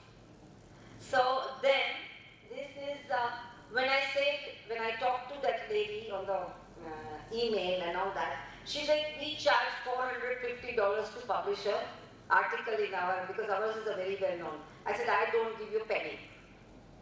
I don't have $450. I'm sharing my knowledge. Though people copy paste, I said, you see my article, mine is totally original. You won't get such articles. So when I sent the article, she did the cross-check. Oh, you know, nowadays you can do plagiarism test and all. And it came 100% original. So then she started asking me to write. So then this is how things work. So this is books, and this is also here, you can have a look. This is for Government of Madhya Pradesh gave me this project, seeing my exhibition, and then this is, and very detailed, this thing is done, the way they wear, what each motive.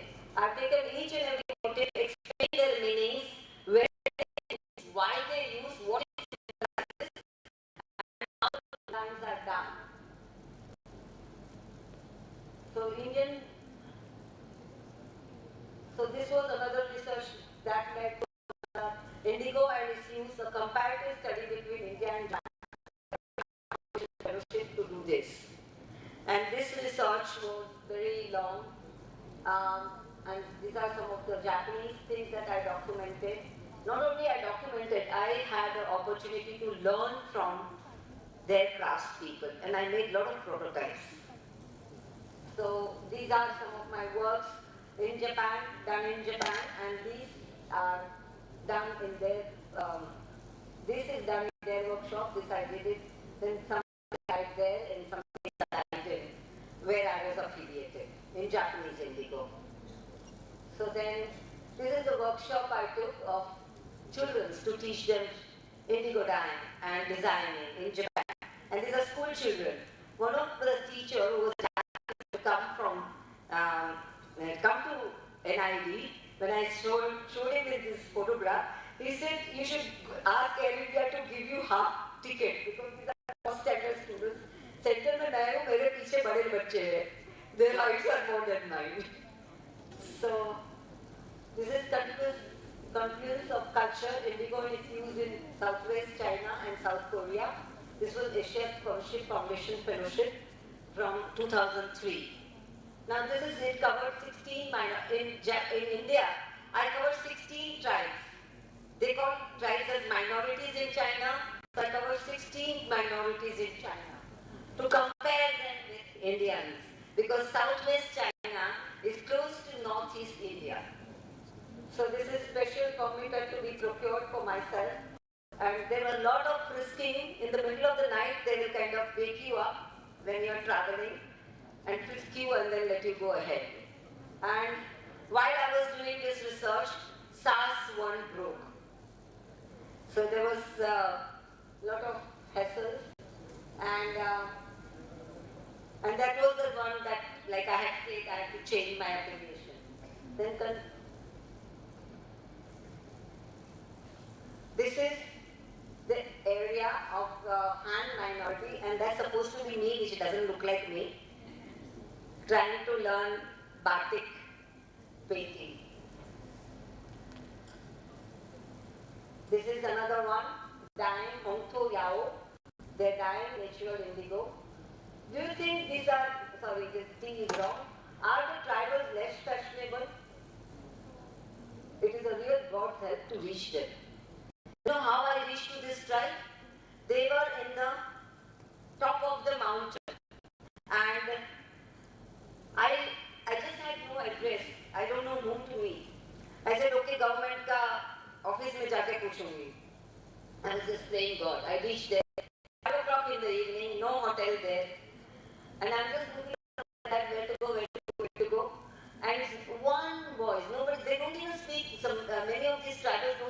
Mandarin, but so leave apart knowing English. So backside, say one little voice came, and I call it an angel's voice. Can I help you? Huh? I was very surprised, and I just immediately turned. I said yes, yes, yes, and then she took me to. She said, "Let's go. Here is the government office," and I could see the office. It was just right across. So we went there. There was one lady who was there. Whole office was vacant. So I said, "Now I need to stay. No hotel here." So I said, "Stay in my office." So I stayed in the office. That girl translated things for me. So she said that, she said, "Yes, my village, we are doing it." Very good. Then she said, "Come tomorrow." She came, "I'll come tomorrow morning because now it is night, nobody will do time. Tomorrow morning I'll come." She came on moped.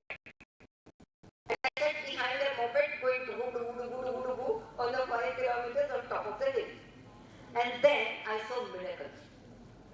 So, and this is one of the girl, how fashionable, I mean, she's with coat and how this thing, and they have fantastic dresses, you know. This is in China. How China used, this is in Joseon dynasty dress, and how each signia and how each killer submits in what. Then this is traditional and modern use. This is modern use, this is traditional use. This is the princess's wedding dress with natural indigo dye, and this is fashion. So now this is professional costume and this thing for designing costumes. I also designed feature film costumes, 2 of them. Then this is Paresh Rawal's first film, and Gopi Desai was the heroine, and she is now coming in some TV serials and all. And it had guest artists like Meeta Patil, Masudin Shah, Puri and all that. And everybody's numbers I had with me because you have to kind of continue. And I was the only designer for entire feature film, all the cast. This is Meeta Patil, again very well known. And I did a lot of research for each one. So like videos wear Nagariya, so I made her wear Nagariya in that community. So this is also his son was Amit Prasan's father. So his son was in NID with. Then these are some of the, I showed you this. I had held 36 exhibitions of my solo exhibitions and all that of natural dyes. And this is during my Fulbright fellowship. I'm teaching to students during my exhibition.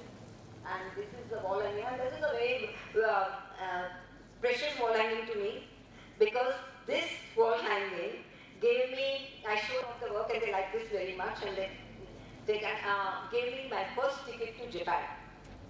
I took it to Air India. They took 5 of my paintings, against which we bartered. They gave me a ticket to Japan first time. So this is my another painting which is now used as a report of Fulbright Fellowship giving funding agency. So this is another one which is now sold. It's the Eternal Path. This is my Japanese friend named it as Tokyo parking lot because she said in Tokyo these are the lights of the roads and parking is done in between. Very organically, you will, India will park like this, you know. So I said, okay, very good. This is the sand dunes, and this is the arches. This is with one architect. Now this is, and these are some of my works. And then solo exhibition. The Japan Foundation invited me to have my exhibition of indigos, and that is indigo and its impact on India and East Asia. And this is this one. Here you can see Paranasa is my student. So this is a workshop that I conducted in Thailand to show how to dye multicolors Nigeria. Okay? I hope I'm not taking a lot of time. You are in fact 10 minutes early. Oh, good. So,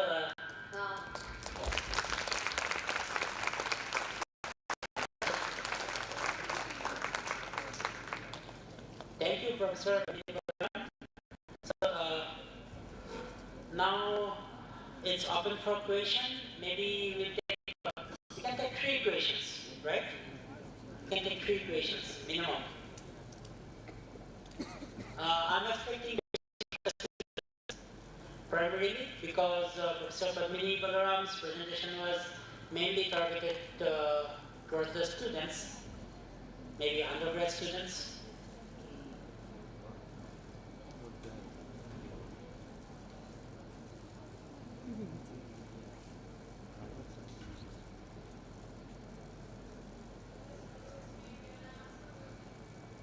Yes, ma'am.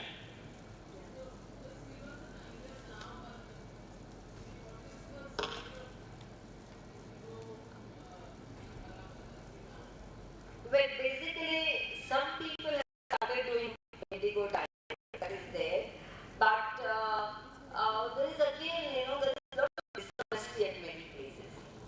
They will tell you that it is natural indigo dye. You see, in my fabric, also I am told it, but many of their fabrics, even in big shops, you will see whenever there is a fold, there will be a whitish color line, slightly faded line. Why that happens? Indigo with 100% natural ingredients. So this is sometimes now honesty is everybody's within you. You have to teach value systems. What we are teaching nowadays is value system minus technology, value system minus everything. I mean, if you learn value system, I may sound like one. Anyway, मेरा बाल सफेद हो गया है, कोई बुढ़ा बोलेगा तो कोई फर्क नहीं पड़ता. But what I mean is, we have to have that. That conviction should be there. Why did I wait for 6 months to plant to grow? Because I wanted to preserve that craft. And I was keen and do just that and nothing else. I was willing to do that. I was going to Japan. I went to Japan and I was seeing natural dyes. I had, at the end of my Japanese, I was just supposed to research. I designed a connection enough to be exhibited and inaugurated by Embassy of India in Tokyo. And it was a very big hall, like this, and then I had my lecture. And there are a lot of very good people who will help you, provided they see sincerity in you. Otherwise, they don't even touch you. I had a person who came, whom I had met a few times, and I'd shared a lecture also with him in Japan in 1992 to first trip, when I said, that they may take it. He was a living treasure of Japan, and how helpful they are. I was writing letters that time, nothing was there in 1996 about this thing. He said to me, you come, when are you coming? I said, so-and-so date, 8 p.m. is my flight landing. Next day, 11 o'clock, come into the garden opposite Indian Embassy, because I'm coming first time, I don't know where is Indian, other places, so the Indian Embassy is easy to find out. He was sitting already there when I reached, because they always come a few minutes earlier. It's not that I was late, but he was there. Then he told me, okay, tell me what you want to do. So I had already written to him, I told him again. What he did, can you believe it? Had it not done that, I couldn't have done the tremendous amount of work I could do. And that was, he told me which craftsman to meet for which place. And he wrote postcards to each one of them, saying, this Padmini will contact you and please help her. Japanese workshop doors opened up for me. If he tells, they can't say no to him. So it is like that. But how does that happen? I've met him a few times before. I've talked to him, I've shown him my work, I've kind of this thing, and then he was convinced. So these kind of things, the integrity speaks. At the end of it, lots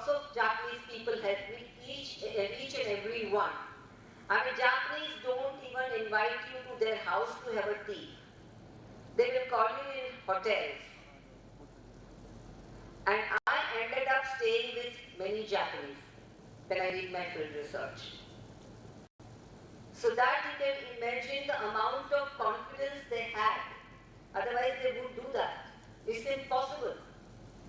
So this is the kind of things, and that you have to own it yourself.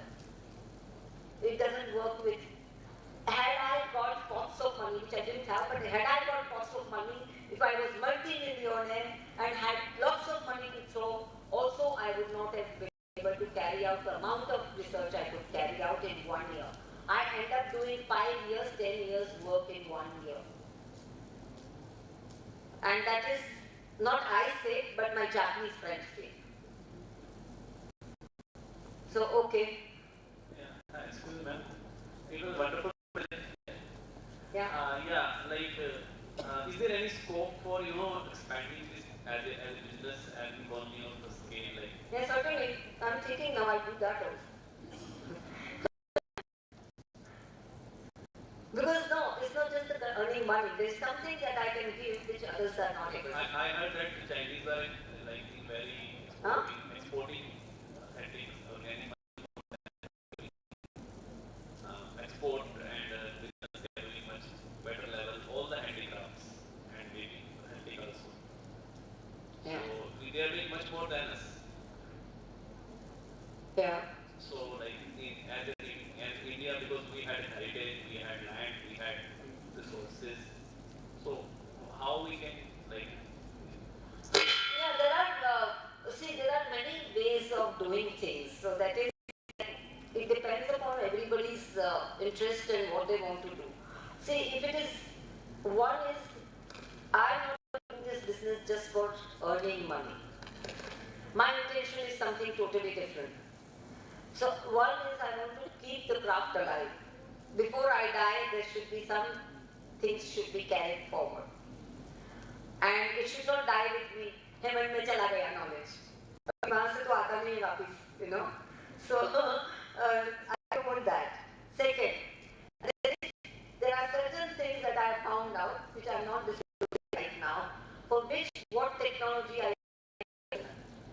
So I want to do that, experiments, but I am looking for certain fundings. And if that comes, I am very happy to kind of do that and do experiments, get it certified. See, when I was doing my natural diet, I did lots of samples and I went to Atira to get it tested. Because if I do testing, they will say, "Arey yaar, तुमने testing कर दिया, पता नहीं क्या quality का testing किया, बोल दिया मेरा अच्छा है." So I went to Atira because I was at NID. NID is in Ahmedabad, Atira is in Ahmedabad. I went and took all my 100 samples or more. He said, "Itna sara to I can't do it." So I said, "Okay, do at least one of each color." So I said, "Okay." So he did the testing, and before taking my this thing, he said, "These are all going to fade, all of them. कुछ आएगा नहीं इसमें." मैंने कहा try to करिए see, देखते हैं क्या होता है. So he did. When the results came, my one sample is in a scale of 1 to 7. 7 is fastest and 1 is poorest. One sample was number 2 in light fastness test. And I knew it was going to come back because it is haldi, khane ka haldi, it is not light fast at all. But I knew, वो खाने का so वो तो नहीं होने वाला था, वो तो ही था. बाकी के सब 3, 4 और 5 के रेंज में आए. और एक था जो इंडिगो था, it 6 plus in light fastness test. So I said, "I 7 number क्यों नहीं किया?" So he said, "अरे chemical dyes भी तो 5 नंबर तक नहीं पहुंचते, hardly 1 or 2 reach to 5 numbers, आपका तो 6 भी पहुंच गया, 6 के plus भी पहुंच गया. There is no need for it. It is too fast, and it has been proved from my sample, my prototype, which I have won 100s of time. This is, by the way, this is a Chinese indigo dyed and their textile. And this was also very funny. When I went to China, I went to this people's place. Now, there was an indigo outside, there's a very big indigo white which is even higher than me. So I can't even look inside. Then somehow कभी कभी गड़बड़ शड़बड़ होती है ना अच्छी होती है. So I somehow had a terrible terrible stomach upset. I need to go to toilet but there is no toilet. कहाँ जाऊँ पता नहीं. तो मुझे पूछना पड़ता है ना. Chinese थोड़ी आती थी इतनी अच्छी नहीं आती थी. Anyway, somehow managed. Then I wanted to kind of say thank you to. Nobody was there after seeing the cards around. So I tried. There was inside door open and people were tying something inside. I went in to thank you. They were very. Why did you come? They were boiling fabrics in chemicals. They're saying we are selling indigo vat. Chemical dye करके ऊपर डुबा के indigo vat हो गया. You know. So this is what happens many times. So because I found out, because I am dying myself, so I can understand what is not what. You know. So उसकी तो चोरी पकड़ी. So they were very angry with me. But this sometimes happens. I just want to say thank you. But thank you, Mr. or thank you, media. So this is what happens. Okay. Thank you, madam. So maybe after all the presentations, again we will have a detailed discussion. So now I'd like to request Professor Vijay Singh Kandiar to kindly present.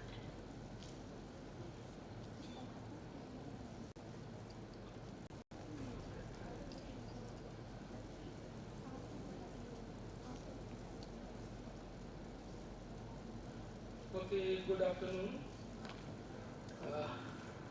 I think after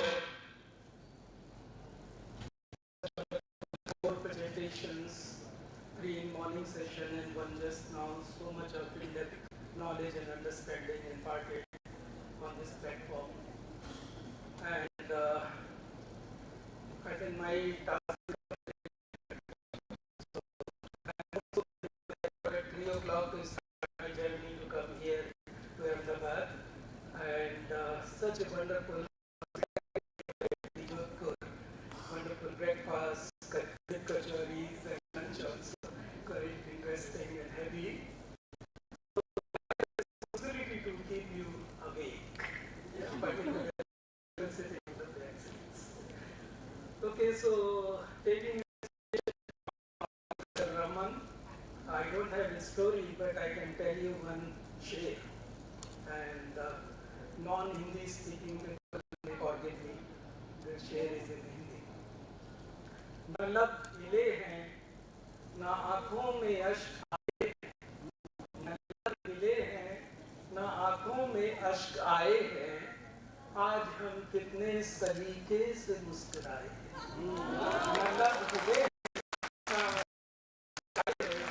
आज हम कितने सलीके से मुस्कुराए हैं कि तुम अपने जेहन के दरवाजे खोलते ही रहे, कि तुम अपने जेहन के दरवाजे खोलते ही रहे और हम आफताब जमीन पे उतार. Now, this I told one, of course, to keep you awake. Second, I found it quite resembling to the objectives of design. In design also, for innovation. Design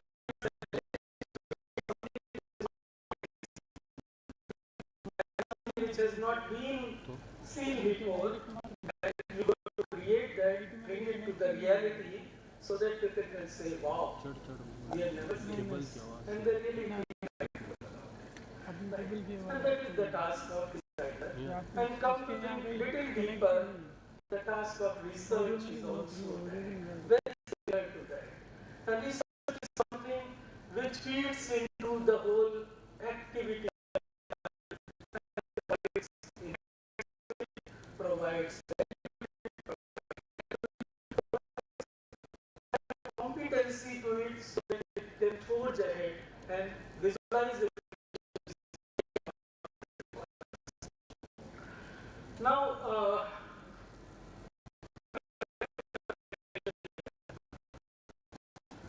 it is driven by complexity and change. these are two things which are sort of constant in our reality. Right?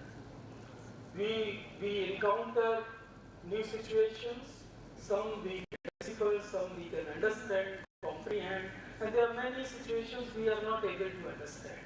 And they seem very complex. Therefore, we require some activity to secure some understanding, some knowledge, new knowledge to resolve that complexity. Now, ironical thing is what around us is constantly changing. Our universe is changing, day and night is happening, time is passing by, and we ourselves are changing. With the changing environment, what happens? Our moods are also changing, our preferences are also changing, tastes are also changing, even our perspectives are also changing. Right? Now, by the time human beings are able to resolve the complexity because of the change dynamically happening within the cell, new complexity arises. Now, you have the challenge to resolve that new complexity. That is why research is required. That is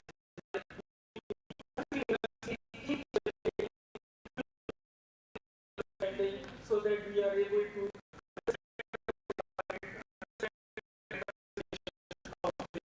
understand and ourselves, harmonize ourselves with that is the role of design. Continuously you keep bringing yourself.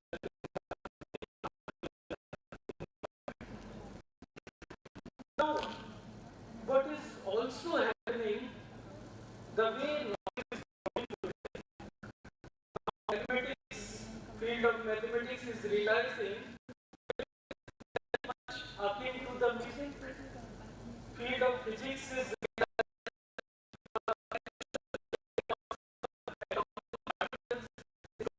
the dance, and that whole universe is nothing but a kind of marshmallow, and we are suspended like particles in that marshmallow, big thing. So the knowledge itself keeps cancelling itself many times.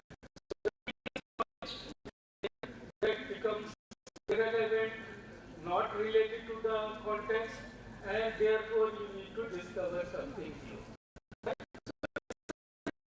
Again, something important, and design continuously need to pursue this aspect of change and this dynamic evolution of knowledge, and that is through my presentation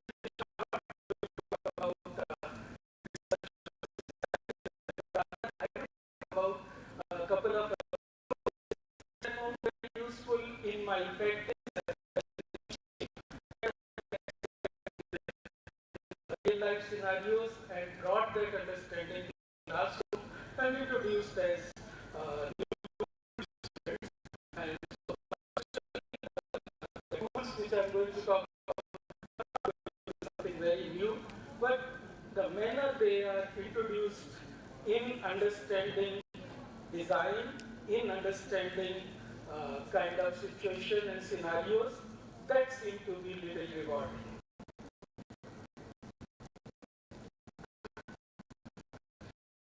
If we look at the earlier paradigms, how knowledge was through speculations. Humanities, arts, and craft were the key stand and what and how. This is what was philosophically addressed in the situations, and then people developed in different forms of knowledge, and that was utilized in various kind of human activities, which moved to in last about 3 centuries towards science, technology, and business paradigm. And this paradigm, we look at at most of the situation from the what for and why from that particular perspective. And what is the common thing between these two paradigms is something for which we can say is philosophy is something which is connecting both the scenario. Earlier, the philosophy of research was generated through the speculations only, largely, and now you call it scientific research, right? The seeking of the knowledge happens through scientific research.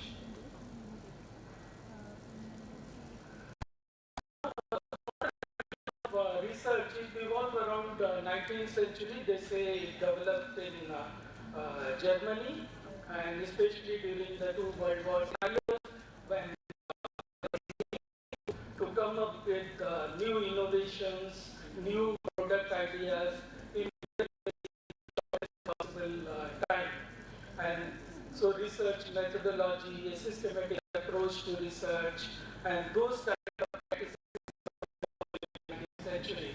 And essentially that was needed because industrialization was happening and production and therefore lot of efficiency and newer ways of doing it and going through least amount of effort, that should be put by the human beings. It was also because of the post-World War scenario, because of the reconstruction of European cities, etc., wherein the new approach towards new knowledge creation was developed, where user centricity was also acknowledged, and lot of things were visualized as the integration or interdisciplinary approach to culminate into the final possibilities. Now, what happened, that paradigm of research or that approach of scientific research, it became widely prevalent. Almost all the disciplines everywhere, they started adopting it. Humanities adopted scientific research, pure sciences, anyway they were engaged into that. And because of that, what was happening, that lot of knowledge was, and that knowledge was developed with the perspective that every new knowledge will be used as some form of tool or instrument, and it will be applied, and some kind of new product or new that will lead to the commercialization, successful commercialization. And that was the overall approach to which research was looked at, research was funded in the institutions. Now, because a lot of research happened in independent verticals of various disciplines, so because of which each discipline really prospered and developed in terms of its own volumes of knowledge. And there was so much of knowledge developed, and today we look at that these knowledge systems have become very, very complex. And because of those complexities, increasing disciplinary depth is making each field very, very esoteric. So today, being a humanity expert, if you think you should study mathematics or look into computer science, then you find it difficult to really fathom that knowledge so very easily unless you devote a lot of time and understanding to it. Compared to the previous paradigm of knowledge, where knowledge was for everybody could utilize the knowledge in practical ways in day-to-day life and take it forward. But today the scenario is very different, and that is simply because of one of the reasons is that individual disciplines have invested so much into the research that their volume of knowledge, volume of understanding has become huge. Then most of us find that there is information overload. Information coming to us from all the sides, all the means and what to do with that information. New disciplines also have come up and making the task of building little more difficult, right? And so what we find that a lot of cognitive biases are happening because of this complexity of knowledge, because of this volume of knowledge, because of the pace of information that is coming to us. Simultaneously, what has also happened because of industrialization, that unprecedented communication has talking to each other across the globe, and then they are moving around with rapid pace. What is happening? Their mindsets, their lifestyles, their cultural values, the social structures, all of these are getting influenced. And following which increased mobility and value, what happens? People are looking at newer possibilities, newer ways of doing things. Flexibility and openness that is coming into the mindset of people, that whether it is positive or negative, that's a different matter. Multicultural dynamics, juxtaposition of behaviors and lifestyle is happening. So different cultures are trying to combine each other's values and come up with something which can be applied into their day-to-day life and their choices made into their material culture. Growing preference for experiences and services over products. This is a kind of related phenomena you must be finding in the market, that the cost of the price of the products in the market more invariably have remained similar, not very steep growth in the prices. But people are paying more today for services and experiences. Experiences and services are the two domains where you find a lot of innovation happening, a lot of value addition happening from different perspectives, and therefore the pricing for those experiences and services is becoming higher, and many times it is much higher than the cost of the product itself. Right? You go and buy a mobile phone today, expensive one, and battery goes off in 3 years, and when you go to get the battery changed, you find it, the kind of, or any kind of service support system or warranty costs. All these are something good examples of that. Travel tour, vacations. So what is happening because of this unprecedented communication scenario? The perceptions of people which were largely governed by their immediate surroundings and environment, their culture and social values, socio-cultural values, are becoming very dynamic. People are more and more eager, willing to experiment, to try out new things, and accept them as if they were their own. Now that is one side, information overload is happening, cognitive biases are emerging. The second side, dynamic perceptions are also emerging. Now why am I saying this? Because this is what is making very, very difficult. Need to research and understand is increasing. Second level, what is happening? The change is so very dynamic and rapid that to capture a scenario and bring it through research is also becoming a very, very complex and complicated process. So, research somehow brings us these kind of challenges, that it creates kind of biases, it also creates certain level of ethical dilemmas, and what happens if you perform research within the boundaries of your one discipline, what happens? The perspective also going to be narrow in given current scenario. So practice of design research, in contrast, aims to creatively address the conformity and these biases. Right? It's not that design research is more capable and all that. Nothing like that. It is only that what it does, it appreciates biases. It appreciates subjectivity. It appreciates barrier, limitations, and any form of barrier, kind of perspective change which is happening out there. They become the instruments for creativity in the process.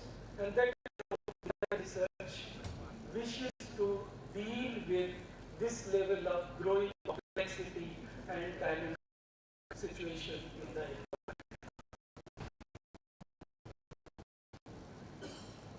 If you look at any form of research, will attempt to eliminate the contingencies and variations.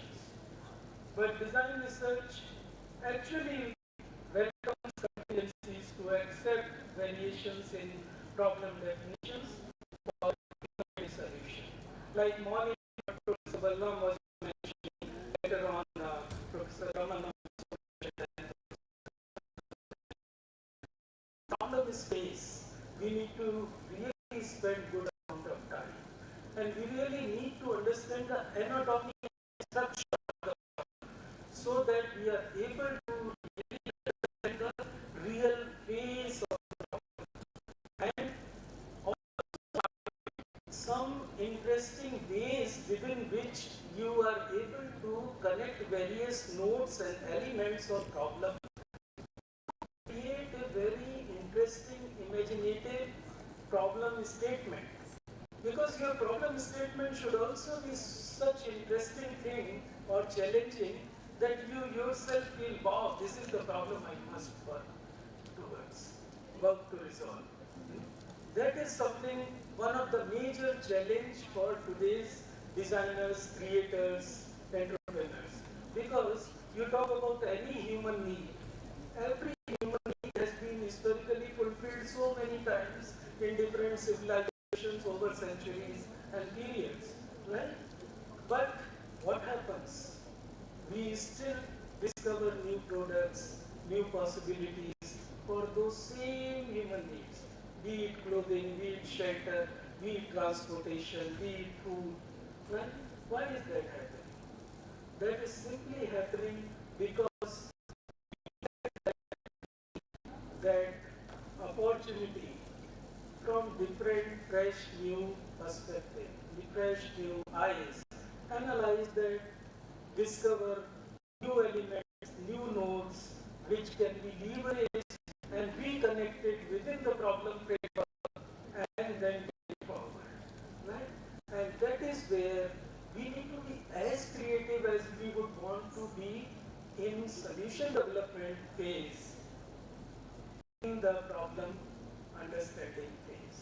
We need to be very imaginative, very creative, and we need to detail out every possible aspect of the problem. And if we want to do that, it would take a considerable good amount of research. Right? And here, when you talk about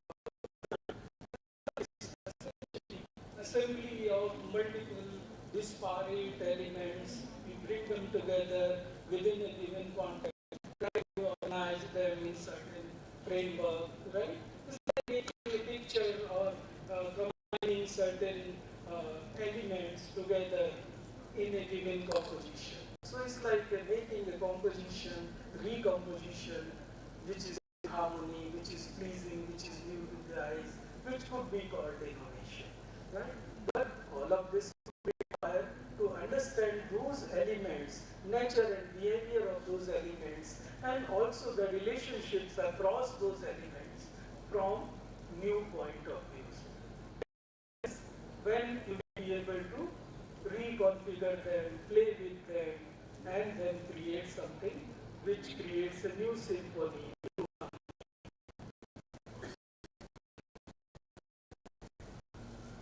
So, if you look at the whole activity of design, it is act of knowing, act of doing. You remember that शेर I said in beginning, right? हम जमीन पे उतार जो आप अपने जेहन में सोचते ही रहे हम जमीन पे उतार लाए हैं, right? We all think, we all dream. Many of us never act on our dreams. We don't those ideas, right? Some of us who do that, they realize yes, it is possible, and that is what exactly the act of design is. You gather a lot of knowledge, understanding, past, present, and possible future, right? To recompose that knowledge, those ideas, and try to see how they can be utilized.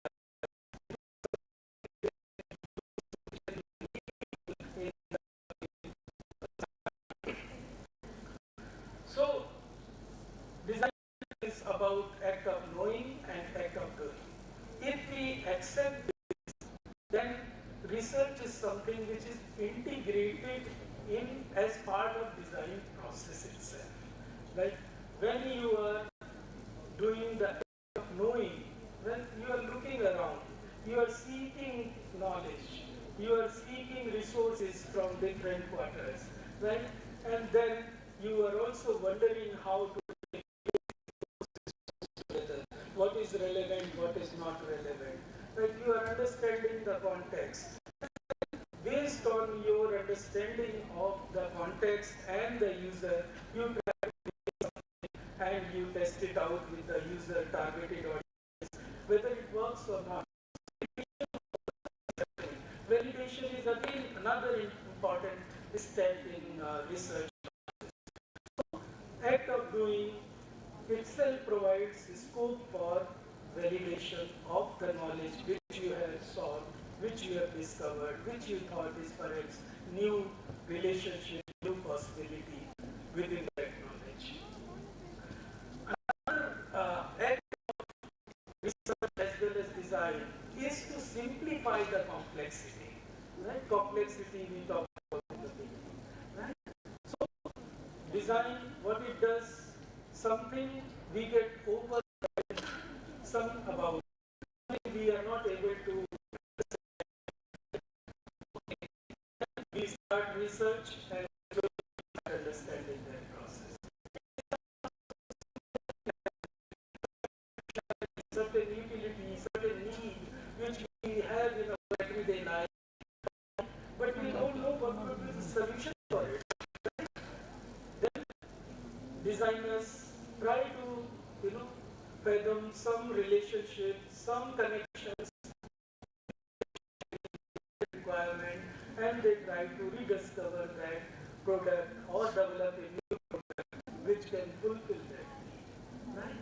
So what is happening is very akin to the research process wherein you are bringing out new knowledge which is still in intangible form. Maybe you publish, write somewhere, but it is still in form of ideas and concepts and theories.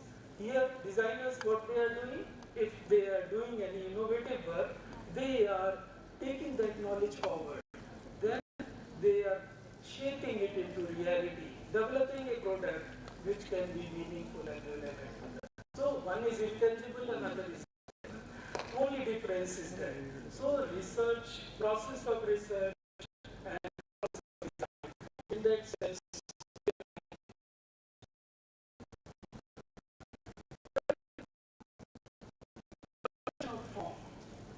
this is one of the very important aspect of aspect in design, understanding design, particularly for the students present here. Like everything is not just that physical things only have form. Even ideas have form, thoughts have form. Right? When you shape your ideas, thoughts, they start converting into some form of concept. Right? So tangible elements as well as intangible elements both provide emotion and perception.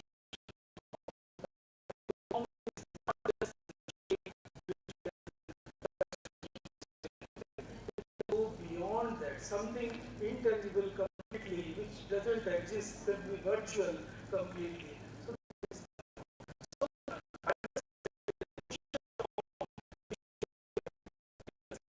We should train our mind to really visualize forms in different situations. Right? If I talk about this auditorium,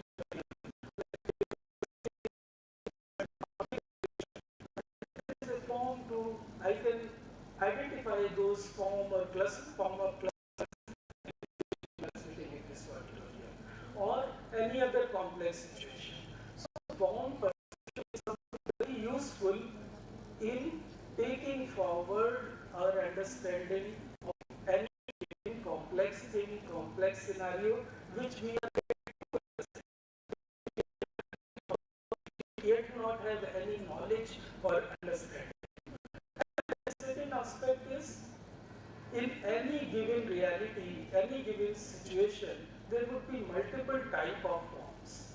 Some are tangible forms, form of this furniture, different kinds of chairs are there in this, then forms of human beings, then shades and variation of human forms, right? And then the way chairs are configured, and then each one of you, what you are thinking, what you are emoting, is also a form.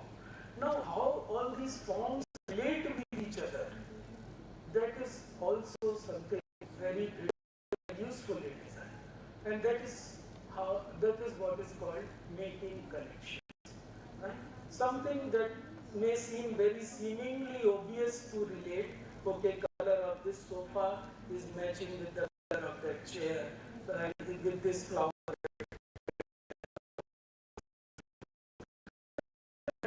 This relationship, but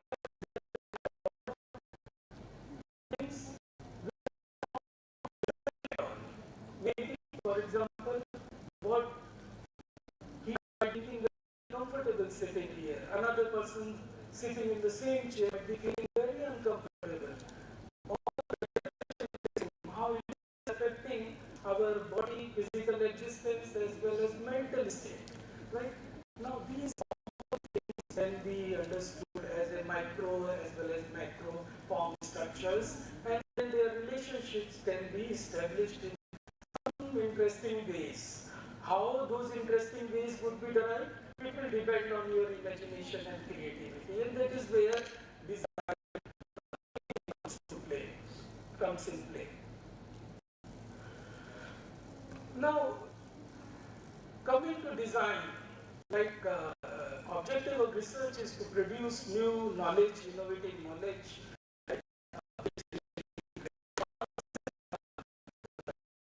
even particular discipline. But here, coming to design, the major concern is the user, the audience, right? That has already been emphasized, so I need not overemphasize that. But design essentially looks at these three overarching goals. One is that define the problem as creatively as possible. If you do that, 90% of your job is done in most of the cases. That will take good amount of research activity, a research activity that is truly multidisciplinary. Right? It is not a singular biased research process that should be adopted. Address a need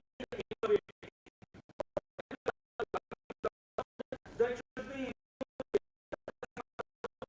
as designer. Nobody will hire if you are not giving something new. Right? Designers are innovation only, and do something to make the user feel. Right? Your basic need is a very to go beyond that. Make something, devise something, kind of feeling of joy that should come to the audience. Okay, this is something very interesting and not seen job or my role inside meaningful role way. That is something is necessary, and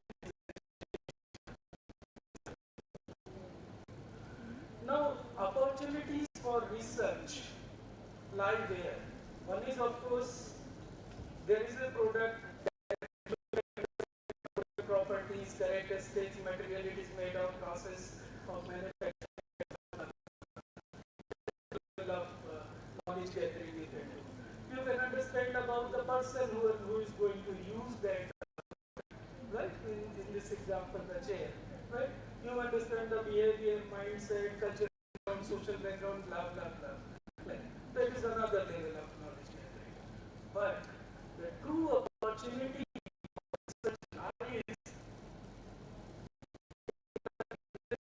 is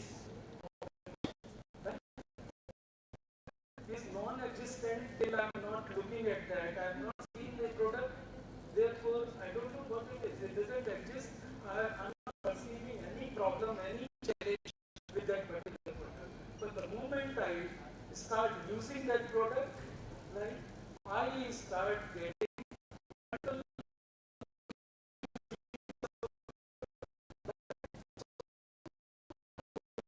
problem or challenge lies in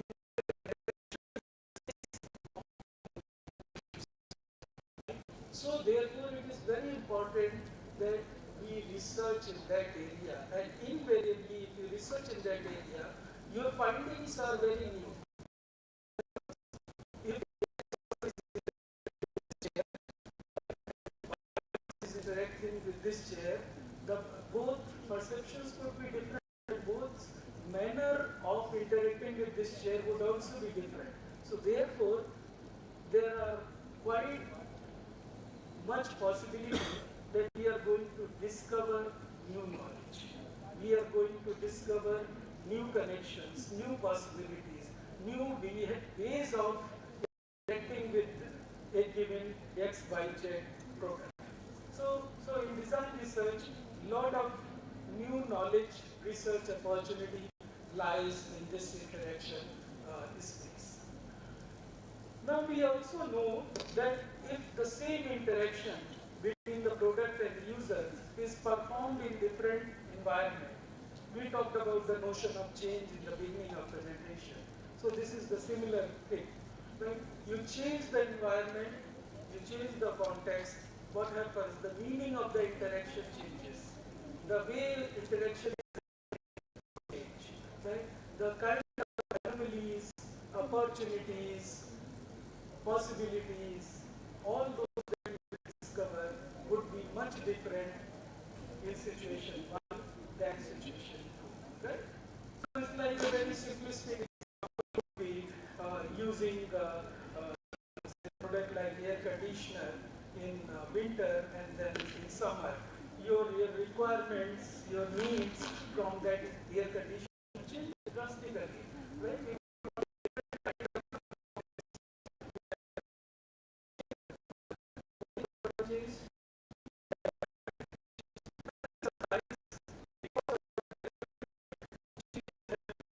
Around us socially, politically, technologically, and so on. Right? The change is continuously happening. So if you had designed a product and next project comes to the same product, situation is never the same thing. Right? You need to start from the you need to do your research all over again and to figure out newer opportunities, new possibilities, what has changed there, how it has changed there, which are the drivers of change, which are becoming the catalyst for the problems or stimuli. It's another opportunity for design research. Now, relationships in any given environment, how products are arranged as per the given requirement of the user or by natural processes, right? They establish certain kind of relationships, right? And those relationships need to be understood because the ultimate meaning out of that relationship comes because of the manner in which the things are connected with each other. Right?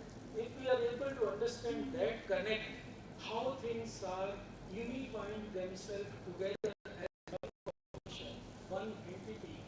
This would be a scenario in your, maybe in your hostel room, right? And that particular configuration, what meaning it makes to you, will be very different from one room to another room to another room like that. And if you change the situation or positioning of one object in that setting, the whole meaning will start changing, right? You put your table next to the window, you see the nature outside, meaning and joy, feeling is very different. Personality is different. But if you move that table somewhere else in the room, whole thing start changing, right? So the relationships across different objects within a given setting, that is another opportunity for designers to do research. Then we also need to understand, just because people are different, every individual is different because of the backgrounds, education, and so many others. Right? Then how these individuals bring in a different perspective or different meaning to given situation or object, that is another possibility where research can intervene and discover new knowledge.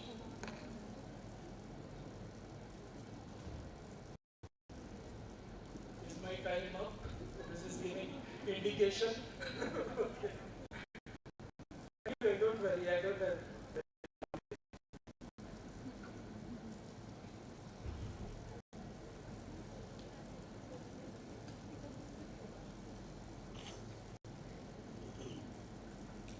So, as I said, design is purposely, right? So therefore, we really need to identify with the cognitive processes through which process of differentiation happens and process of resonating happens. Like there would be some ideas, some concepts, some thoughts with which you agree, and there would be many things which right?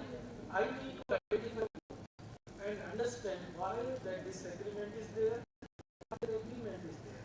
And both of these things can be leveraged for the process of design to really create products which can be impactful or generate a new kind of value.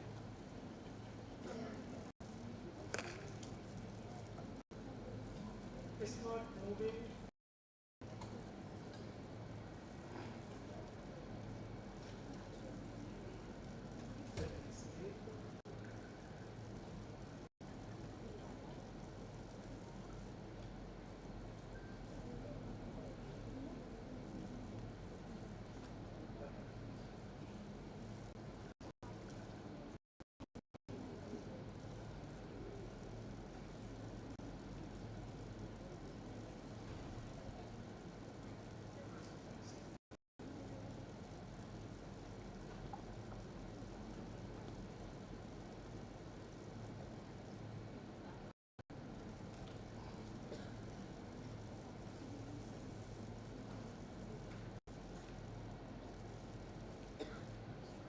So essentially, because there are so many factors, there are so many aspects that need to be understood, that need to be deciphered.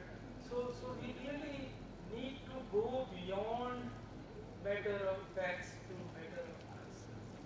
Right? What are the real user concerns?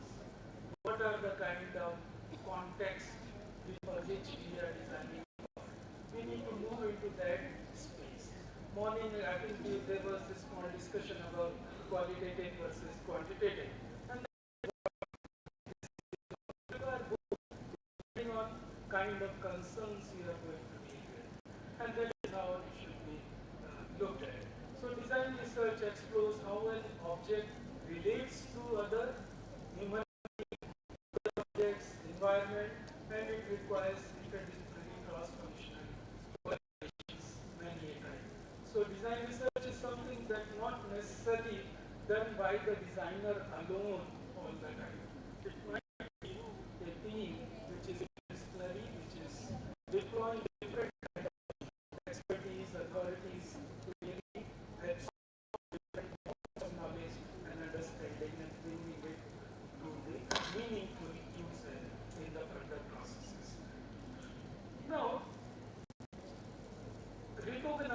patterns and reconnecting information is something again which is very, very critical in design. Because you are dealing with complex situations, many of these areas, but yet you are looking at that whole scenario and you are trying to understand what meaning that scenario offers to you, what value that scenario offers to you. So therefore, you need to go by some other method or way by which you are able to at least grasp the situation overall, right? So we were talking about form thinking, and form and their interrelation. There might be multiple forms in a given scenario that you identify. What is the interrelations across those forms is something which could be translated and interpreted in form of pattern. Now, pattern is not just the visual pattern that we do in design often. Pattern could be again be visualized or set of different forms put together with certain kind of relationship or certain kind of dynamics. Now, because of all these factors, what is happening, even the traditional form of research, even the scientific research today, is moving into different kind of approaches. You be as rational as possible, but now you are trying to bring in empathy, you are trying to look at things from the user perspective and then apply that user's subjectivity and trying to turn that subjectivity into some form of objectivity for the use of design. And a lot of use of intuition, intuitive ideas, intuitive hunch or possibilities that come to your mind, you want to make them to play. So recognizing patterns and reconnecting information is something that is important. Design is for innovation, as I said earlier. Every design is by definition unique and thus original. Therefore, research is a prerequisite and integral aspect of design practice. The production of design can thus be defined as the production of original knowledge itself. And that is the kind of founding principle of the practice-based design. That every act, every task that designer is performing or design team is performing is looking at the available knowledge, looking at the possibility with the available resources, and then trying to discover new knowledge, new resources, and then move forward towards that innovation. If we continue to use same knowledge, something very, very new. Right? If we truly want to create innovation, truly want to create something which is completely new, we need to discover something new to leverage innovation in a new effective way. And that's something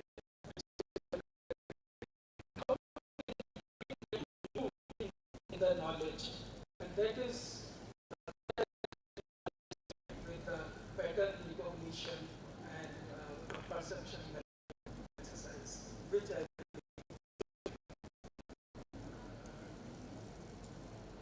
now you also design the design process just not operates in one single cycle. It has been demonstrated and explained by the experts many times. You need to do many iterations. So iterations of research, iterations of doing and development, so that till that doing and that research makes some meaning to the user. Right? So meaning making is again the final design.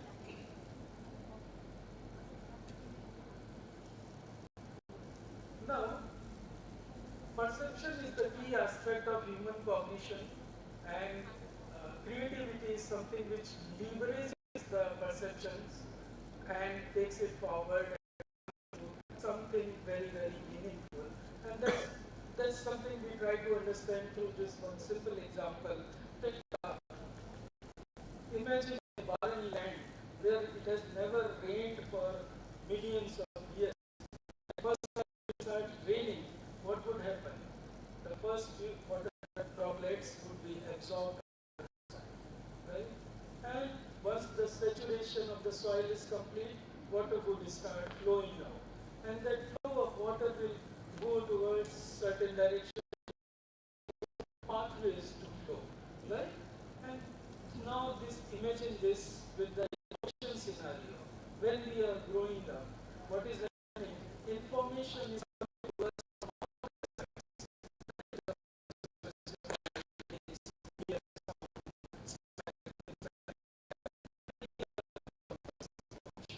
Right? Now this whole of information is going and creating its own pathways, its own pattern. Now second time when it rains,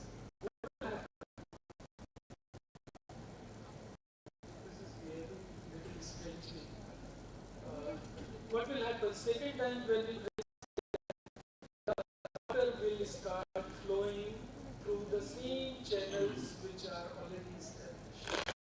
This is the critical role of perception. Always comes to us in linear fashion after another, right? We are not designed to absorb information from simultaneously. It never happens. We are not like that, right? The information comes to us, we observe something, then second packet of information comes, like that we take the information.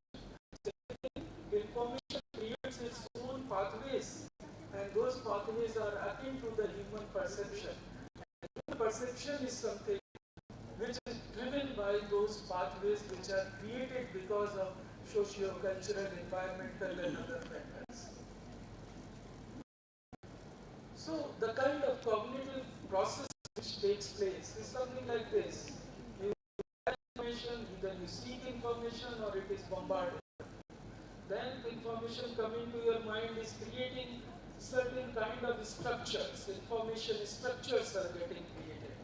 And those information structures, some of them meet each other and start creating patterns to allow further flow of information in from there.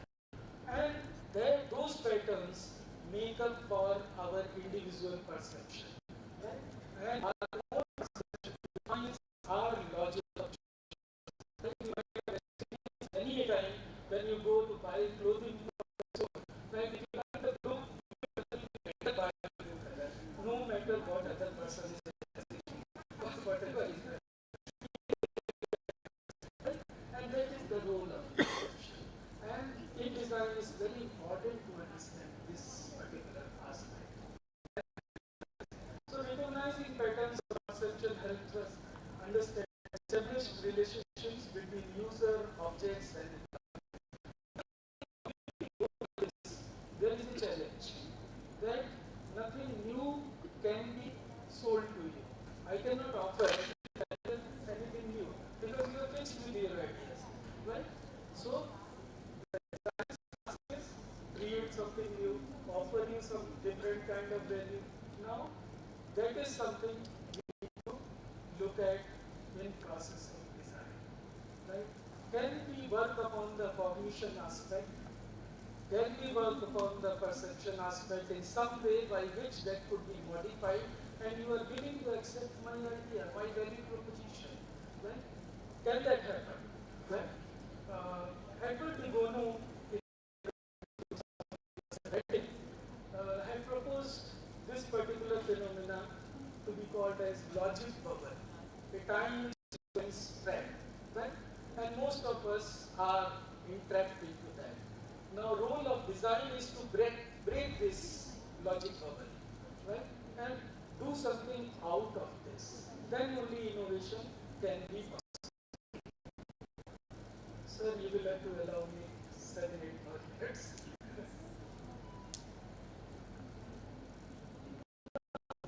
Creativity is something which involves breaking out of established patterns to look at things in a different way. Right? New kind of relationships, new possibilities. That is what role of creativity is. And if we are able to apply that effectively, then this is modified or changed. Right? Again, thinking, doing, and I will not indulge into that. But essentially, this slide emphasizes that reflection in action. Right? Reflection is again important aspect of research, and in practice-based research, design research, reflection is integral part. And the performative perspective, which is both go hand in hand. That you are doing things, you are reflecting on it, at the same time you don't lose sight of the end product, what is required, what is desired to be achieved. Now these are some of the things that you come up with in any design process. You build personas very imaginatively, you create empathy frames, you look at the interaction space and identify information there. You build scenarios which can be imaginative scenarios so that you are able to describe your problem statement very, very interestingly, and then you take forward from there and then generate explorations which are really creative and build journey maps around that and all that. Now this is one tool which I propose is that if we look at any activity, any system or any situation, we try identifying the patterns involved in that situation or activity. Now, what do I mean? I mean that there will be certain physical steps involved in that activity. Say it is activity of swimming, right?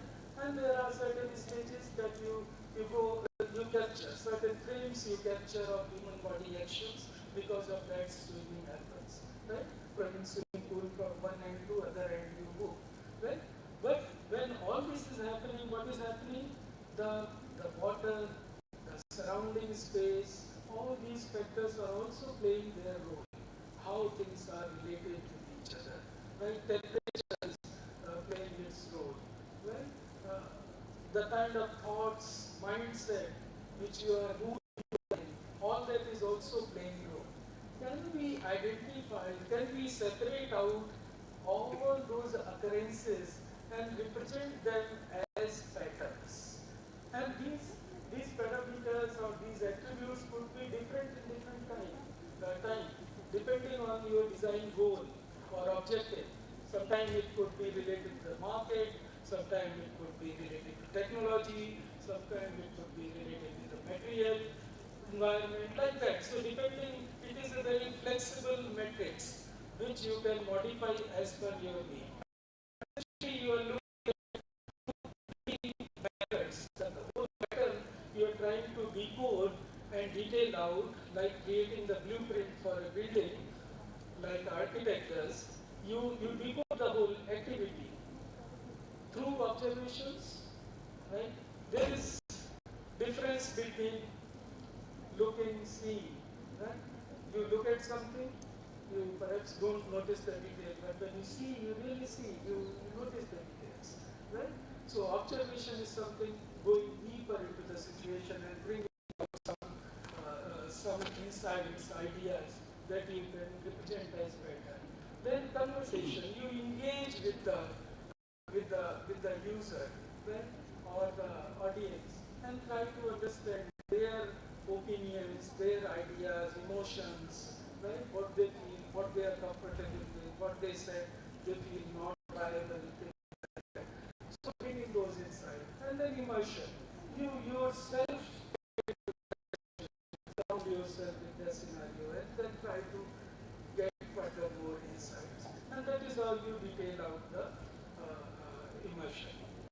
One of the things while deploying this particular tool, I insist that we should record all these patterns not by writing, right? Because writing has its own limitation.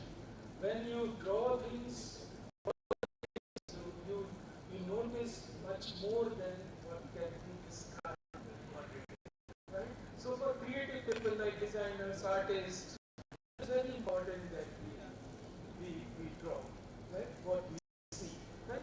So look, see, imagine, and then show. This is what it is. This is how it should be. And these patterns are like, musical notes. Each of this pattern, when you analyze each pattern, you can identify whether it is in harmony, the symphony is right or not, or something here could be modified, tweaked, or interrelated with some other aspect of the pattern so that newer possibilities could be generated. That is how this pattern exercise is used. So pattern making is kind of activity, kind of stage which really connects your cognition, it leverages the human cognition, individual cognition, and connects with the creative processes. Right? So therefore pattern mapping exercise is something which is very, very useful and handy. It provides you opportunities for better information processing because everything is now there. So you can notice everything very, very clearly what are there. Right? Associative thinking, because I am able to see different aspects of the pattern, I am able to connect one element with other elements. Then it allows flexibility of choices, divergent thinking, retrieval of details become possible. So all of this I am rushing through because of paucity of time. So if you have collected shades of information, different forms of information, and then you analyze that information, cluster that differently, and then you start looking at different patterns, possibilities there, what can connect with what and all that. And then you start mentally visualizing what all can be possible as new. Could it be this? Or could it be this? Could it be this? Right? All are coming out of same set of information. Right? So pattern making sort of unfolds numerous possibilities for you for explorations and developing new ideas, new possibilities. Just little tweaking how we process information, how we deal with our perception, and how we connect with that information leads to enormous amount of creativity. And of course, this is the last slide. I have raised 2 short videos you must see. I did this exercise of pattern making in my class, and I got the videos of that from my class. You might want to see that.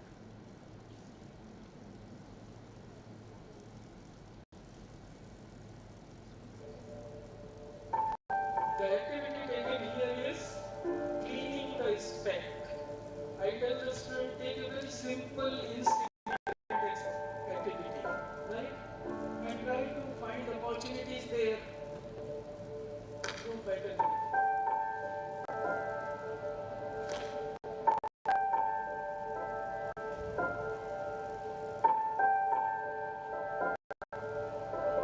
Five problems, one solution. Clean your space.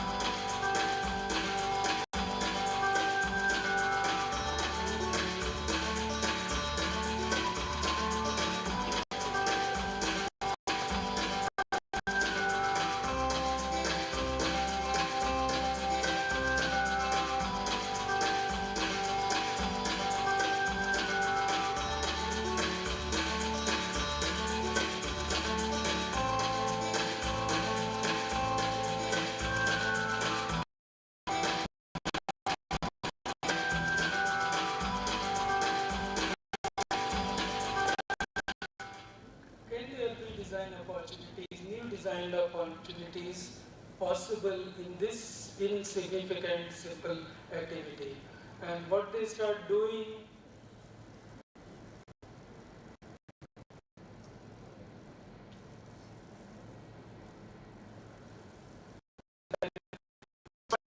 research, expanding the understanding, and they start coming up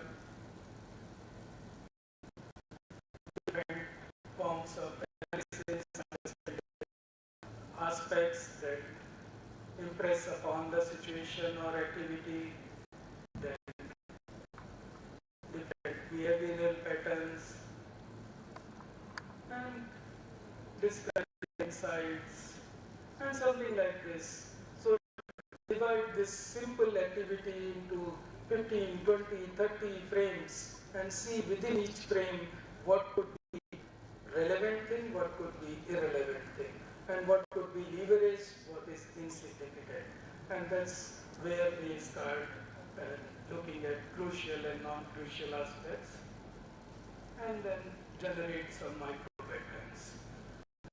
For example, I'm showing you this. Now, one more thing I will show you. Another person, group of students took opening the pack of kurkure.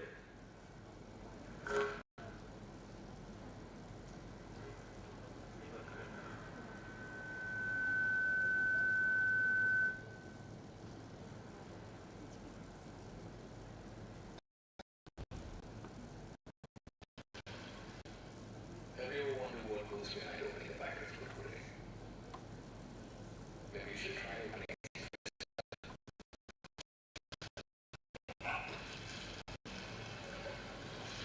Were you able to? How do I even open this? Let's go around and see what people are up to. Some of it easily, some of it smoothly, some of it skillfully, some of it blindly, and some of it naturally, some of it awfully, some of it crazily, some of it secretly, some of it precisely, and some unsuccessfully. There are some who well, and there are some who just can't open it no matter how hard they try. Did you see how they did it? Anything wrong?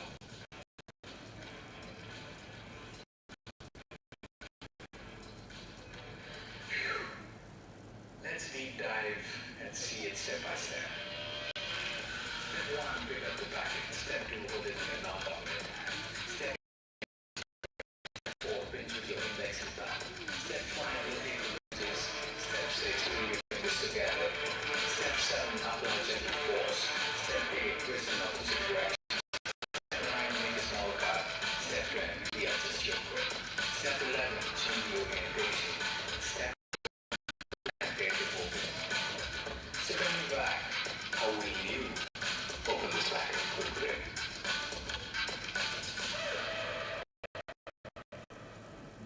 Now the exercise goes on in terms of further detailing of this activity.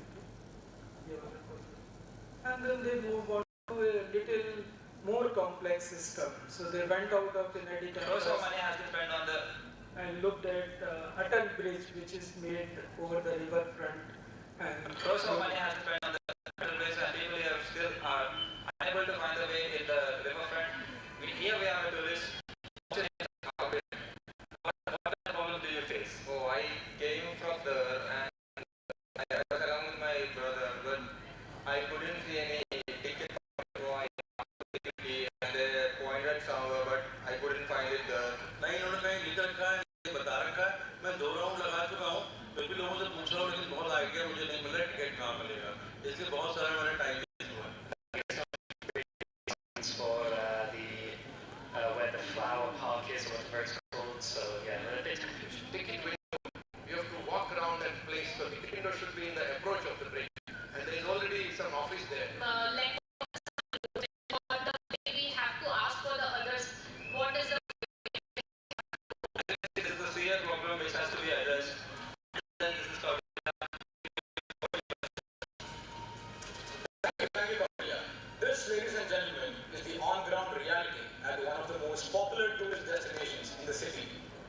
Visitors are often complaining on poor navigation and sign systems at the Atal Bridge. Is this negligence or is this a design failure? We're going to discuss this further, but before that, let's take a small commercial break. Bring in their other assignment. Any way we want. Now get 50% extra. Welcome back to Pink News. Earlier we were discussing on a rising issue at the Atal Bridge. With us today we have Haya, who's a senior analyst working on this very own situation. So Haya, please take us through this. Thank you. So yeah, we conducted a comprehensive study at Atal Bridge. We interviewed people, staff, security. We found a common thread in these interviews. That is constant interruption from visitors asking the guards for directions. As designers, we must ask why over until we reach the root cause before we can begin targeting solutions. The surface cause seemed to be poor signage placement with signs too high or too low, often covered by crowds. Moreover, the direction of the sign placement seemed counterintuitive with the exit sign facing the entry. We asked why and found that on the left side. However, at Atal Bridge, the entry is on the right due to proximity of the ticket counter, leading to visitor confusion. As such, a precedence over functionality. This insight shaped our project parameters.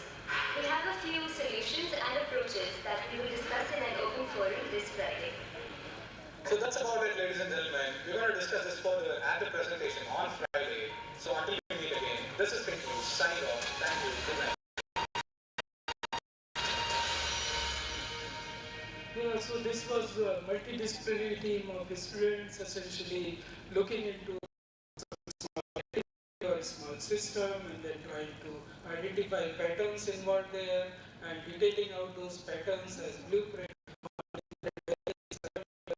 and then finding elements which can be leveraged towards better solution development, value addition or innovation creation. So that's it from me and thanks for the opportunity. Conference chair and NIFT faculty members, pleasure to be here.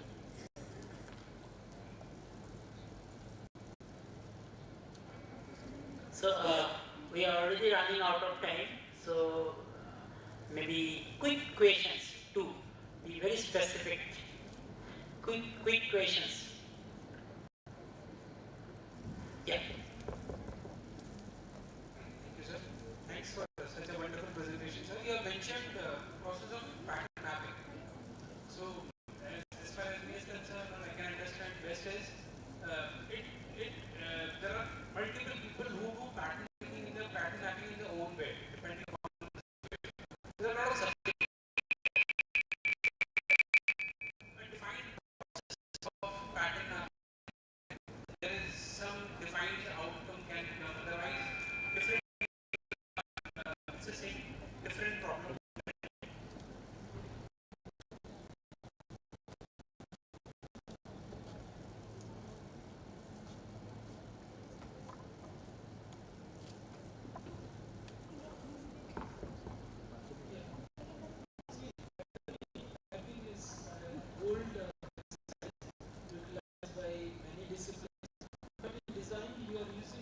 Different purpose. You are trying to identify some new opportunity, new possibility that can be leveraged to create something new. So therefore subjectivity is valuable there.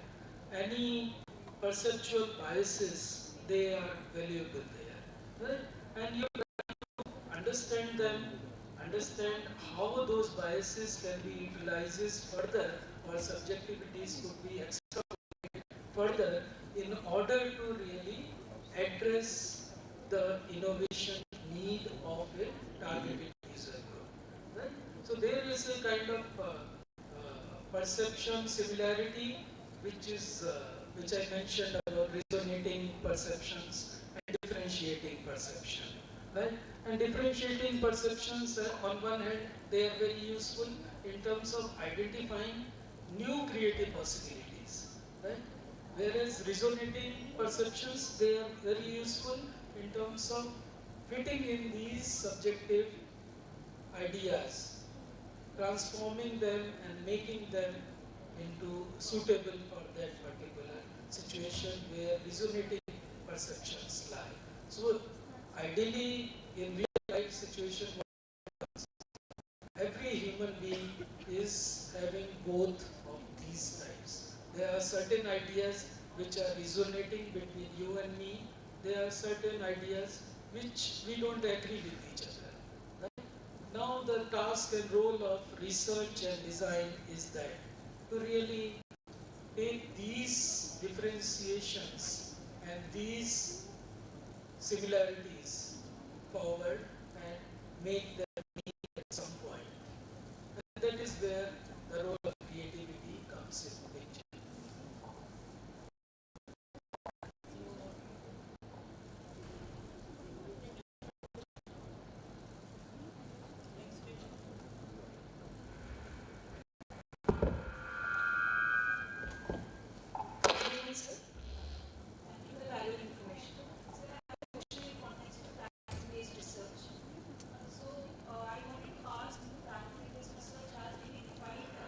Methodology like should it be innovation or should it be like moving some data or like maths and like preserving time?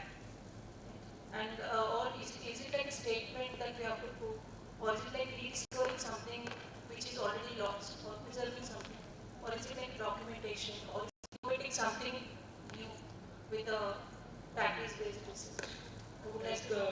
As the name signifies, practice-based research has to be through practice, right? And as it is always aimed in research, that some new knowledge creation happen, so that must happen through the process of research.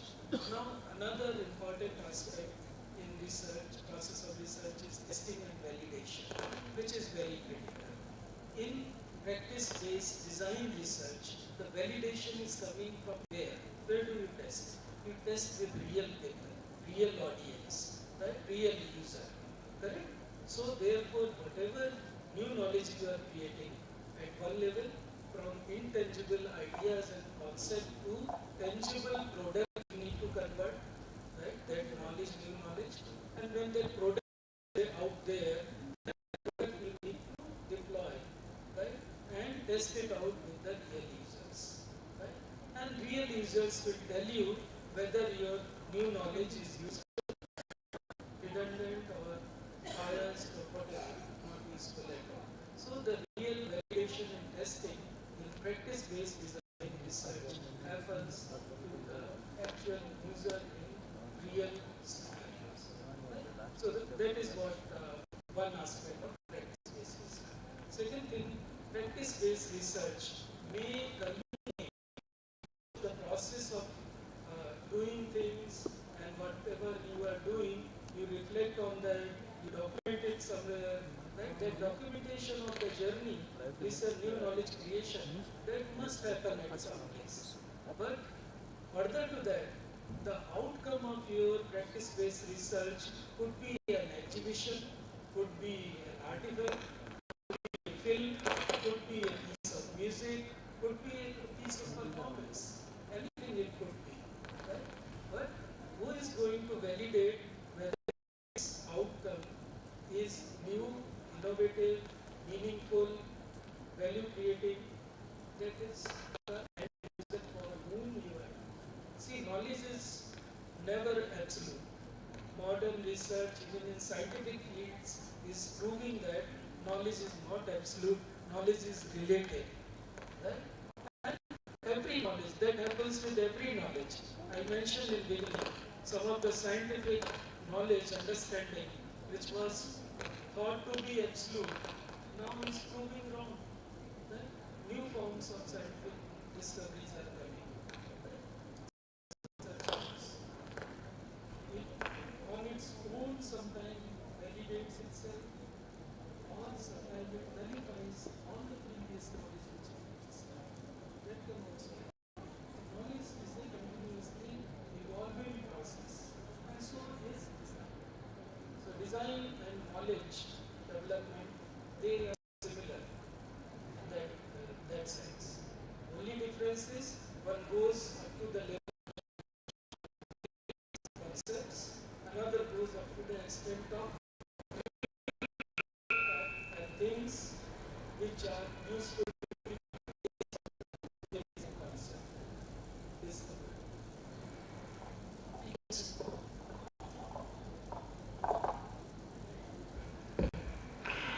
Okay, so we have come to the end of this session.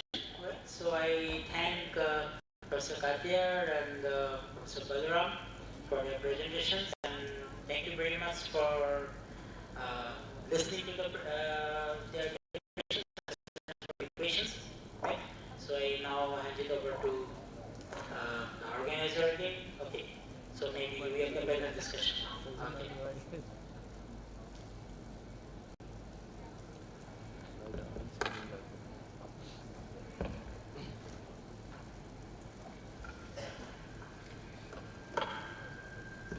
Hello.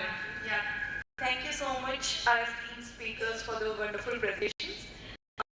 Time for a tea break now, so I request everyone to proceed for the high tea before we move into the panel discussion. Thank you. Yes, yes. So we must be back in 10-15 minutes at max. Yeah. 15 minutes. 10 minutes break.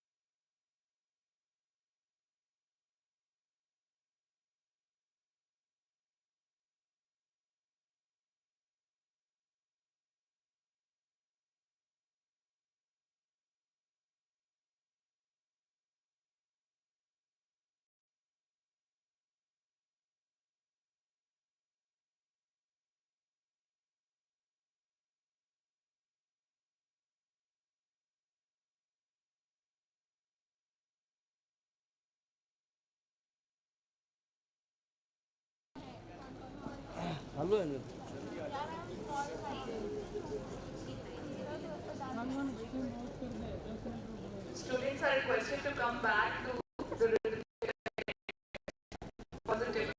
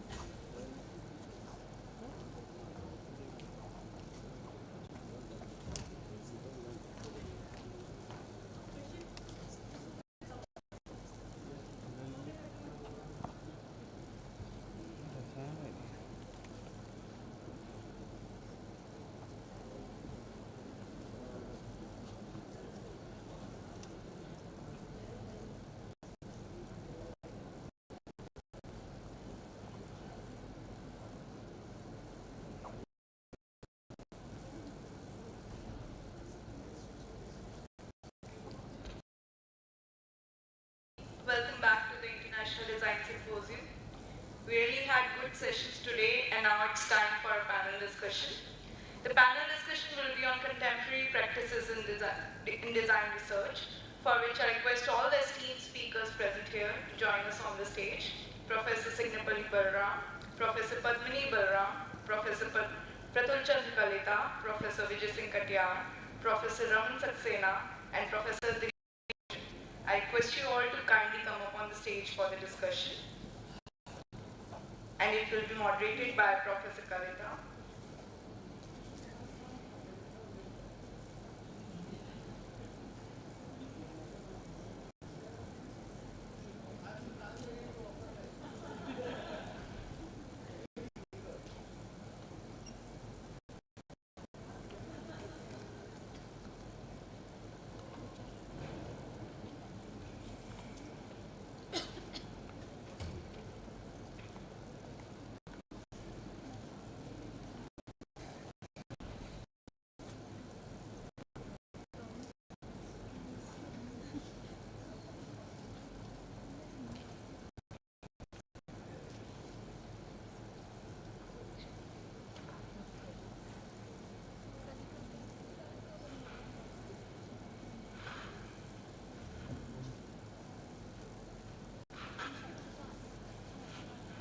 So Professor Kalita, I request you to start with the panel discussion.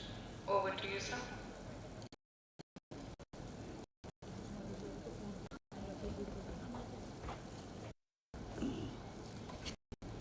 Yeah, good evening and welcome back. So the basic issue of this particular panel discussion is the contemporary design research. So we'll try to see what are the different issues and challenges in contemporary design research in academia, in industry, and in different levels, right? So maybe the opening remarks from our Dr. Dinesh. Let's do quick.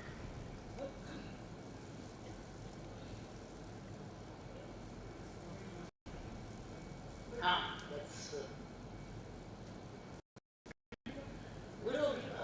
we don't need it.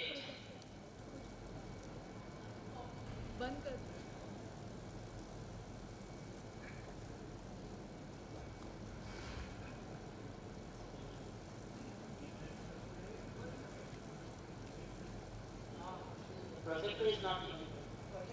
Projector is not needed. Only the light. Thank you. Stage light should be needed.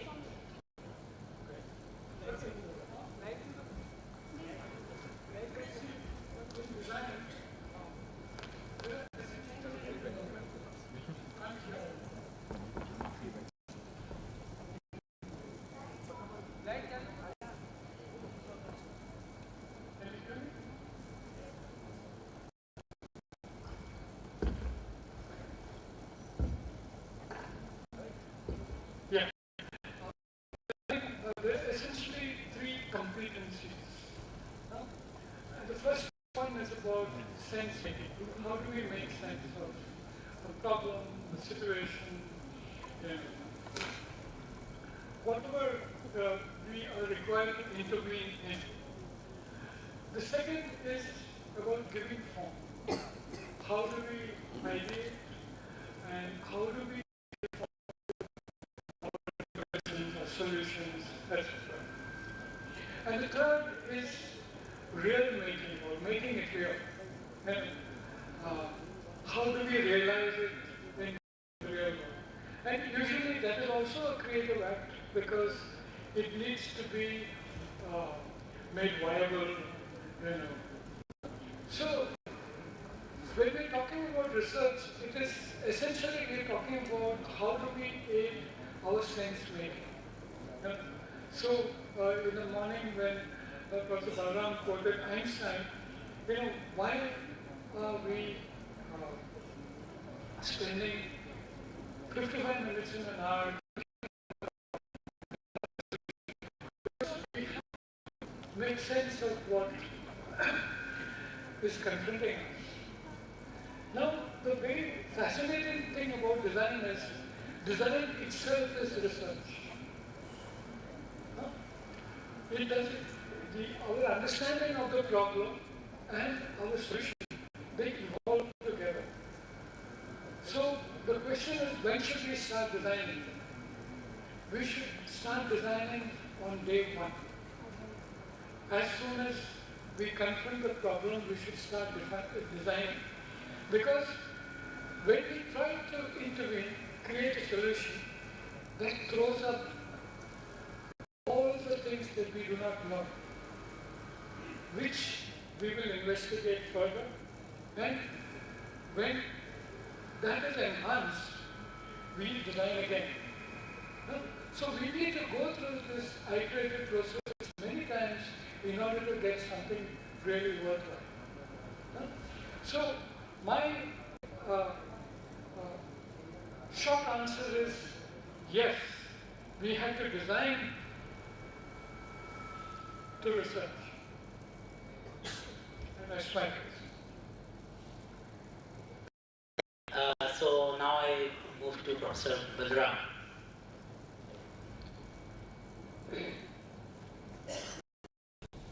I will share one concern and one statement. The statement, some of the things which have come up in the morning, clearly there are different shades of research which are not understood properly. But if I put it in a nutshell, after what you've seen, what Vijay Singh also presented, what is coming through is problem is the solution. Like we keep saying, no, journey is the destination. In the same spirit, if we can see problem as the solution, then I think we have got it. Dinesh is also saying that it starts right in the beginning, because the problem, you start with the problem. If you realize that problem is the solution, then all that comes into this.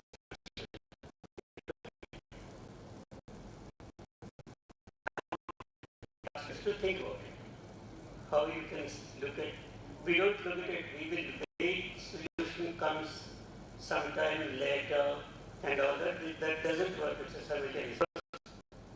Right from the day one, when the problem comes to you, solution also has come there and it is hidden inside. All that you have to do is search for it and find out. Okay.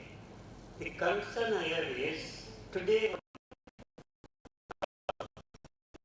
let's go, not today because it's not very long ago, research in the form of doctorates.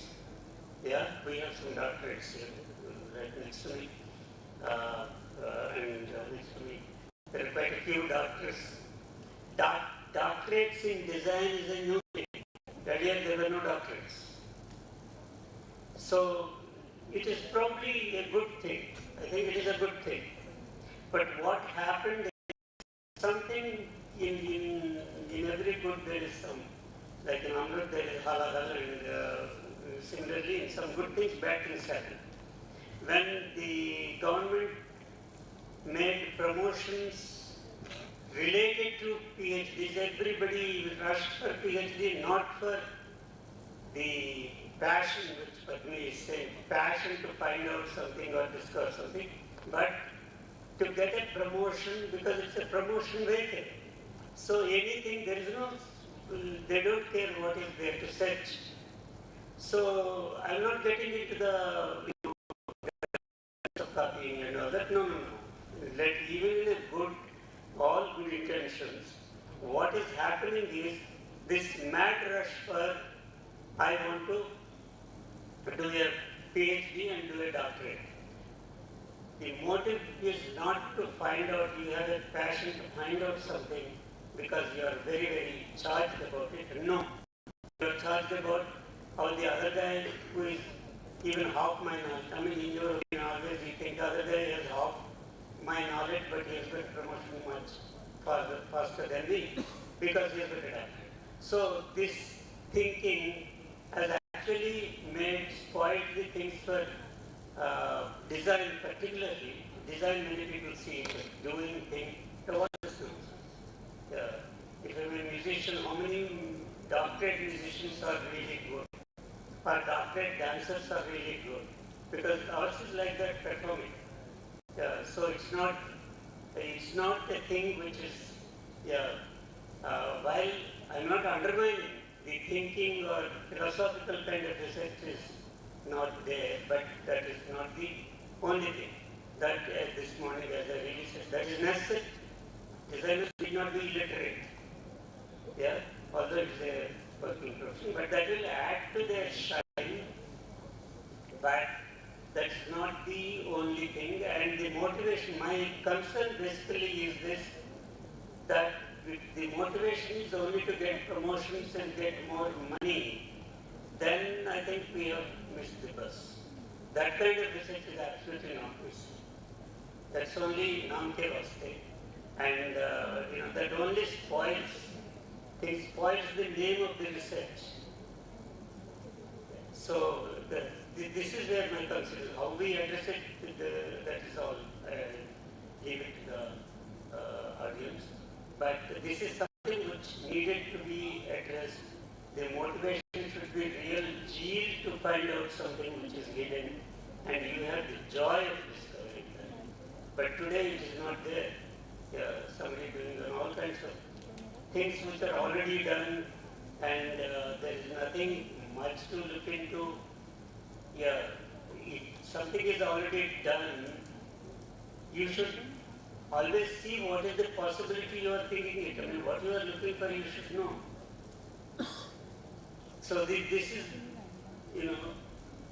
finally spoiling the name of the research, the doctoral and the doctorate. Many doctorates, people say, he's got a doctorate, people are laughing at it. That should not happen. Doctorate is a very, very kind of highly respected kind of title, and it should be so.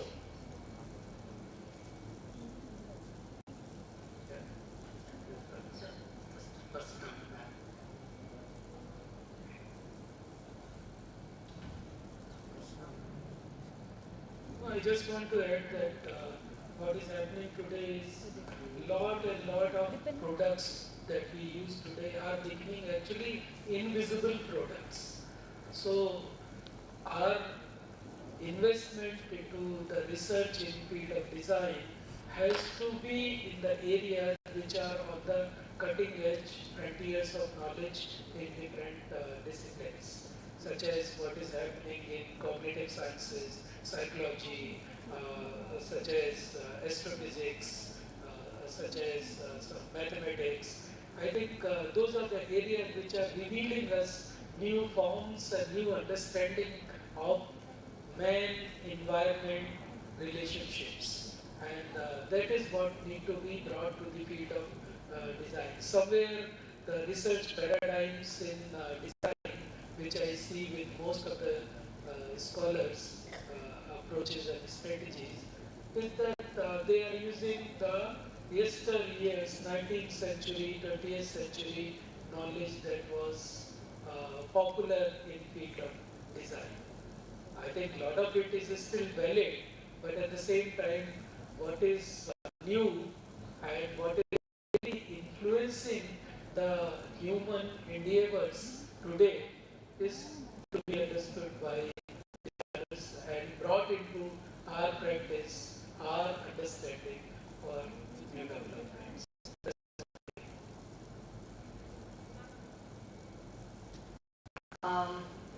One point what you say is very right, that many people do with like what was done earlier years, and then maybe do this.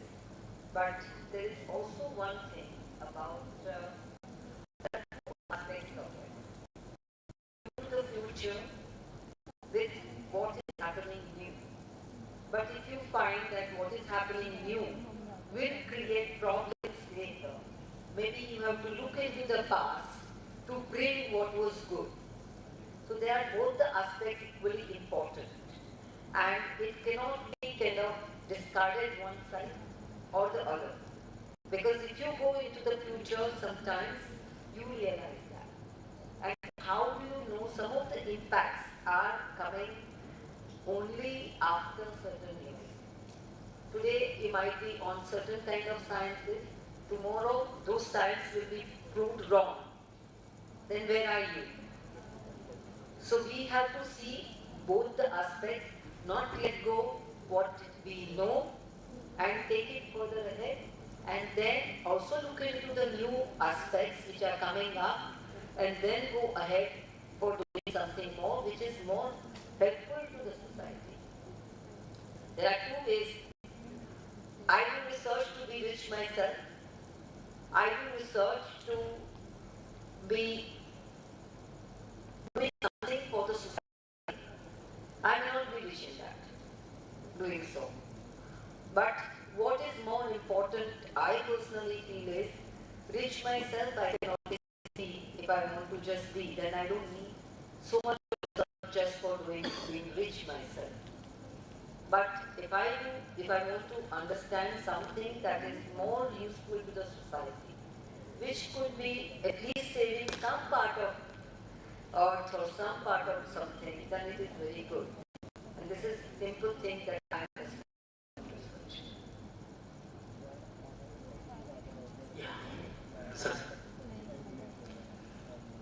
So I think for me, design is multidisciplinary. Okay. So when I see the design research, it also comes as a multidisciplinary. Yeah. So when I call it user research or design research in that manner, there could be many different dimensions. And if we purely look at through the lens of designer, we will be able to do justice. So I give you an example. Say when I'm doing design, as Vijay Katyar was talking about the cognition. Yeah. So the whole human behavior, which you try to understand through the various process of design research, if you don't have the understanding of the cognitive psychology or the cognitive stories, okay, it's very, very difficult for you to understand. Okay, and then the question is whether I should become a cognitive scientist or should I become a social scientist? I cannot, because I am a designer. Okay, but the designer, one of the very important skills designer learn is about collaboration and integration. Okay, so I believe that as we are moving forward, of course we should be proud of our standard processes or the historical methods, but we should be open to collaborate with the other disciplines.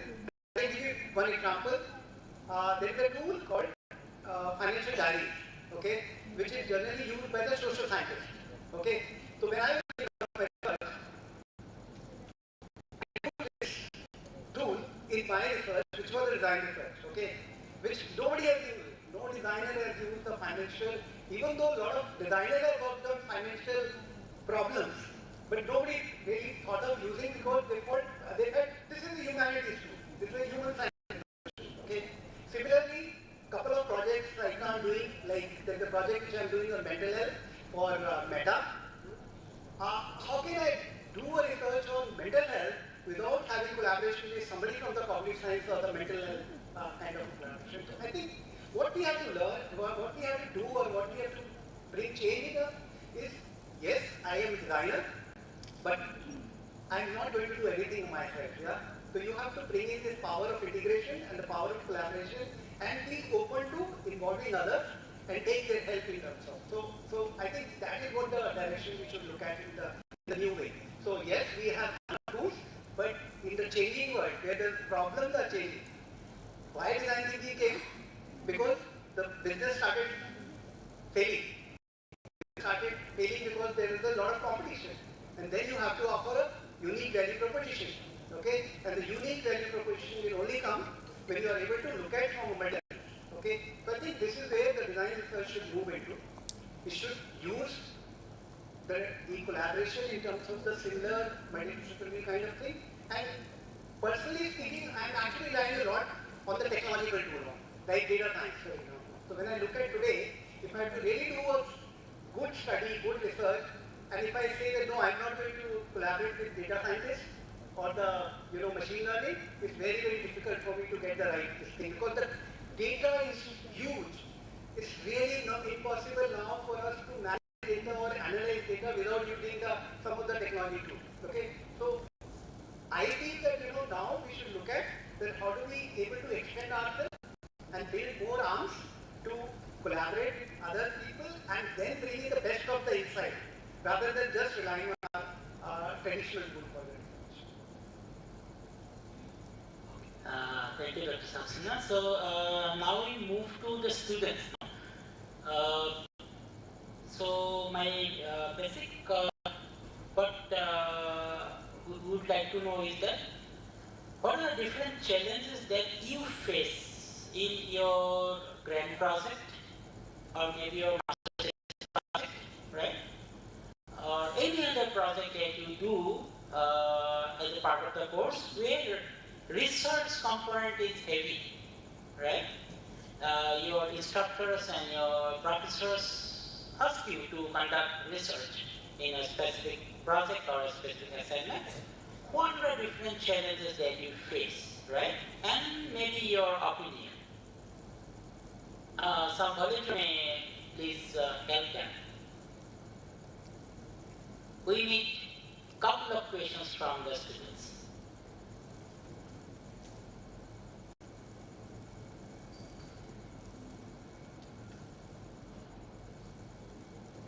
Please feel free.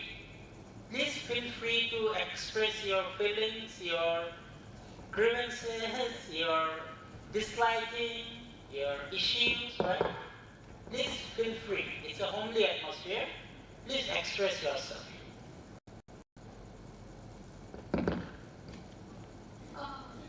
Good evening, all the members. Thank you for the lecture.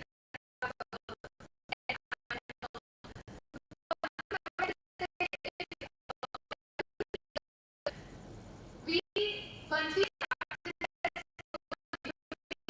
to us, it becomes very hectic to actually stick to one thing because once you start getting into this,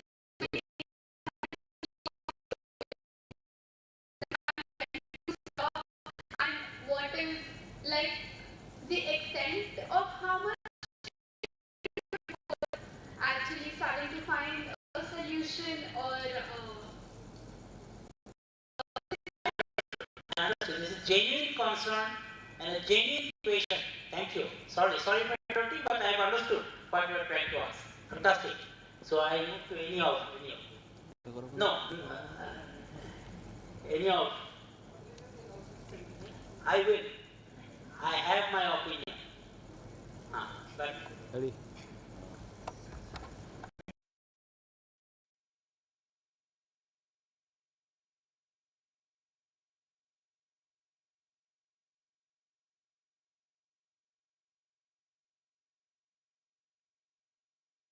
Why are we doing this?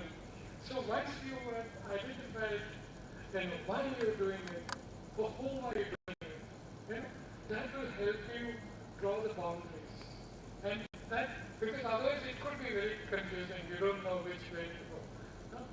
It's so, while you may find many things which are precious, it is always nice to come back to context.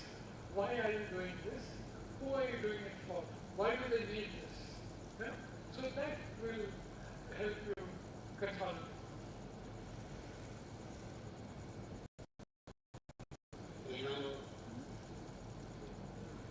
Fine. So I'll give to the point answer, right? So tools that you can use is definitely the network diagram tool that I told you. Right? One is please define your inclusion and exclusion criteria, right? When you actually talk about the theme you want to do your design project as part of your undergraduate program, so you decide the inclusion and exclusion criteria well, right? So and those network diagrams are very much helpful and definitely thematic analysis. So these are certain very specific tools that you can use to define the boundaries, right? Because so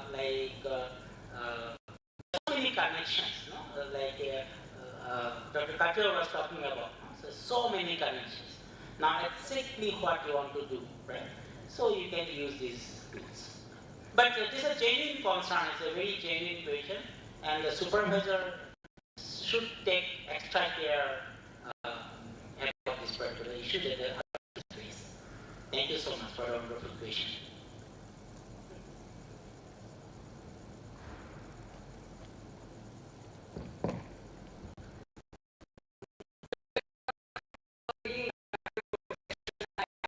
Enjoyed the conversations that happened, but I had just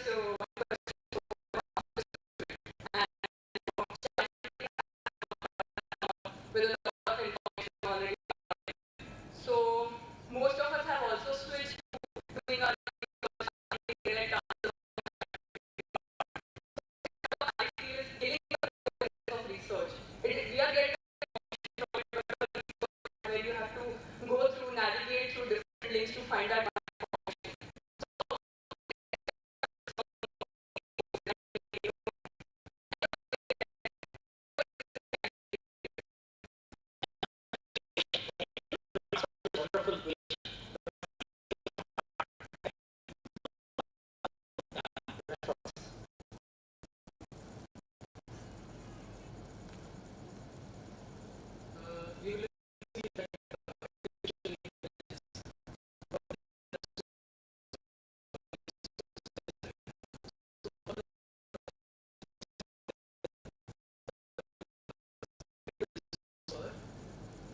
Artificial intelligence, right? And that provides you certain information in very efficient way.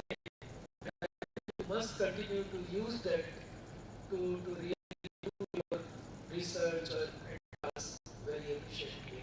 But at the same time, as we need to look at the newer possibilities, newer changes that are happening, and new dimensions of knowledge which are upcoming because of better interdisciplinary understanding. So that is not there. That we still need to figure out from our side.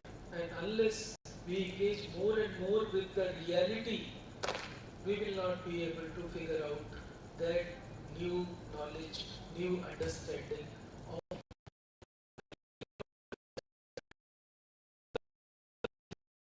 most of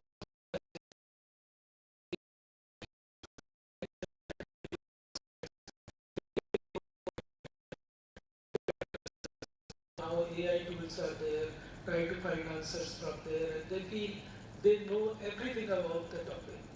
But I propose that even if you move outside the gate of your institution and talk to the common people there, shopkeepers and all that, you will find many new things which are not mentioned in any chat GPT or whatever AI tool you can try. So engagement with the reality is necessary particularly for the design students. If you don't do that, you are just playing with the past, stale knowledge which is out there, just combination, permutation of that knowledge, that data. But it is not leading you to the any new possibility.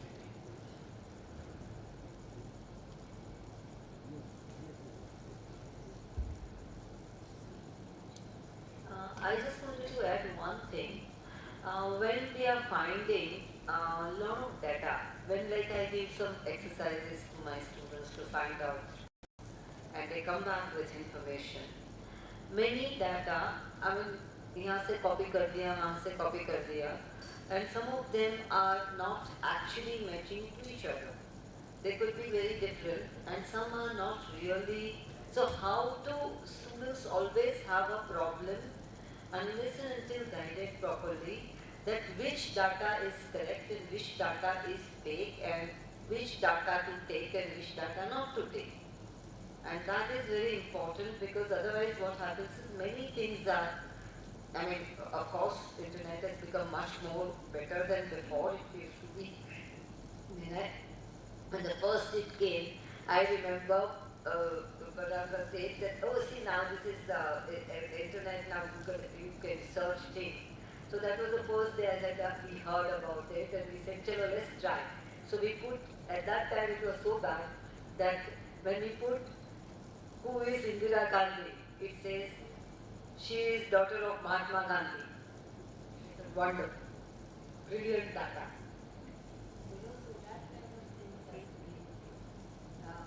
There are so many wrong things also. So these kind of things are to be checked. So this is something very interesting. Now they are finding, usually whenever we were asked how many senses we have, usually we would say that we perceive through 5 senses. And most of the cultures across the world, they talk about 5 senses only. But there are many more senses which science is discovering now, which go beyond these 5 senses. And comprehensive knowledge is all about multisensory experience and understanding. Right? And so you will see that most of the times the data that you have access to, either it is only seeing is believing, or maybe certain experiment-based, certain limited senses used for knowledge generation, that kind of scenario is there. But I think we need to expand much more beyond that in order to really make our understanding better and better.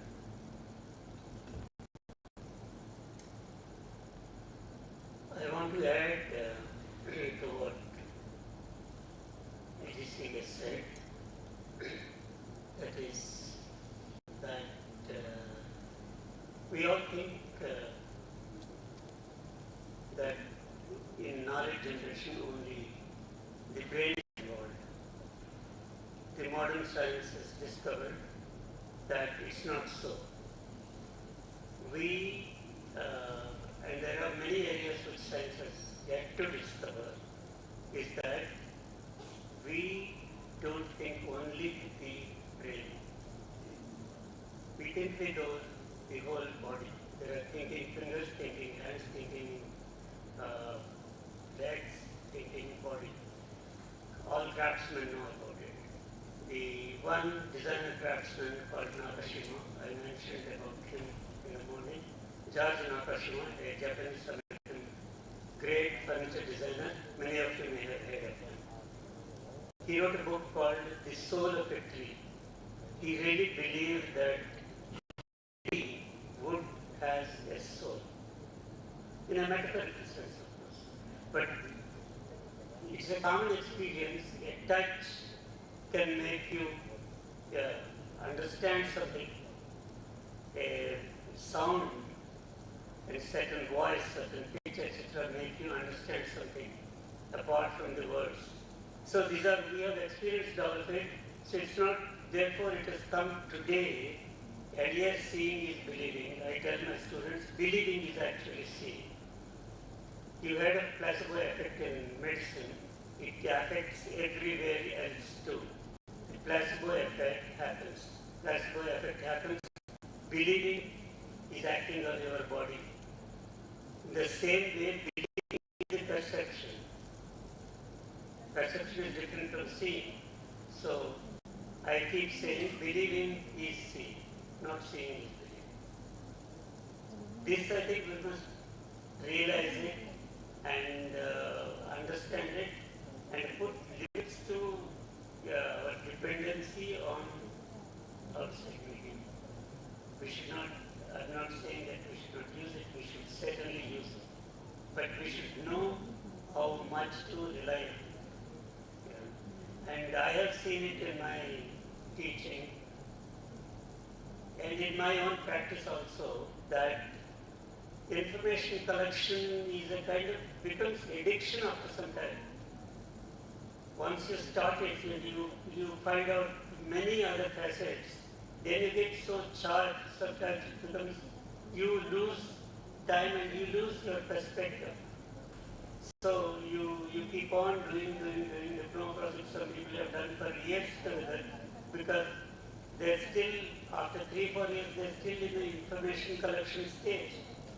So this is what the obsession that happens, it happens with everybody. So we must know where to put the brakes in reliance in other sources and also in our how much deep you should go. It's like digging, as I said. You go deep, deep, deep, but probably there is no water there and maybe next, if you come out after a few yards, maybe there is actually water. But at one place going deeper and deeper many times, may be not productive. This we must know. There is no easy solution, but this we must know while starting digging itself. Thank you. Thank you. So, by the time some students figure out some more questions, I'll now move to the faculty members. No? So, 2-3 questions from the faculty members, then we'll again move to the students. By the time, students should prepare their questions. Faculty members, please. So, the issues of contemporary research in design, maybe from the academic perspective or maybe from the perspective of guiding the grant project or the master thesis project. Thank you so much. I don't know whether this is allowed or not. I'm a technology faculty, so I don't have a question on design itself. I want to ask a question from Professor Balram, from one of the sessions she had. She was talking about natural time process. So, as we all know, that apparel or textile manufacturing is one of the most polluted industry in the globe, but it's the second most polluted industry. And the major reason about this is the time process. So natural light itself is a very important solution out of it, but even then, if we see the actual use of natural light fabric in the industry, this is on a very surface. If we talk about data, less than 1% or 2% is actual fabric is being done on natural dyes. So what is the possible problems that we are not able to use in natural dyes in a normal day-to-day life? So can you throw some light on what can be the possible solution out of it? There are just two main points. Natural dyes are very now, the new generations and the new fashion industry, what it has promoted is fast, every 3 months change your fashion. Number of fabrics you need for that, amount of water you need for it, amount of dye you need for it. So amount of carcinogenic elements that goes, chemicals that goes into the water and soil are tremendous. Then we think if you want to live a healthy life, stop using so many fashion industries. Fashion is the only thing that we are doing. Sorry, I'm saying this in the Fashion Institute, but make a passion which is kind of a very healthy, economically viable and sustainable passion. Yeah. So we have to do that. That means awareness. Sorry. If we just continue making the way you are making right now, I mean, you see what has happened to Bangladesh. Whole dangers has become bad. At Tirupur, I visited entire river, Noya River, which is supposed to be known for the fresh water, had become black. People started pumping chemical dyes into the soil to just save this thing. So everybody was getting colored water. You can't even take bath with it. How can you drink it? Think about it. Any more questions from the faculty members? Faculty members, please contribute. Please contribute in the discussion. Your questions are important.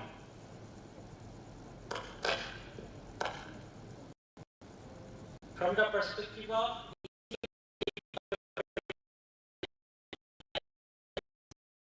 academic research, maybe sponsored consultancy, or maybe from the perspective of guiding the grad projects. Right? From all this perspective, this.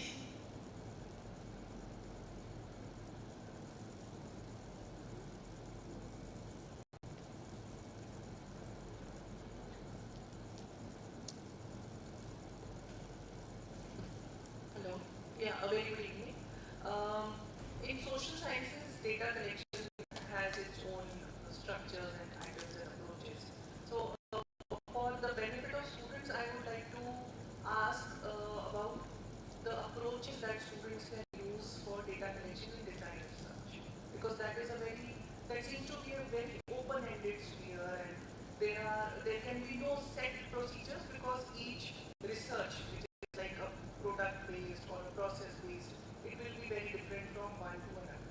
So when it comes to data collection, because that is how results will finally come out from analysis, it all depends on data, how genuine, how relevant your data is.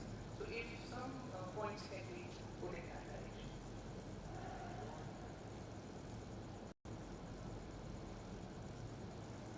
Okay, so I think I would try to answer in a different way. So for any research, your research question is very, very important. Okay. So unless you are able to define the research question, it's very difficult for you to even identify whether you use the design research tool or you use the social science research tool or public science research tool or some other tool. Yeah. Okay. Now coming to once you have decided that as I gave an example of financial diary. Okay. So and this could also apply to ChatGPT. Because say ChatGPT, the biggest problem is that the prompt. Okay. So the prompt is equal to the research question. So if you have not able to define the research question appropriately, as you may not have defined the prompt properly, the answer is going to be bad, okay, or wrong, which is not going to satisfy your research objective. Okay.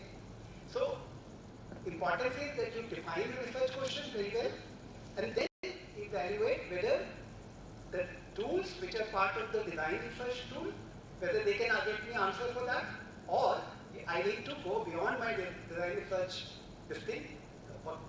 bucket and I adopt some of the tools in that. Yeah? So now how do you actually implement in a very practical way?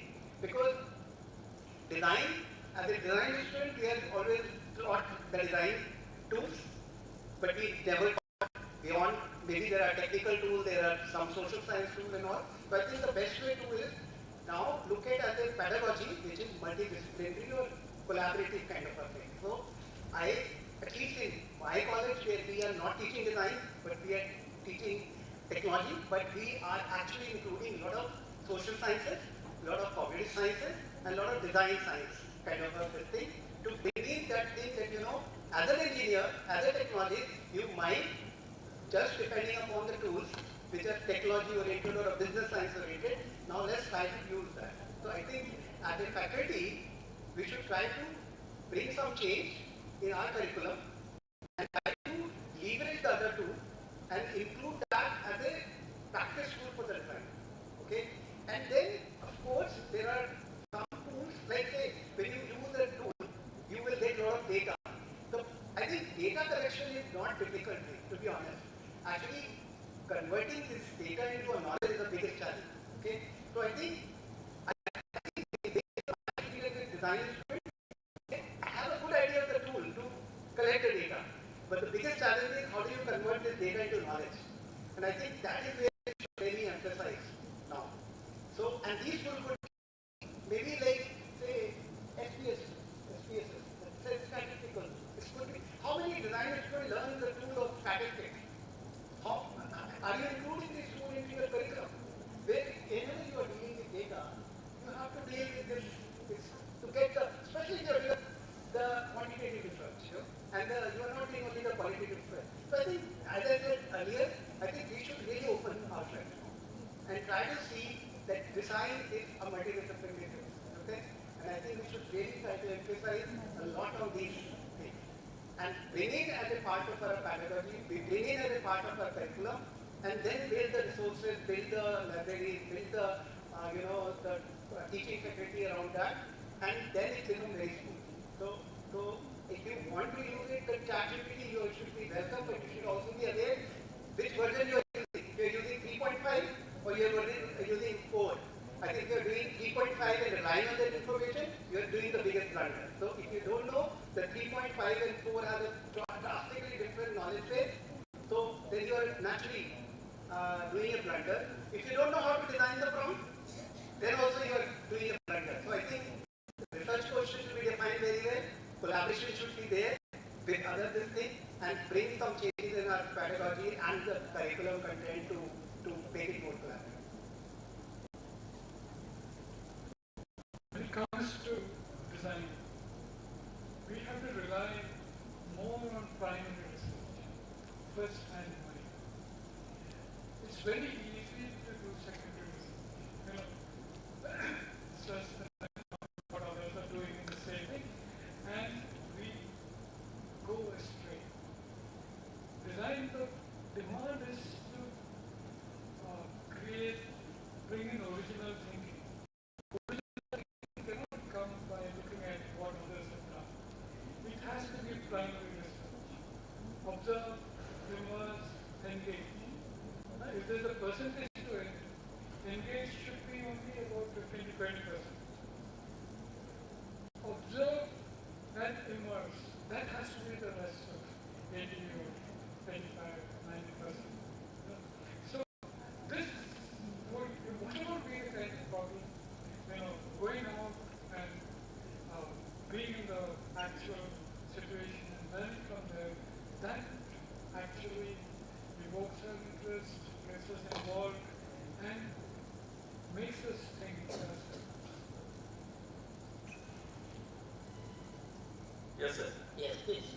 Good evening, sir. I am Dr. Chaitra Meena. So, the question is regarding the research as the technical research and the design research. Because I am from the technical background, so I am aware about it, what are the parameters we require for the technically, like the parameters, characterization, research. So that is the set patterns, because there is the standardization is there. But in the design research, as I am aware, like the questionnaire, interviews, survey, and Google survey, and all these are the way we are collecting the data. But the thing is, when we are collecting the data, when we are calculating the survey and all, so we are getting the response. Because sometimes also we are getting the question from the various centers and faculties and all.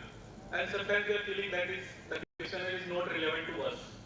So there is also, but how we can standardize these things, because, and there are also sometimes when we are doing the research and all. So there may be the survey sample size maybe 10, 15, and who will be that actual respondent is required. So that how, what are the different parameters that you have to be covered that we can do that good research. So please give that line next.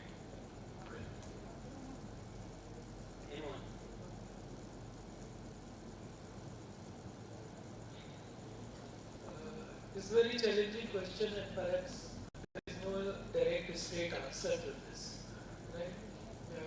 Whole idea of research is to know, to understand, learn, right, and create something. Right? This is the whole purpose and objective of research. And usually in pure sciences, you want to understand the natural phenomena, characteristics of materials, properties, processes. Then I think very watertight, objective-based research, which is experiment and quantifiable outcome-based approach, that is good. But when it comes to really applying all of that knowledge and understanding data into real life, real scenarios, we will have to accept the fact that what drives the humanity, what does really drives our dreams, our progress, human progress, development of human civilizations, the evolution of our lifestyle. It is not that kind of research data. It is the stories, belief system, values, right? Emotions. These are the things which really drive the world. So we need to understand that this is also a form of knowledge. Unfortunately, in scientific paradigm, what has happened, that we have started negating mythologies, stories, and all those kind of things, even visual arts to some extent, as just a creative work, but not a new form of knowledge. And that is a very unfortunate aspect of our understanding. We need to accept and acknowledge even in fiction, like fiction like Harry Potter, is also a form of new knowledge, new understanding. Right? It's the outcome of a thorough research and reflection, and that is how that new knowledge is. And similarly, any other form of artwork. So, if we really accept this aspect, then this divide really blurs out. Both kind of knowledge generation is important. New stories have to be written. New value systems have to be created. New beliefs will come up always. And of course, that will keep on happening, but we need to accept that. If we want to make any product or any service for people, any community or any region, we go by their belief system. Right? Professor Raman described the creation of that Nokia. Much more than the data, what was driving that creation, if you really look at it. So I think the formats of knowledge should be little broad-based, and we should be open to all forms of knowledge, be it poetry, stories, narratives, scenarios, any kind of things. I think then only we will progress forward. Otherwise, this divide will widen and widen, and it will continue to exist. Like humanities were driven by speculation, philosophical speculations always, and Greek and Roman times, and even before that, in Indian civilization. That so much of knowledge was created. You can't say that is false or untrue. That is there. But modern times, what has happened, humanities have accepted the paradigm of scientific research. So, because of that, there is a lot of misunderstanding created, then actually the true form of knowledge coming out of humanities. So that's how I look at it. Actually, one thing that he said was excellent, and that was, like I say, the multidisciplinary research. And it is always the multidisciplinary research takes better position in terms of getting your proper knowledge of what we should do for future design. Because that gives you, when we are kind of doing just single kind of research, single, say if I want to do something footwear design, then I just keep on looking at footwear alone is not enough. I should know the physiology of leg constructions and all those kind of things are also required. So there are several kind of researches that, I mean, depending upon your I have been always doing it later.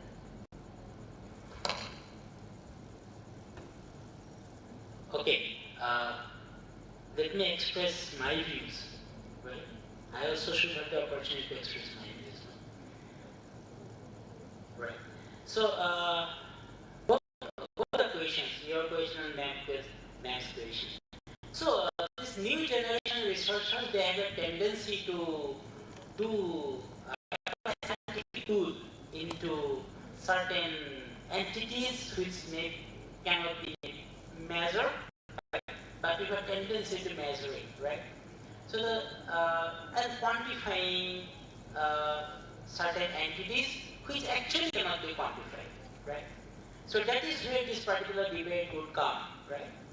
So then comes the qualitative research and the quantitative research. So now coming to your issue, you see, like in design research, we use a lot of qualitative tools, like problem theory, mood boards we use, ethnography we extensively use. Now, these days there are certain tools with the help of which you can do the ethnographic narratives, right? Maybe through image processing, right?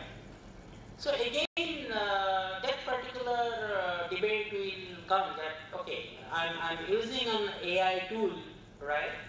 And trying to extract some information, and from that information I'm trying to draw insight. Again, that innocent question will come that I'm using ChatGPT, and ChatGPT is giving this particular feedback. Maybe we are accepting that the kid is using the latest version of ChatGPT, and the kid also knows how to frame an intelligent prompt, right? But whether we can directly accept it or not, right? So we need to take a very intelligent and conscious decision in this. But new generation will definitely look into these new technologies and these new technology capabilities, right? And try to see a very different dimension of research, right? So design research will always face this challenge of having a pure scientific approach or a pure qualitative or a narrative approach. That challenge is always there. Coming to man's question, your main question was towards data collection, right, from the social science perspective. So, when you talk about the qualitative data, as Raman has already mentioned, so what is the exact research question, right? And identifying the attributes on the variable itself is very big challenge. I defer to what Dr. Raman said. I'm sorry. He gave more emphasis on data analysis. But as a faculty, I always found that data collection itself, they face a lot of problems. They even do not know how to scientifically design their questionnaire. They do not know what the Likert scale, so they will end up doing non-parametric tests on some data which has been collected by using a parametric scale, right? And they do all these, right? So, as Dr. Saxena has proposed, maybe in your course curriculum itself, we can introduce some data collection techniques, maybe from the perspective of design, right? So what can be different data collection techniques, maybe qualitative data and quantitative data. And one thing is very clear, that whenever you are designing some instrument to collect data, maybe a focus group interview, or maybe some data sheet, or maybe some structured questionnaire, we need to also have some analysis plan in mind. Otherwise, we will end up collecting some which is of no use, right? And we should only collect data if the secondary information, so if the secondary resource is telling that we do not have sufficient data, so let us go for the primary data. Many times what happens is that students know, in order to do justice to their grant project, they say, ma'am, I have collected this data. But that information is already available in some reputed journal.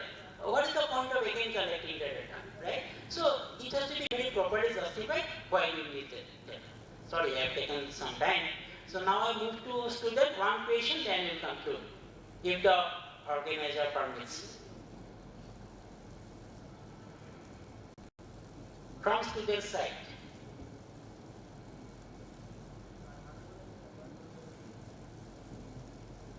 From student side.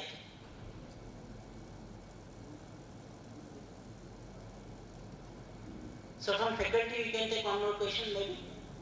Okay.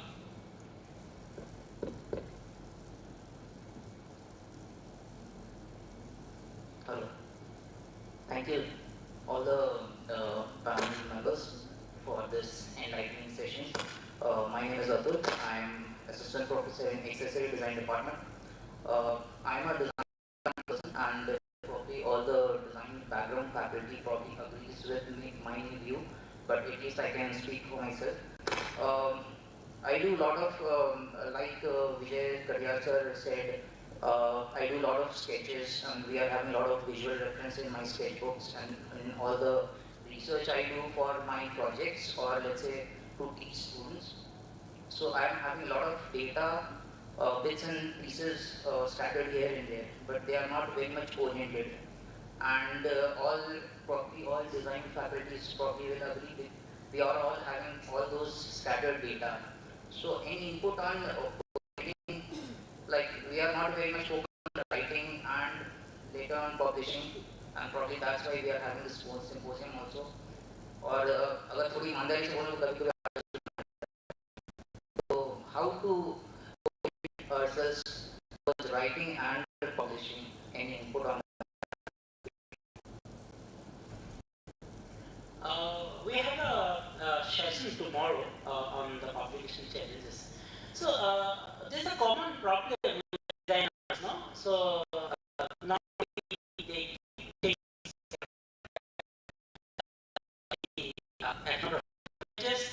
their textbook, and in your case is data, right? So then how do you see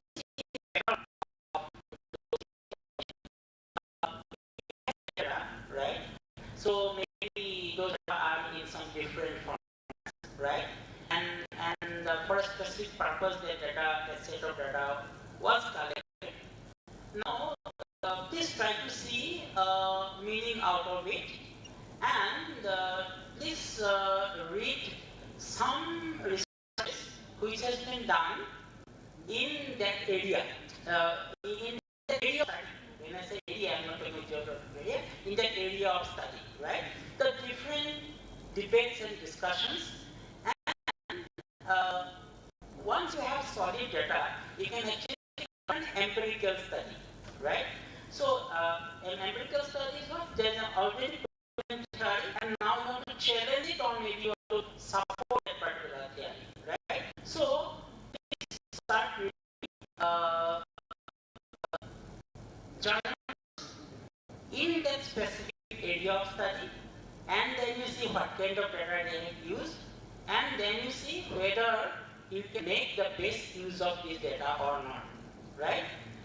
PhD students face this particular problem. The master students also face this problem.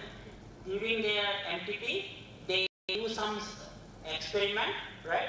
And then after 20 days, they find there was no meaning of that experiment, and there is no link of that experiment GP, and they force feed it. Then it becomes ugly. So do not force feed. Do not force feed the information that you have, right? So that way you may find some linkage of the resources that you have, and then you see what is the extra data that you may have to collect. It may be in qualitative or quantitative form. Thank you.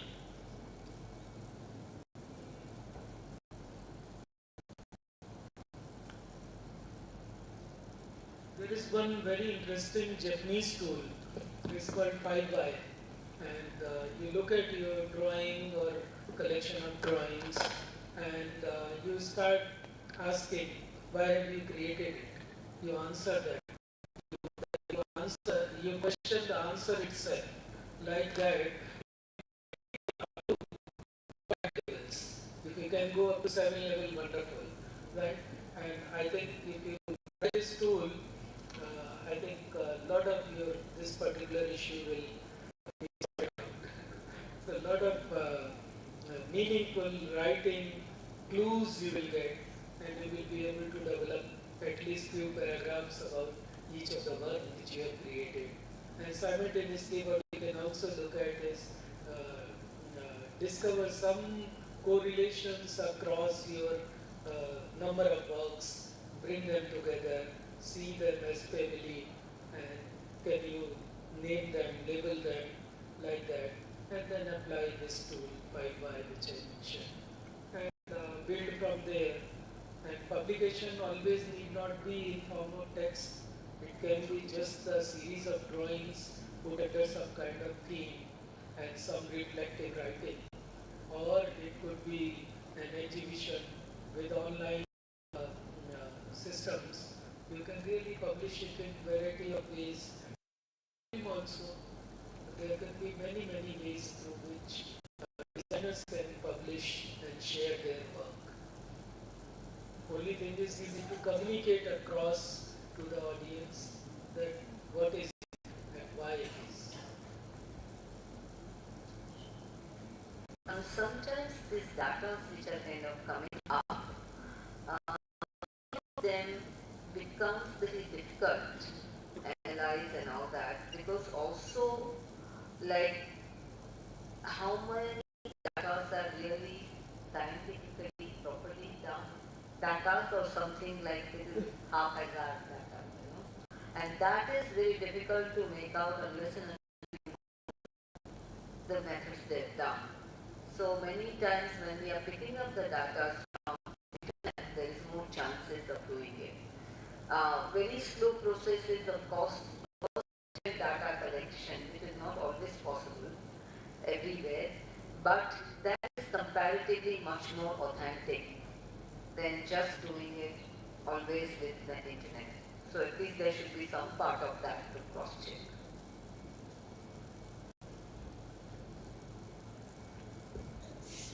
Why the compulsion to write? So picture is worth 1,000 words. Why don't we publish the pictures? In fact, these days there are certain conferences, they accept papers on visuals, right? So you don't have, it may not be text heavy, very rightly pointed out. It may not be a typical text heavy paper, no? It can be also illustrations. So those new format of publications are coming up.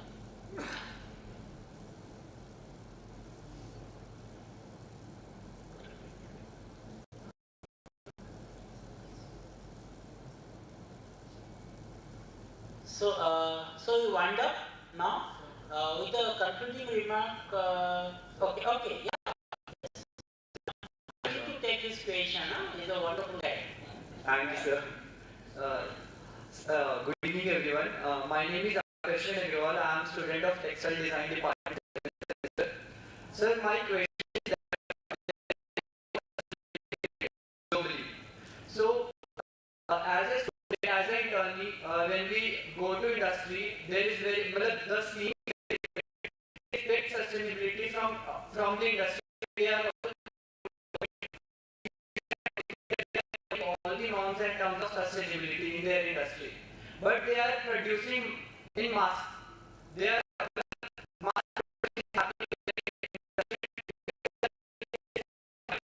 asking the designers to manipulate the pictures. They are not letting designers to brainstorm to idea to follow the design process. So what will be your take? Do you think there should be any planning, any rules to be there to control this mass production and to let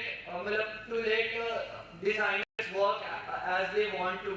There should be freedom. There should be freedom to design something from ourselves, but they impose their orders that we have to follow the brief or follow something that comes from the buyer side.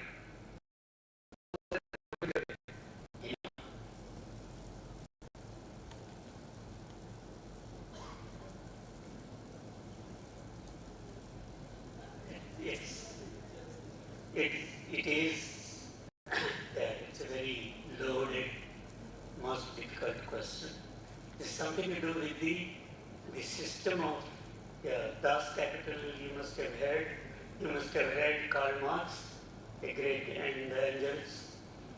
These people great thinkers of the world have worked on it. It's a difficult, unless we change that system, we can't, it's like as simplistic as monetary demonetization kind of thing. You see, they won't work. They won't, see, so, but even Karl Marx, so there is no solution yet found, but he has come very close to solution. But, so if you are interested, please read a small little red book called Das Capitalism. Many thinkers, very highly brainy people read that.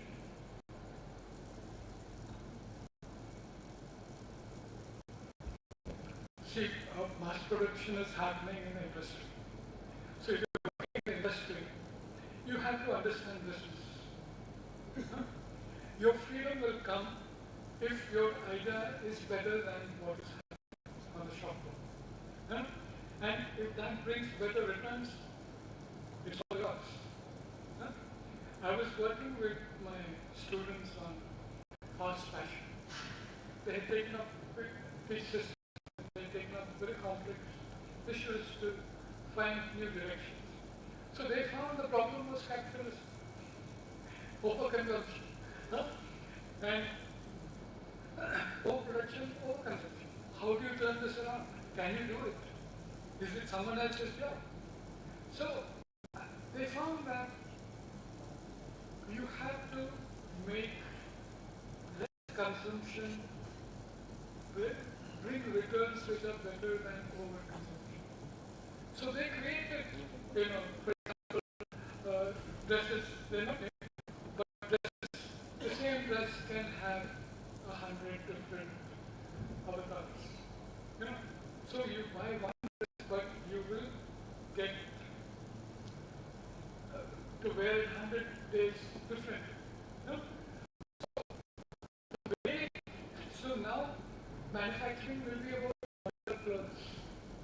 How many ways can you make it modular? So business is not stopping, it is transforming. So you can make repair, bring better businesses. Imagine if iPhone 15 has come, you have iPhone 14.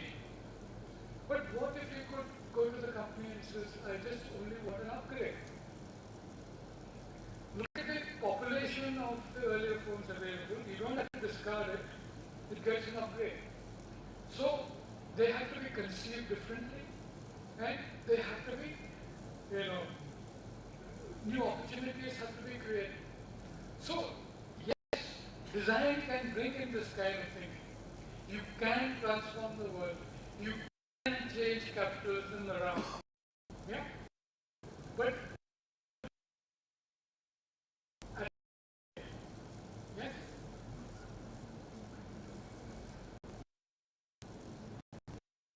How did this fashion industry start?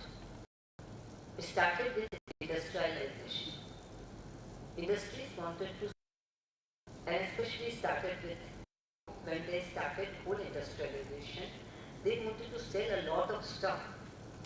So fast this thing it has happened, and because of that, this now whole thing was, fashion industry was good. You have to throw the clothes and buy new clothes. So that I as an industry grow up, brainwashed, and we got brainwashed. So do we need to continue to be get brainwashed? So now the thing is, while we could earlier sustain and do sustainable living, how long can a cloth last? It lasts a lot. Why can't we? I have done one presentation. It was for Universal Design Conference, and I had taken just one product and showed them 10 ways of wearing it, making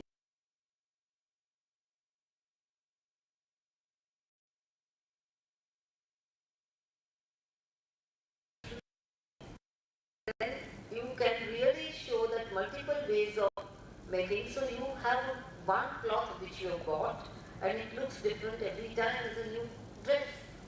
Just pin it differently. Something like that kind of projects could be taken up. And then we have to see, I mean, is it only the industries that bring the money? No, the industries are also polluting. And that is taking so much money, nobody pays for it. What happened? Right, so we conclude. I am getting prompts. Conclude. Right? Yeah. So fine, so we are concluding. Maybe the final remarks from the moderator. So the prime objective of this particular symposium, what I understand, is to propagate design research. So at various levels, at the student level, at the faculty level, at the different projects level. So yeah, in different school of thoughts of design. In fact, the way NIF look into the design, maybe the other design schools may not exactly look through that specific window. There will be slight dip, right?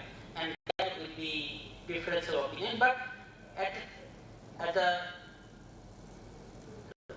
this particular juncture, we are from design fraternity, right? So let the design research flourish, and the moment we talk about design academia, academic research has to be there. Otherwise, how do you say you were in design academia, right? So management side, it's a practice-based education, but management research is there, no? So that is how we also need to keep fundamentals of design research. Our earlier had given tremendous effort. They put tremendous effort. I was amazed to see Balaram's work, and I'm so fortunate that Professor Balaram is sitting here. They have given the entire life for design as a discipline. So now it is to us, no? So how do we take it forward, right? So so the moment we say how do we take it forward, the quality research. I'm so happy that Professor Balaram expressed his grievance that he questioned the quality of PhD research, right? We get this kind of candidates, right? We get candidate, the candidate is having PhD in design, doesn't have any clue in design, right? So, if somebody is having PhD in design, as Professor Balaram says, he is expected to be the master in, he or she needs to have full understanding of design academia, design research, and design as a practice. And if that particular person is unable to produce something practically, right, that is actually of no use, right? So I'm so grateful that Professor Balaram, you have expressed your views, and it's so strong, this thing. And please take this message. Let us take this message, and the responsibility is on us. How do we take this particular mission forward? That the generation, Professor Balaram and both Balaram, no? Professor Balaram, right? It's plural, right? So the mission is started and they are still into the mission. How do we take it forward? Thank you all. Thank you so much, sir, for summarizing the discussion and for your concluding remarks. And I thank all our respected guests. That was really a meaningful discussion and some very good questions and answers as well. So with this, we come to the end of today's program. Today's session helped us learn more and renew our thoughts about design. Hope all our students and faculties had great learning day. We would like to extend our heartfelt thanks once again to all the esteemed guests, faculties and students for sparing your valuable time and for being a wonderful audience. So see you all tomorrow with some more interesting talks from another great set of speakers. Thank you. Have a good evening.